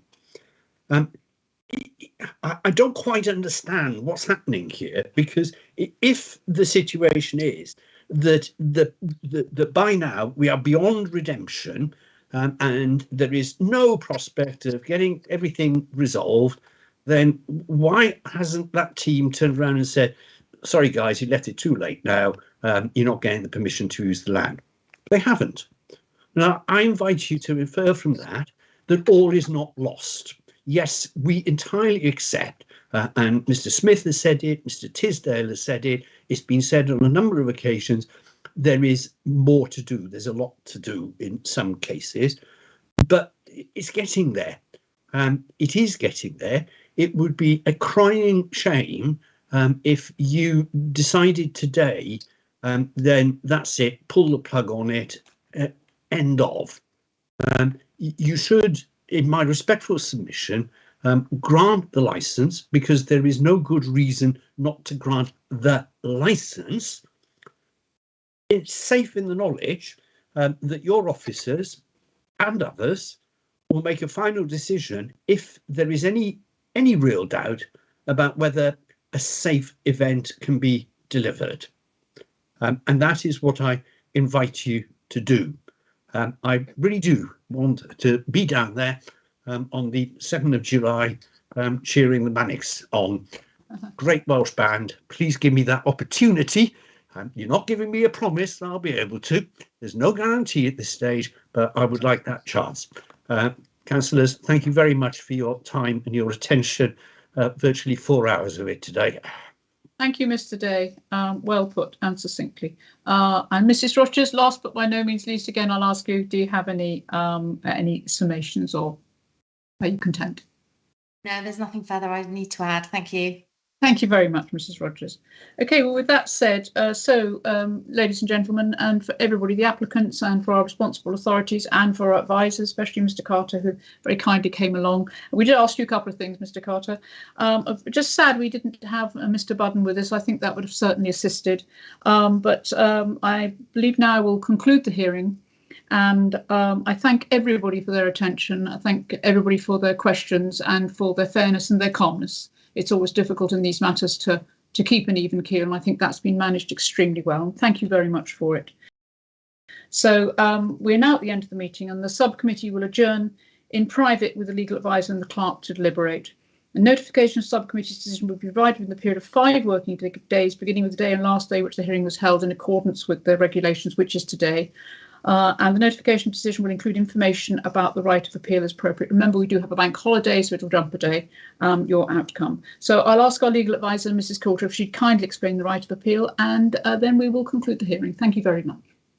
Thank you, Chair. I think all the parties will know that if they are if they wish to appeal against the decision when it is granted, you have 21 days to do so through the Magistrates' Court from the date of receipt of the decision.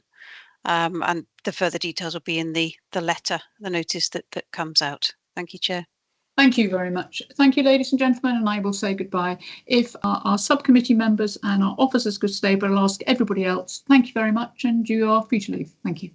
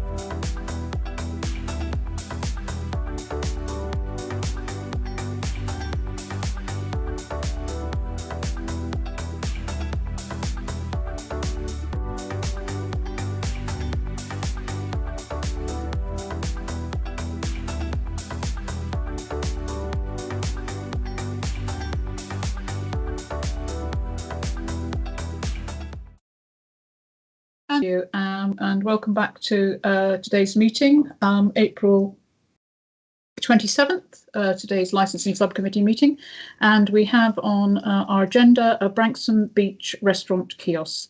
My apologies to all those who are attending today. We had a rather lengthy application this morning, which was a little delayed due to some issues, so we are running a little late. So my apologies to you, and I'm sure that we'll try and get through as quickly as we can, but obviously listening to everybody's points of view in order for us to draw our decision.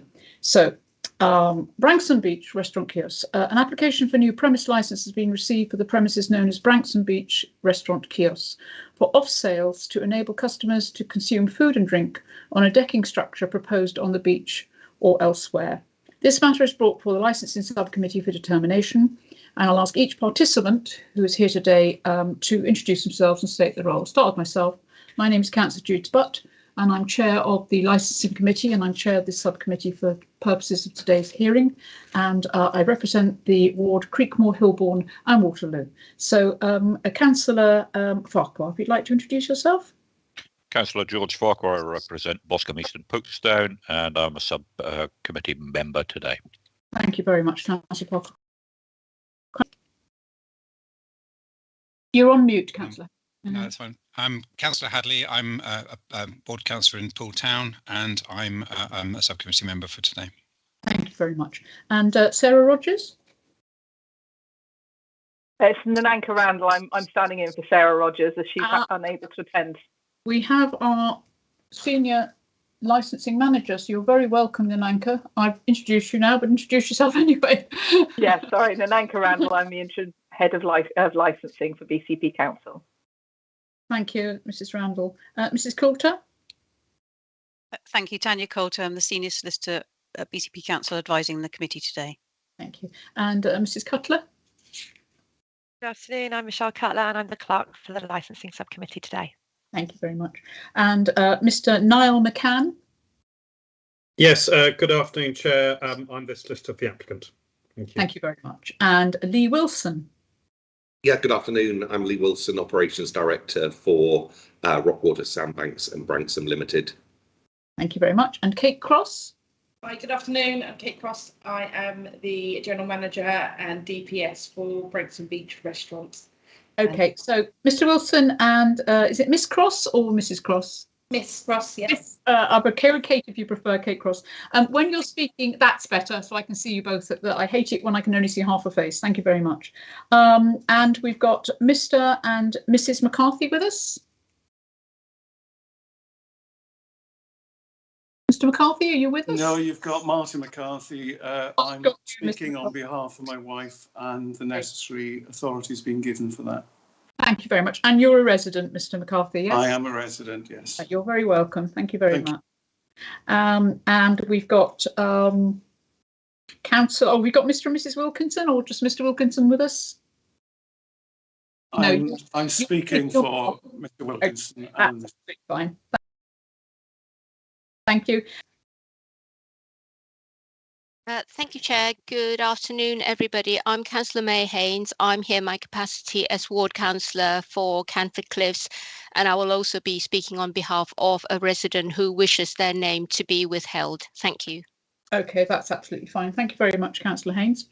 And in addition to all those present, Democratic Services are providing technical support to the meeting, but they won't take any part in the hearing, but they'll get us out if we get ourselves into any trouble.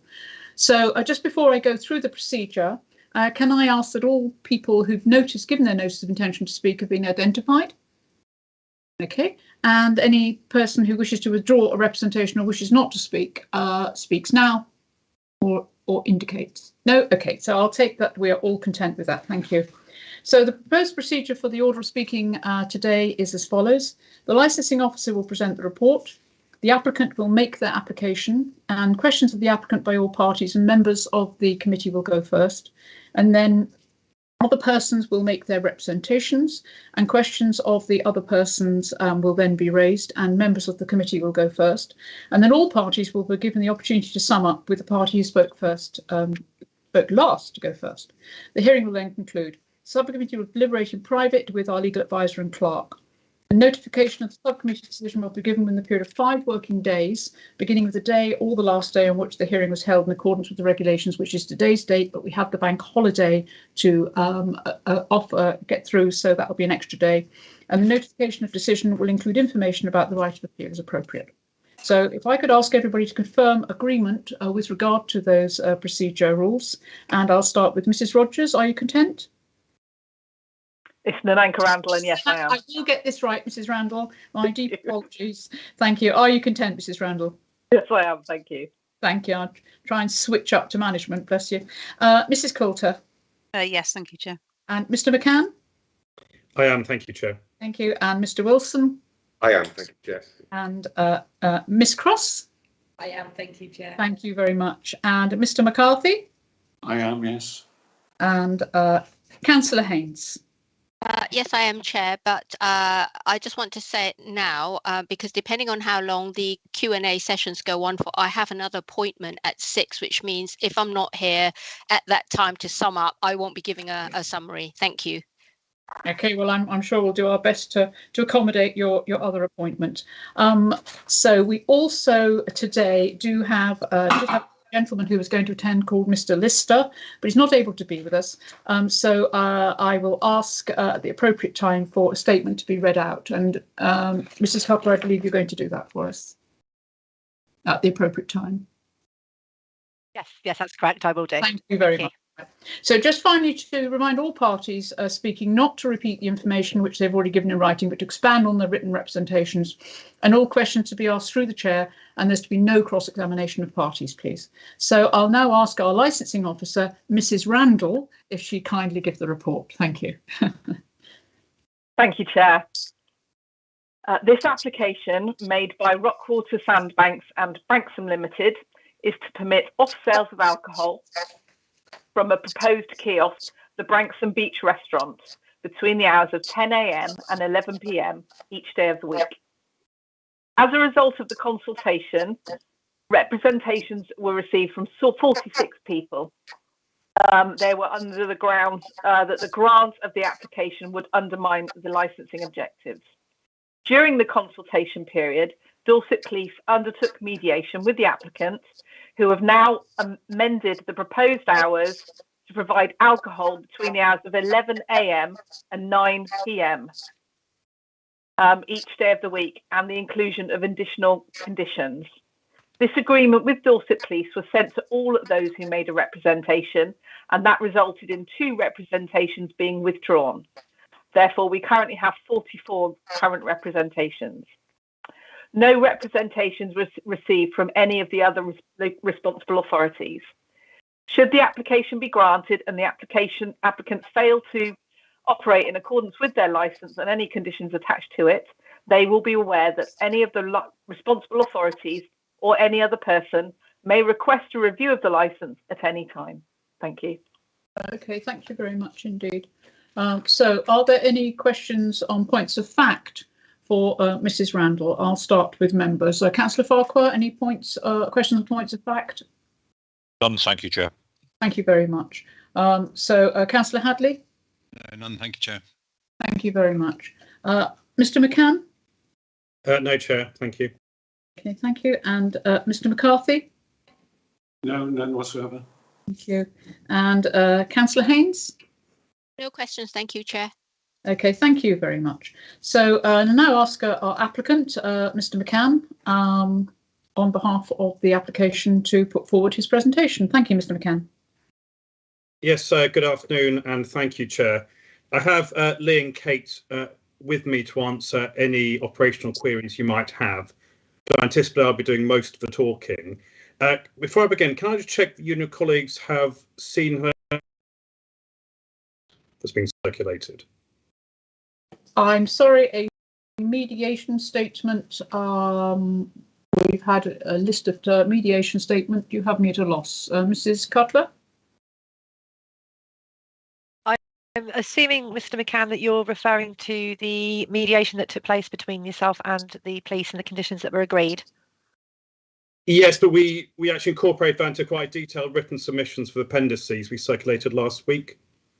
What we have, Mr. McCann, is we have there was mediation between you and Dorset Police, and they withdrew their objection due to that mediation. And we ended up with a list of conditions which all members will have in front of us. I'm not entirely certain there's need for mediation statement because it led to these conditions of which we're so happy to consider.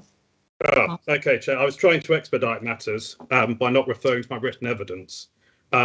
But I will try and make things as brief as possible. But certainly, Madam Chair, can I just interrupt as a point of order here? There is a mediation statement. Mr. McCarthy, I'm afraid you can't, please. And if you would, with the deepest of respect, if you would not speak unless you're asked to speak. Madam Chairman, I raised an issue with your legal advisor yesterday. It was not taken account. I will deal with it at the appropriate time. Thank you. Thank you, Mr. McCarthy. I'll invite you to do that, OK? We do try and keep some order, and I'm sure you mean absolutely well, but I do need to keep order to this so that we can understand all the arguments, and you'll have your opportunity, and I'll invite you to raise your point in a short while.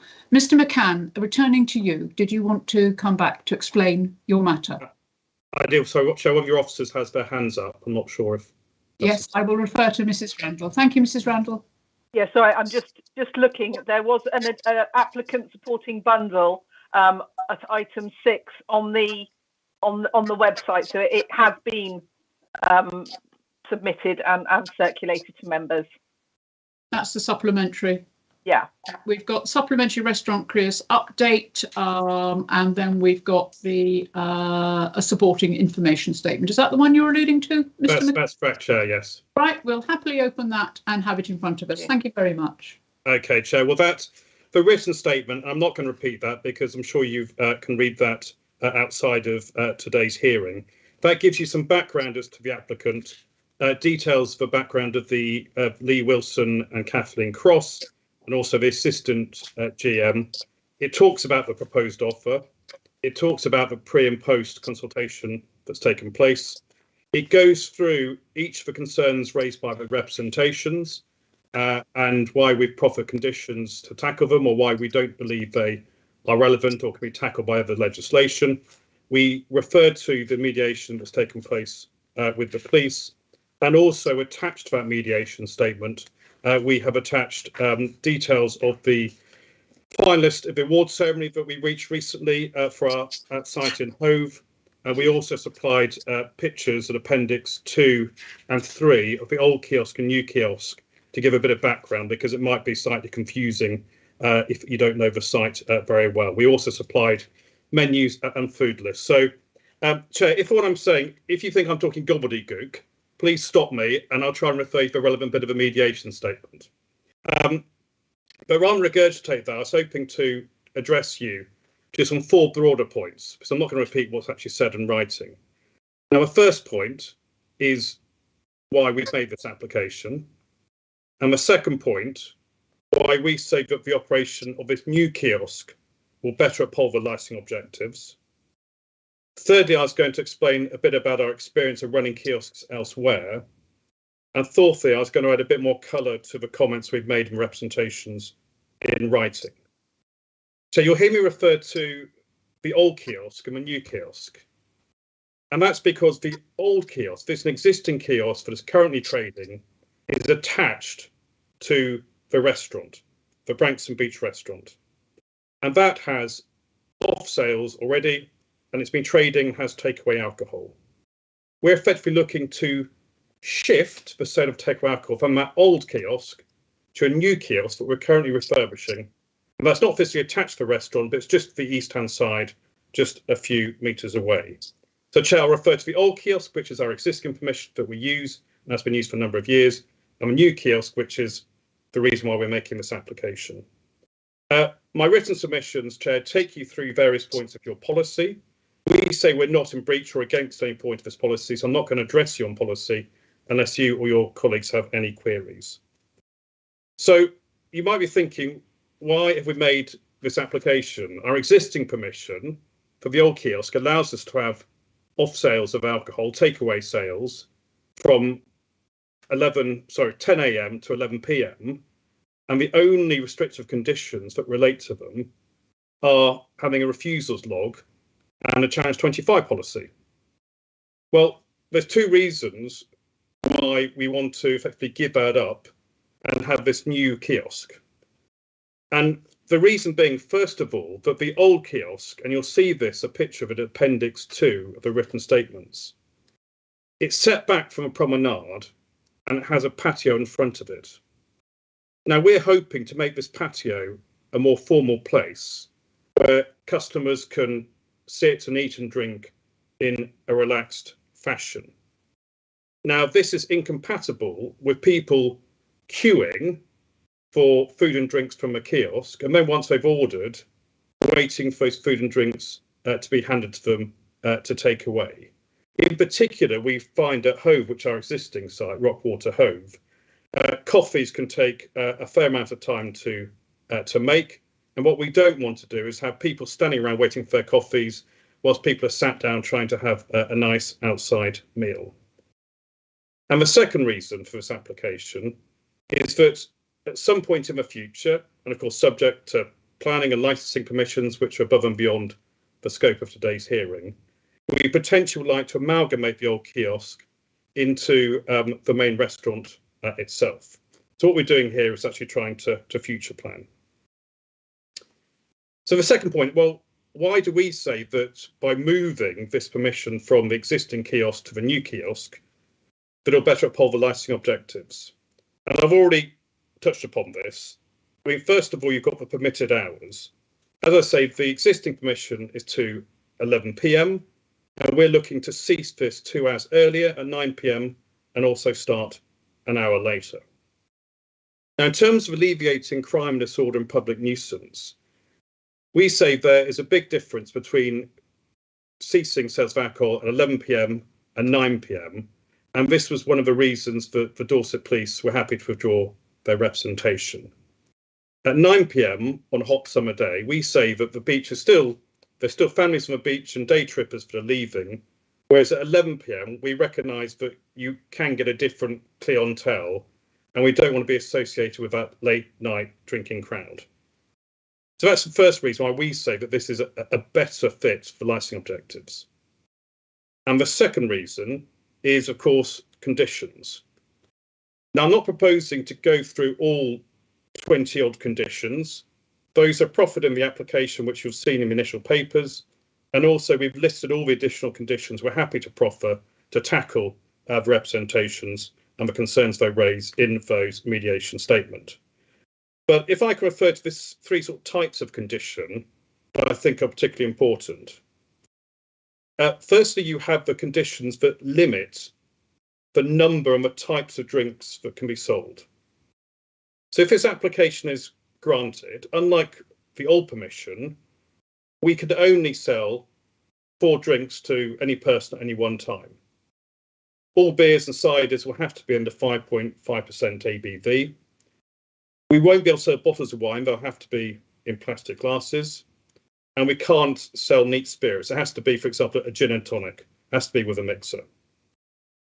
Now, Chair, we say that all these conditions encourage drinking in moderation, and it prevents customers from sinking to drink as much as they can in the shortest possible time. Now, the second conditions we proffer can be classified as the supervision conditions. So we've agreed a condition that we'd have SIA when required and marshals when required at busy times.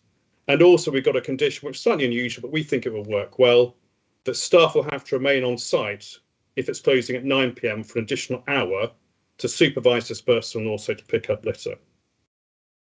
And thirdly, you have those oversight conditions, and these are the ones requiring there to be a refusals register, an instant log, certain staff training, and also a first aider in the vicinity.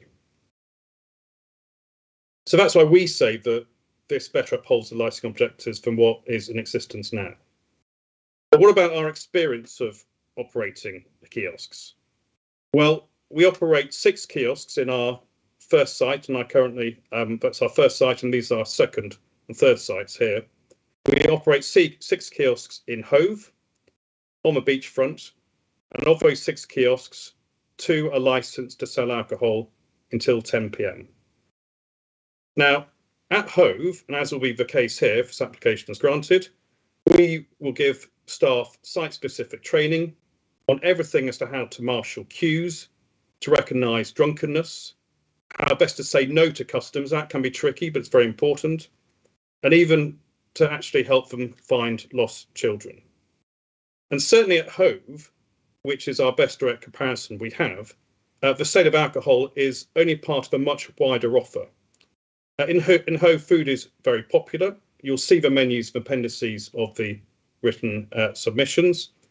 And on some days, coffee, for example, can be 60% of total sales.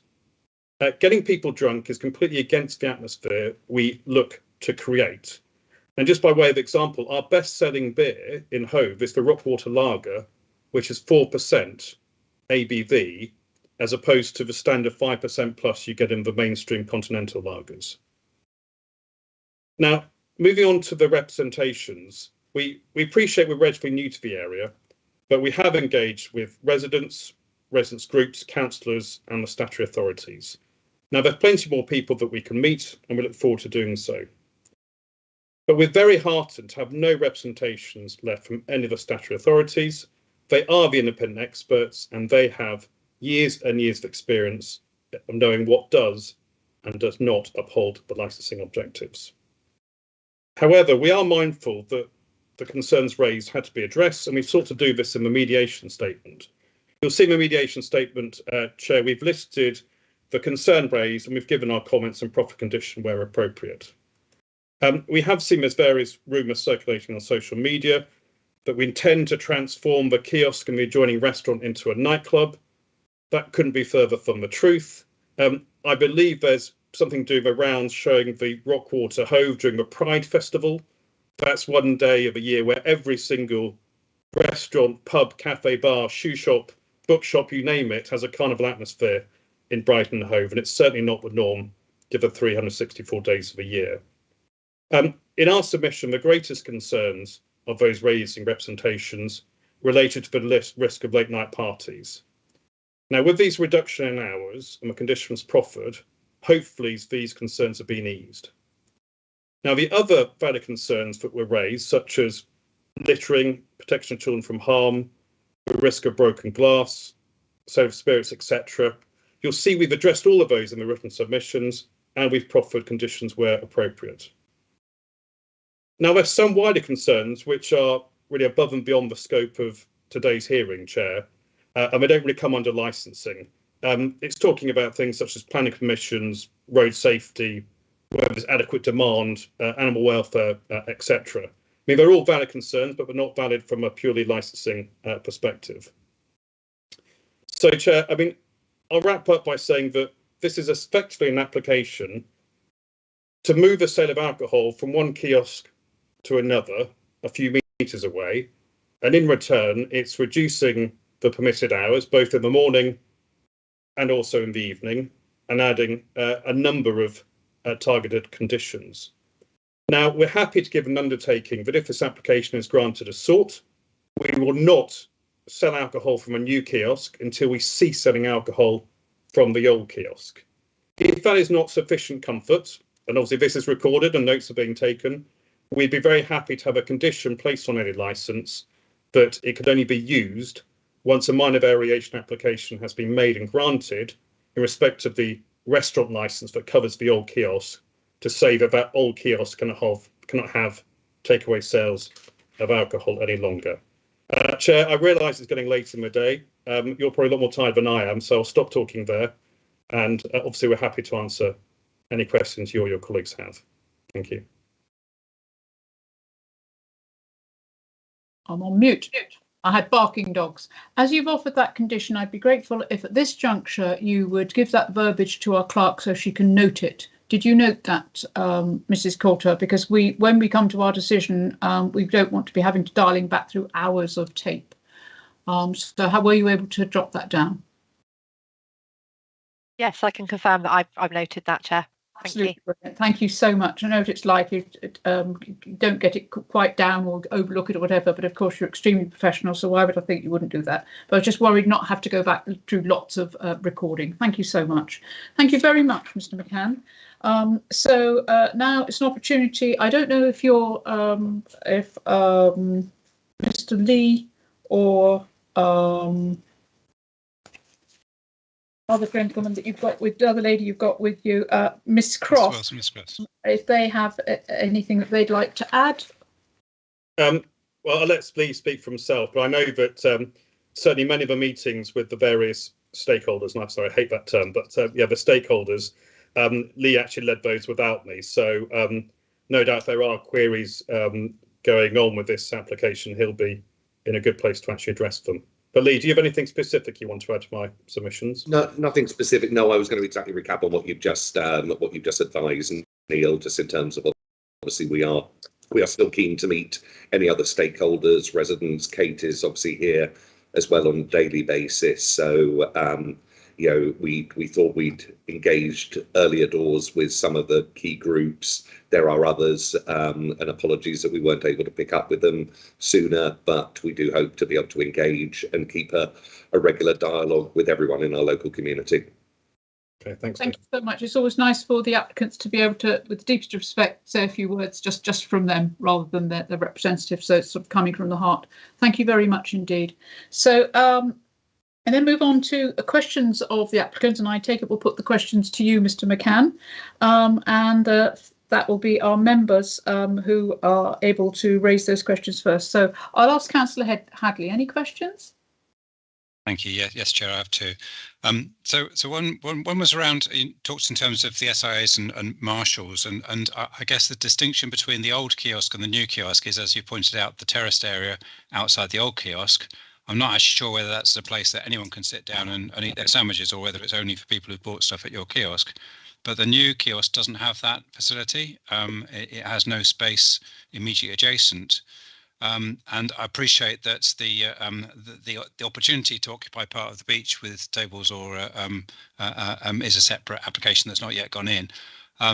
But how will that function? Because effectively the customers won't actually be able to get into the building anyway, because they'll be served at the hatches, at the 4 separate hatches, and then a very small bit of land before you get to the public area.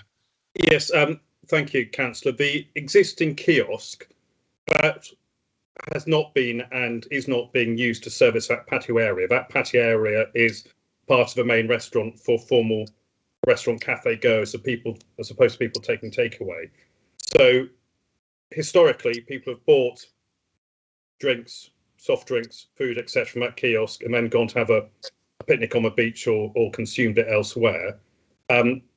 As mentioned in my written submissions, we are going through planning to have a decking area placed out, but I appreciate this is a licensing application, not a planning application, and no doubt your legal advisor will sort of slap me on the wrist if I start talking about a future planning application being determined. But we very much would like that to be granted, and that forms part of our offer in Hove, which is almost a carbon copy. But at Hove, it's a mixture of people using the decking area and then effectively having a picnic on the beach. But that's not under consideration today, Councillor, but always good to raise, so to diminish these matters. Did you have another question, Councillor Hadley? And it was, you were talking about marshalling queues, and again, it's this area, because there's a very, I think it's about 4 meters depth in front of your 4 entrances, and then it's the main access to the beach from the car park. So for pedestrians to get through from the car park, there's a very narrow pavement area, and then there's a gate which doesn't make it easy to get. You've got to be pole vaulted to get through. Yes, so Councillor, in terms of marshalling, Lee is the expert. So, Lee, do you want to chip in and actually talk about the specific logistics if this application is granted? And I just want to chip in just to add to that. Obviously, this is kiosk number 2. You've had a kiosk, so how do you deal with the kiosk before in the same scenario? Thank you. Okay.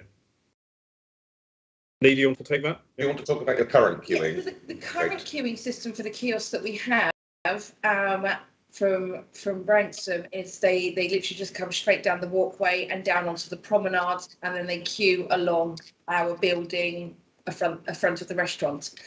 The queuing system that we used at the kiosk before we had change, again, was from the front, but we have to be mindful of things, as you well know, like the turning circle for the train. We have to make sure that gate is kept clear at all times for emergency use, and the toilet access is kept clear. So we've always managed our queues around that. So we use a snaking system when we need to, if it's particularly busy.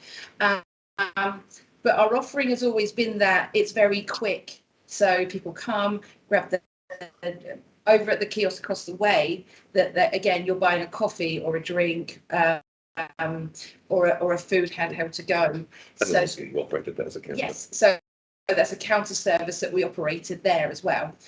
So within our marshalling as well, we've used, we've had long experience, certainly at COVID, operating the businesses when it was permissible for takeaway experience. And we've used anything from a cordon barrier. We have our marshals standing towards the front of the queue to also be able to guide people through. People don't always know what they're queuing for. Clear delineation of the products that people would be queuing to order. Ability to have sight lines of the menus and the product offering so that the choice for the products can be made at an earlier point rather than just at the point of purchase, which delays the order and the processing time as well. Okay, thank you. Thank you very much. Councillor Hadley? Yeah, sorry, I'm struggling to follow this because you talked about the old, or Mr. McCann talked about the old kiosk as being a problem because people have fancy coffee these days and therefore they take longer to make up. And you'll have 4 queues and only 4 meters of depth. So if you have a marshal at the front of the queue, then frankly they're taking up the space of the queue. So you're then into the gate and the space ahead. I don't quite see how you're doing this. So, I mean, I don't want to over-labour the point, but I was trying to say that with the existing a kiosk is actually onto a private patio that has tables and chairs there. So it doesn't take many people for it to be intrusive if you're actually spending what is, with food inflation, a lot of money to have a nice sit-down meal, and you've got a couple of people standing next to you. Now, obviously, in front of the new kiosk, there aren't those tables and chairs, so there isn't that furniture to get in the way. I mean, do you agree, Lee? That's the key point here, isn't it? Yes, it is. It's there's a wider depth where it's a very narrow entrance area into the kiosk, into the old kiosk currently. So you're creating essentially a bottleneck very quickly with the meterage from left to right as one looks at the building. The ability to queue to go to an order point is that much wider. And you've I'll bring in a supplementary based on this. You've had no objections from with regard to health and safety as to your system that you have in place. So nobody has any of our responsible authorities or have said we're not happy with that. We need to do A, B, C, and D. So that system's been working successfully, and you intend to take it further, but without that blocking system of people being in the way per se, because now you have more room. Is that an understanding of where you are? It correct. Is. Yeah, okay. correct. Thank you very much. I hope that helped little Councillor Haddy. Did you have another question? No, thank you, Chair. Thank you very much. Councillor Farquhar? Thank you, Chair. In the representation, I heard that there are more conditions on this particular new kiosk as opposed to the old kiosk. Could we just be reminded of what the conditions was on the old kiosk, such as a refusal to register, and if there were any entries which were of concern? It might not be a question for the particular applicant. It might be a question for the licensing authority. Thank you, Chair. Before we go there, could I just ask why are you posing that question, Councillor Farquhar? What did you want to ascertain? Because we're dealing with what we have here rather than what we had before. But if there's some comparative, Thank you, Chair. What I'm trying to ascertain is that, as Councillor Hadley has raised, is that there will be 4 windows. It's a very tight space there. There is a barrier, as you can see in the photographs. I don't know what the nature of the live traffic is there, but there is a turning circle. My concern is for marshalling queues, whereby there are 4, in theory, up to 4 queues within a 4-meter space, and the pressure upon staff for a refusal or a check for check 21, check 25, whichever you wish, that there may well be a degree of pressure upon the staff to have a fast throughput, and it might well be a flashpoint. Okay. Yes, thank you very much. Mr. McCann, if you'd like to respond to that, thank you. Yes, thank you, Chair. The The old kiosk is permitted off sales by virtue of the restaurant's license, which is in your pack and is on the system. That license has got 4 or 5 conditions on it. It's a very old license. The only conditions that relate to takeaway, I think, is that challenge 25 and also a refusals log. The written evidence we've submitted lists all the conditions we've agreed and proffered. And they should be taken into account along with the application that's also in your pack. Certainly, Lee and Kate had long discussions with Dorset Police about management, and they've agreed a bespoke SIA and marshalling condition that specifically talks about dealing with any queues and crowds. And certainly they are liaising very closely to ensure that if this application is granted, it will be adhered to. I mean, certainly, when we started doing, and I hate saying just like it was in Hove, because everywhere is different, I appreciate that. But we've got such experience. When we started in Hove, it was when the pandemic was absolutely rife. So we had to be so careful with queuing, not just in terms of not blocking land trains, etc., or blocking cars or people who push chairs or whatever, but just to actually stop the spread of COVID. So it's actually something that Lee and his team have been well aware of. And yeah, we have got those conditions agreed in respect to marshalling. I hope that gives you some assurance, Councillor Farquhar. Did you have another question? Just supplemental to that one. Yes, of course. I realise that the hours are now reduced to between 11 a.m. to 9 p.m. To avoid to capture a certain demographic and avoid a demographic that you don't, and that staff will stay on site for an hour afterwards for clean up and dispersal and so on and so forth. Can I just confirm is that the SIA and the marshal will be on site throughout those hours for 11 to 9 and up to 10 p.m. Yeah, is that part of the conditions? Yeah, and perhaps Mr. McCann, if you'd explain the actual condition as to how that applies. Okay, yeah, so it's condition 8 in the supplemental bundle, the mediation statement we agree with the police. SIA marshals are on a risk assessed basis. And we've done that because, to be frank, Britain, January time, it's raining. Realistically, if you have an SIA there at 4 o'clock on Monday afternoon, there's going to be 1 SIA and 0 customers. So we do it on a risk assessed basis in Hove, and that works very well. We've got a really good relationship with Dorset Police already. And certainly we tend to go above and beyond when required in terms of the number and frequency of SIA. But it is very much weather determined. But we do have that condition regardless of whether it's busy or not about the staff staying on if we're open till 9 p.m. And there's additional condition that we proffered to say that members of staff will pick up litter 30 metres to the east and 30 metres to the west and all the way down to the sea. And what we find in Hove, actually, we do that in Hove because we don't want litter around our premises. It's not very nice for us and not very nice for locals as well.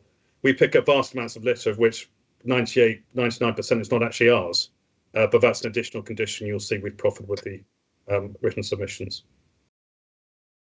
Yes, I'm just looking at those written submissions. They're in the supplementary, Councillor Farquhar, which was sent. They're all actually there. I don't know if you want to have sight of them, but they are clearly stated if that assists. Okay, thank you very much. Any other questions, Councillor Farquhar, at this moment? Oh, you're on mute, dear. Thank you, Chair. Thank you very much. Okay, so we move on then to questions by our residents and our ward councillor. So we have a statement from Mr. Lister, who wasn't able to be with us today. Actually, our fault. He was able to be with us, but we overran, so he had to go to his appointment. So, Mrs. Cutler, would you kindly read Mr. Lister's statement, please, for the subcommittee? Thank you. I will do. Thank you, Chair. Why and how have Rockwater changed the use of the attached current kiosk to beer when it has always been coffee and cake at that location? The change of use from the beach shop to the shacks, again without change of use. The work to convert to 4 doorways with different colour paint on the doorways. The outside walls painted cream when BCP adjoining buildings is white. It shows how Rockwater intends to railroad BCP residents to make a quick profit before selling it on. And that is Mr. Bob Lister's very short statement. Thank you, Chair. Okay, thank you very much for that. I'll try and put a question in for Mr. Lister, which is only fair. Perhaps the first statement with regard to the claim that it's always just been coffee and cake. Perhaps you might like to respond to that. From a new kiosk, Chair, it's always been coffee and cake, and that's the reason for licence from the old kiosk. Also, that's where the alcohol was sold. Yeah. And I think there's a few other comments made that I'm not really sure I can respond to. I don't really think they're licensing issues in terms of paintwork, etc. I think that's more of a I think my point was that the buildings, within the specific buildings, but within the specific offer, the premise, there was always the ability to buy alcohol, albeit a little way off. Yes, that's correct. Yeah. So I think I don't know if Mr. Lister was saying that, you know, suddenly there is going to be an alcohol license when there hasn't been one. There hasn't been one in this particular part of the building, but there has been one in the area. So I was just trying to raise the question on his behalf. No, of course. May I just mention, I met Mr. Lister on the 20th of April with a few other resident groups. I can't obviously speak for him without him being present. His chief concern to me at the time were the potential trading hours of alcohol when that was raised, which has resulted in us with consideration for his views to obviously reduce the application in the hours of service of alcohol. I think Mr. Lister was talking about 10 p.m, but we went further and amended to 9. Correct. Right. Thank you very much for that information. So now, Mr. McCarthy, your opportunity to put forward your submission. Submission or questions to the applicant solicitor? Your questions, yeah. So if I may ask a question of the applicant solicitor, you spoke about giving an undertaking, you then added a comment about a condition. Would you be agreeable to giving an undertaking or a condition that precluded takeaway sales from the Branksome Cafe? Mr. McCann? I'll let Lee come in as this as well. I think we'd like to preserve the old-fashioned ability that if people are halfway through, well, people finish their meal, they bought a bottle of wine and they just want to take it home with them because they don't consume it, they're driving, for example. That's one thing. I mean, Lee, how about the sort of broadening it so the kiosk element, the restaurant is included as well as the kiosk, so we make that clear in the wording of any undertaking or condition. Mr. Wilson? Certainly, I think we've hoped to try and paint our intention. I am conscious from operational point of view, as Mr. McCann touched upon, on a wet, rainy day in January, somebody may want to have the ability to have if we don't trade the kiosk, to have the ability to have a sale, and take something with them on their travels. So I'd be reluctant on that side. I'm more than happy as said. Sorry, Lee. I mean, and again, this might be a nightmare to condition, but again, this recording is there in the ether for a very long time. When the new kiosk was operating and selling alcohol, we wouldn't be actively promoting takeaway sales of alcohol from the restaurant. Correct. Absolutely. Yeah. So I can imagine there might be a period where we have the new kiosk is closed through some of the winter months. Obviously, we don't know what trade is going to be like. And if somebody actually pops into the restaurant and sits down and looks, can I just take this to have takeaway? We want to have that ability. And we want the ability, as I said, for people they can't finish a bottle of wine, to put a cork in it and take it home. But we wouldn't be actively promoting takeaway sales from the restaurant at the same time as the new kiosk. No, and that's part of the challenge that we have with people using the existing kiosk is they're coming into the main restaurant very often to seek the takeaway and then having to be moved around, which causes it can be an operational challenge. Sorry, Lee, is that you've got this lovely shiny kiosk being used, and you've got a very nice restaurant, and people going into the restaurant and asking harassed waitresses, etc., staff, like, can I please get this to take away? Well, please go to 11 new kiosk offices. Yes, correct. Yes, we understand that business journey. It happens in a lot of premises, so we certainly understand that. Thank you for that, Mr. McCarthy. Can I ask a have another question? Did you have yes, another? Can I ask a follow-up question to that? So you were talking about a restaurant in the cafe. You're talking about a takeaway service. Given the example you've just spoken about, if I bought a meal and I bought a bottle and I chose to take it home, that isn't an off sale because I bought it in the license in the establishment and I would have taken it away. Now, why could there not therefore be a condition or an undertaking that sales would cease of a takeaway off sale nature from the premise? Because what you told me, available date we possibly could with Dorset Police, unfortunately with Easter, etc. That's the first. They couldn't meet until later on last week. Yes, in our submission, we have addressed all the concerns raised. They may not be addressed to all the residents' satisfaction, but we believe we've addressed them. Thank you. That is really helpful. I have no further questions. They're very helpful. Thank you. Thank you, Mr. McCarthy, and thank you for raising that condition suggestion and putting it forward. I'm sure it will be thought about and we'll get an answer at the end of the deliberations. Thank you very much for doing that. So now we have Councillor May Haynes. And Councillor Haynes, I believe you're speaking on behalf of some people who didn't wish their names to be put forward, but you're going to represent them. Is that correct?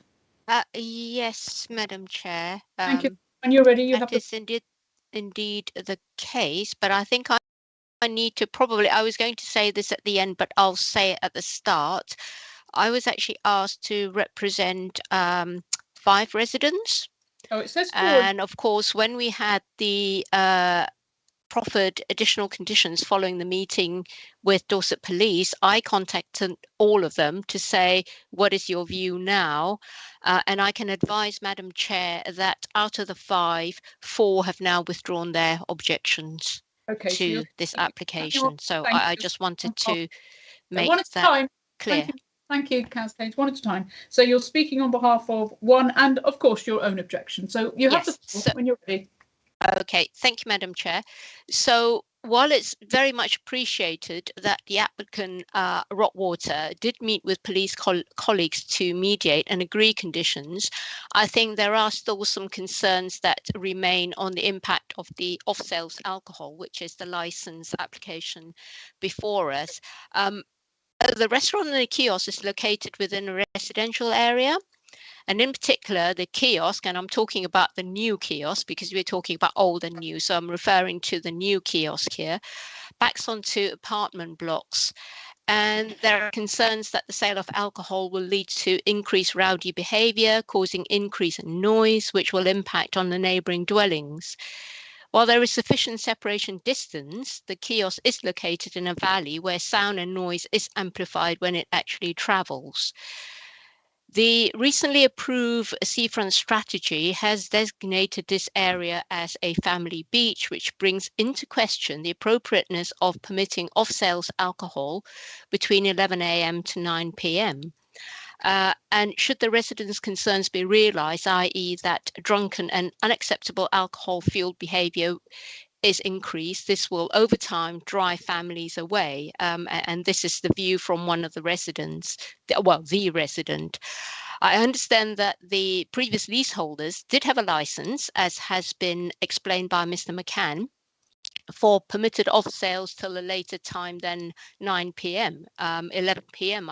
While this was indeed the case, the cafe, I believe, actually, as in the old kiosk, to get the terminology right, I think was closed by about 6 p.m. on most days, and on some days it wasn't open at all. So therefore, I think it brings into question the possibility that the off sales, whilst it was permitted till a later hour, in practice, it didn't happen because the old kiosk was in fact closed at an earlier time. And I don't know, Madam Chair, the other point I was going to raise doesn't specifically refer to the off sales, but it was just more a query on the actual report itself on page 97, which refers to provision of music. in the discussion that I had facilitated with local residents and Rockwater, we talked about live music, and it was mentioned that it wouldn't be played outdoors, but on page 97 it actually indicates there is a confusion, that it says yes, it can be played indoors and outdoors, and then following that it says non-standard timings, that this will only happen between 1st of May and 30th of September. So it was just to seek clarification as to which was in fact the case, whether it was going to be year-round or just the non-standard timing, which was between the 1st of May and the 30th of September.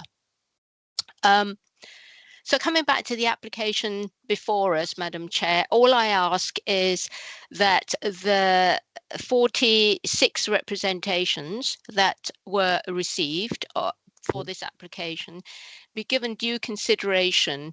And I think from the submissions that were received, you would get a strength of feeling from the neighbouring residents.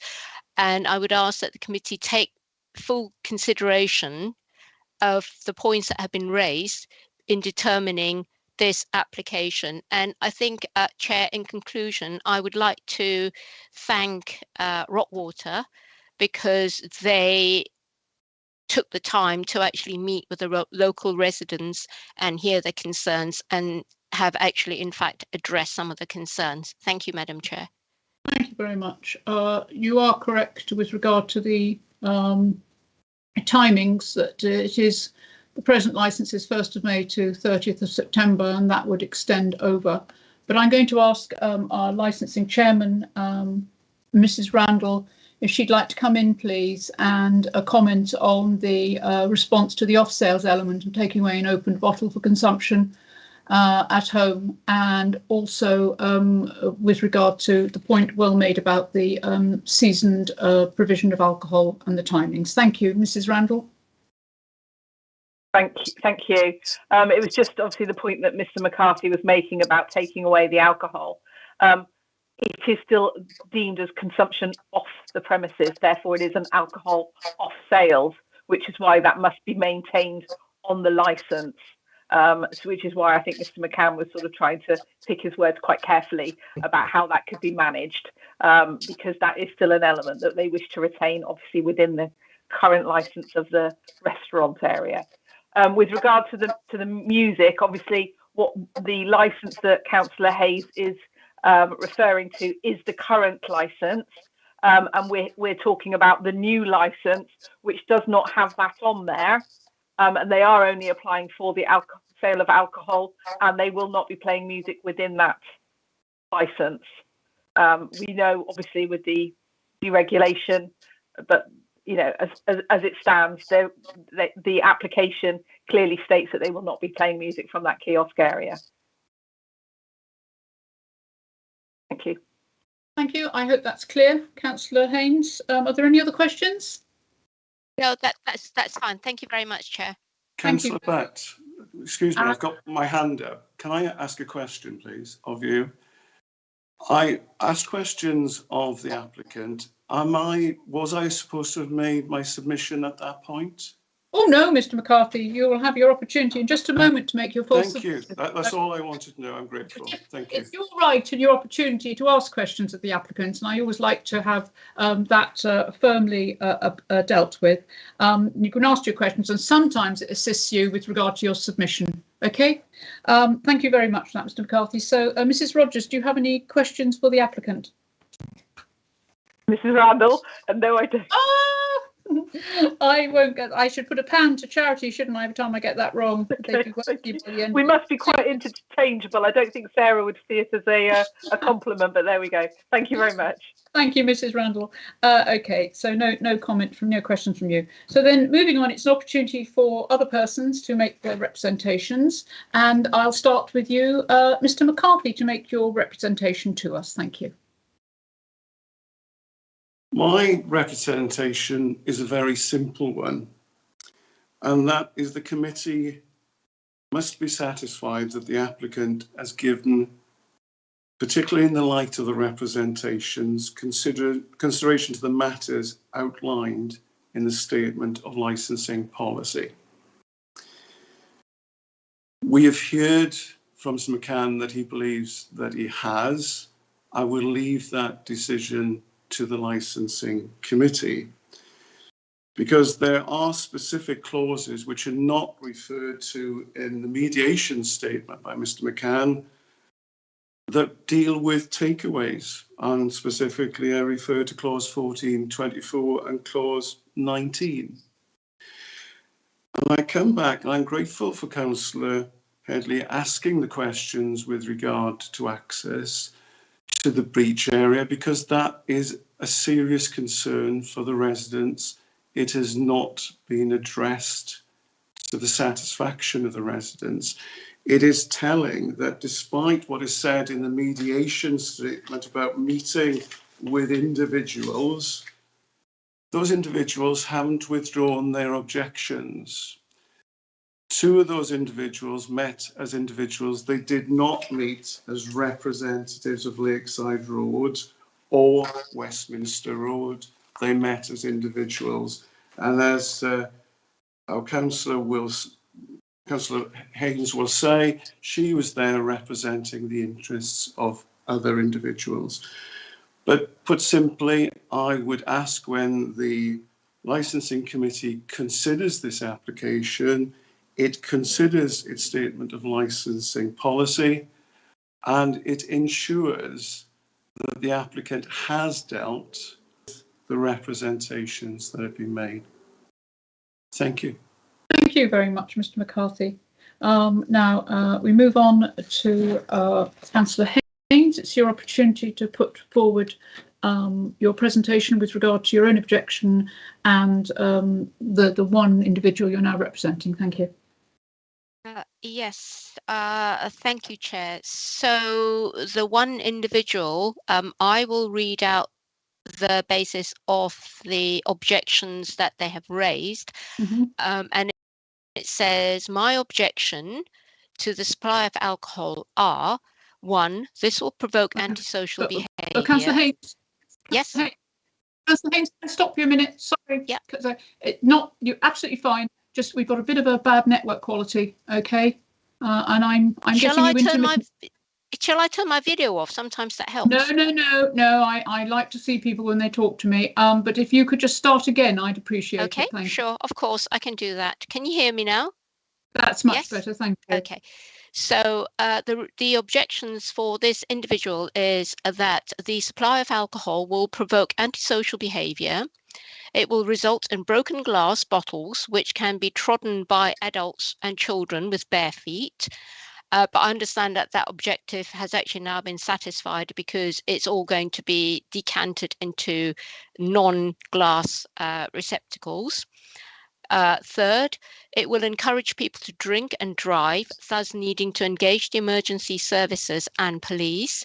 4, be a danger to people who have drunk too much alcohol. Are you frozen again? The fifth and final point is cause a public nuisance. Sorry, Councillor Haynes, if you could just, I know it's difficult to tune in on these remote things, but we missed we had the broken glass, we had the encourage people to drink and drive, we missed the next point because you're freezing. Okay. Yeah, so it says, be a danger to people who have drunk too much alcohol going into the sea, hence public rescue services being called upon. Okay, and then the last one is cause a public nuisance. Thank you. So that is the representation all from of those, thank you. Yep. Yes, all of those. And from myself as a ward councillor, all I would ask is the numerous objections that have been received, that Madam Chair, yourself and members of the subcommittee take all those into careful consideration in coming to your decision for this application before you. Thank you. Thank you very much. Actually, there was one other thing, Madam Chair, I was going to say. Mr. McCarthy did actually refer to the meeting that had took place. My understanding, and I stand corrected if indeed that wasn't the case, was that 2 of the residents there were in fact there or I was led to believe, representing the road that they lived in. And I was there in my capacity as ward councillor, representing all the people who had been in touch with me about this application. Just wanted to make that clarification. Thank you, Chair. Thank you very much for that. Okay, so thank you for your submissions. So now we move on to questions of other persons, which are yourselves who've just given their submissions. So I'll start with the members. Do we have any questions for our other persons? Councillor Hadley, I'll start with you. Thank you. No questions from me, thank you. No questions. Any questions for you, Councillor Farquhar? Likewise, no questions from me. No, I don't have any questions. I think the submissions are well put. We've got a extremely a long list which we were sent by our clerk, which makes it quite clear as to the concerns of those residents. So I don't think we need question anybody because they're clearly stated. Thank you very much for that. I'll just ask Mr. McCann, you may have some questions for the other persons. Thank you. No questions, Chair. I think the concerns raised, I can address my summing up. Absolutely fine. And Mrs. Rogers, do you have any questions? No, Mrs. Randall doesn't. I just did that for effect. Right. Okay. Okay. Thank you. That's £2 I owe now. Okay. Thank you. Thank you, Mrs. Randall. Okay. So now's the opportunity for all parties to sum up, and we will start with the person who spoke last to go first. So we will start with our other persons. So let's start with Mr. McCarthy, if you'd like to sum up. Thank you. I think I've actually done the summing up, and I echo what Councillor Haynes has said. The point of clarification as to what she has said, quite clearly there were two individuals who did not represent us. It was the councillor that was representing us at the meeting, so there is some misunderstanding that has occurred, but they were not representing us and the residents that I'm representing here today. But no, I think, Madam Chair, you are quite correct. The issues are in the objections that have come in. It is quite clear to the committee, and it is a simple matter, having heard the applicant's solicitor, to decide whether those have been addressed adequately. I would suggest that they haven't been, but that is not for me. It is for the committee to decide.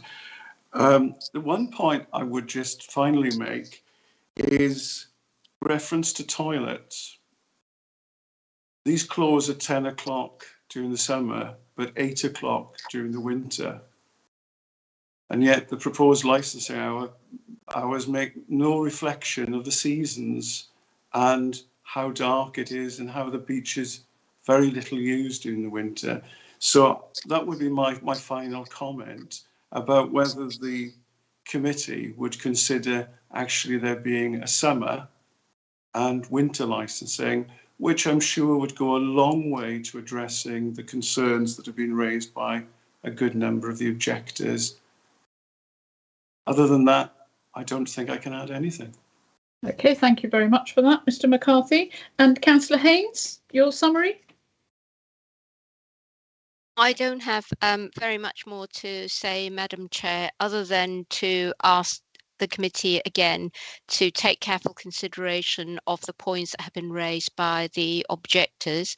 But I'd also like to speak in support of the last point that Mr. McCarthy had made about the toilets, although I have been having a separate conversation with our toilet provision department. Thank you.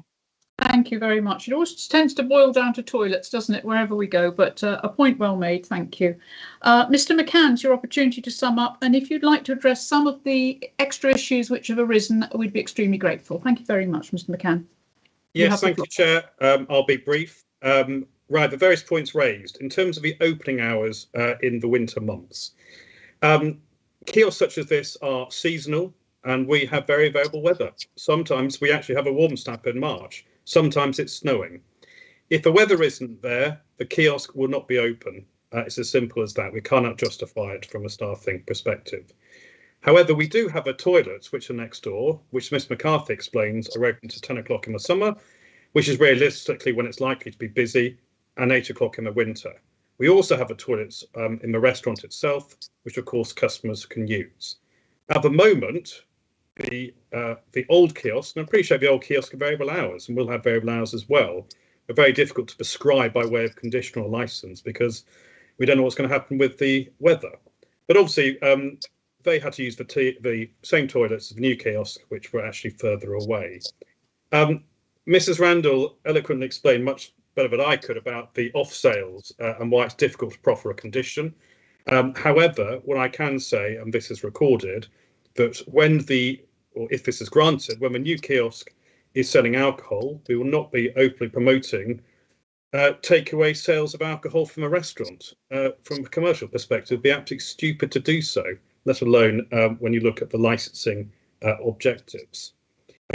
In terms of policy, Ms. McCarthy cited 2 clauses in your licensing policy.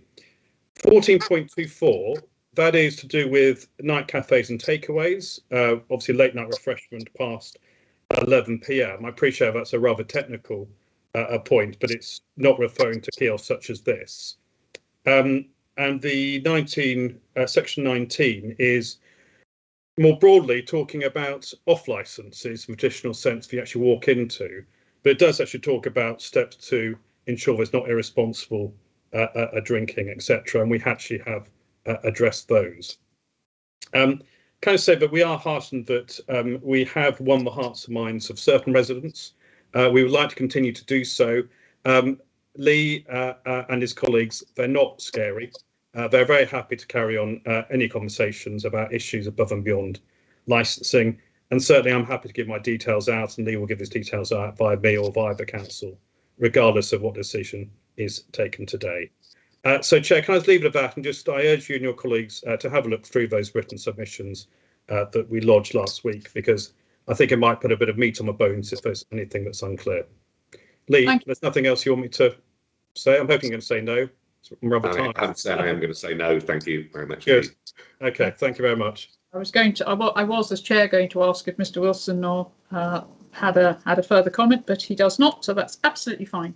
And Mrs. Randall, do you have any summations to make? I got it right at the end with regard to this application before us. No, that's fine. I don't have any comment. Thank you, Councillor Burt. Thank you very much. Well, thank you very much, everybody, for coming along today. My deepest apologies with regard to the lateness of you having to wait around. I'm really sorry about that, but we did have a rather tricky application that obviously yours is just as important, but we had to deal with that one. And had it been you, we'd have done the same. So thank you very much for attending today. So I'm now going to conclude the hearing, and the subcommittee will adjourn in private with our legal advisor and our clerk, and we'll deliberate with regard to your application. Notification of the subcommittee's decision will be provided within the period of 5 working days, beginning with the day or the last day on which the hearing was held in accordance with the regulations, which is today, but we must be mindful of the bank holiday, so it'll blip a day with regard to outcome. And the notification decision will include information about the right of appeal as appropriate. And I'll ask our legal advisor, oh goodness me, I've totally forgotten your name, darling. Yeah. Thank you so much. Thank you. It's a long day. I've got Coulter. I've got Coulter and Cutler, and I get really mixed up. Mrs. Coulter, would you be kind enough to advise us of the right of appeal? Thank you. Just for formality's sake, yes. The any party, which includes anyone making a representation and appearing today, will be able to appeal against the decision if they are aggrieved, should they wish to do so, within 21 days of being notified of the decision. Thank you very much indeed. Again, thank you very much, everybody, especially to our applicants and our residents coming forward and our ward councillor. I'll say goodbye to you, and if everybody'd like to leave the room, but if the members and our clerk and legal advisor would stay. Thank you very much. Thank you, Chair. Thank you all your colleagues. Chair. Thank you. Thank you. Thank you, Chair. Bye-bye. Thank you.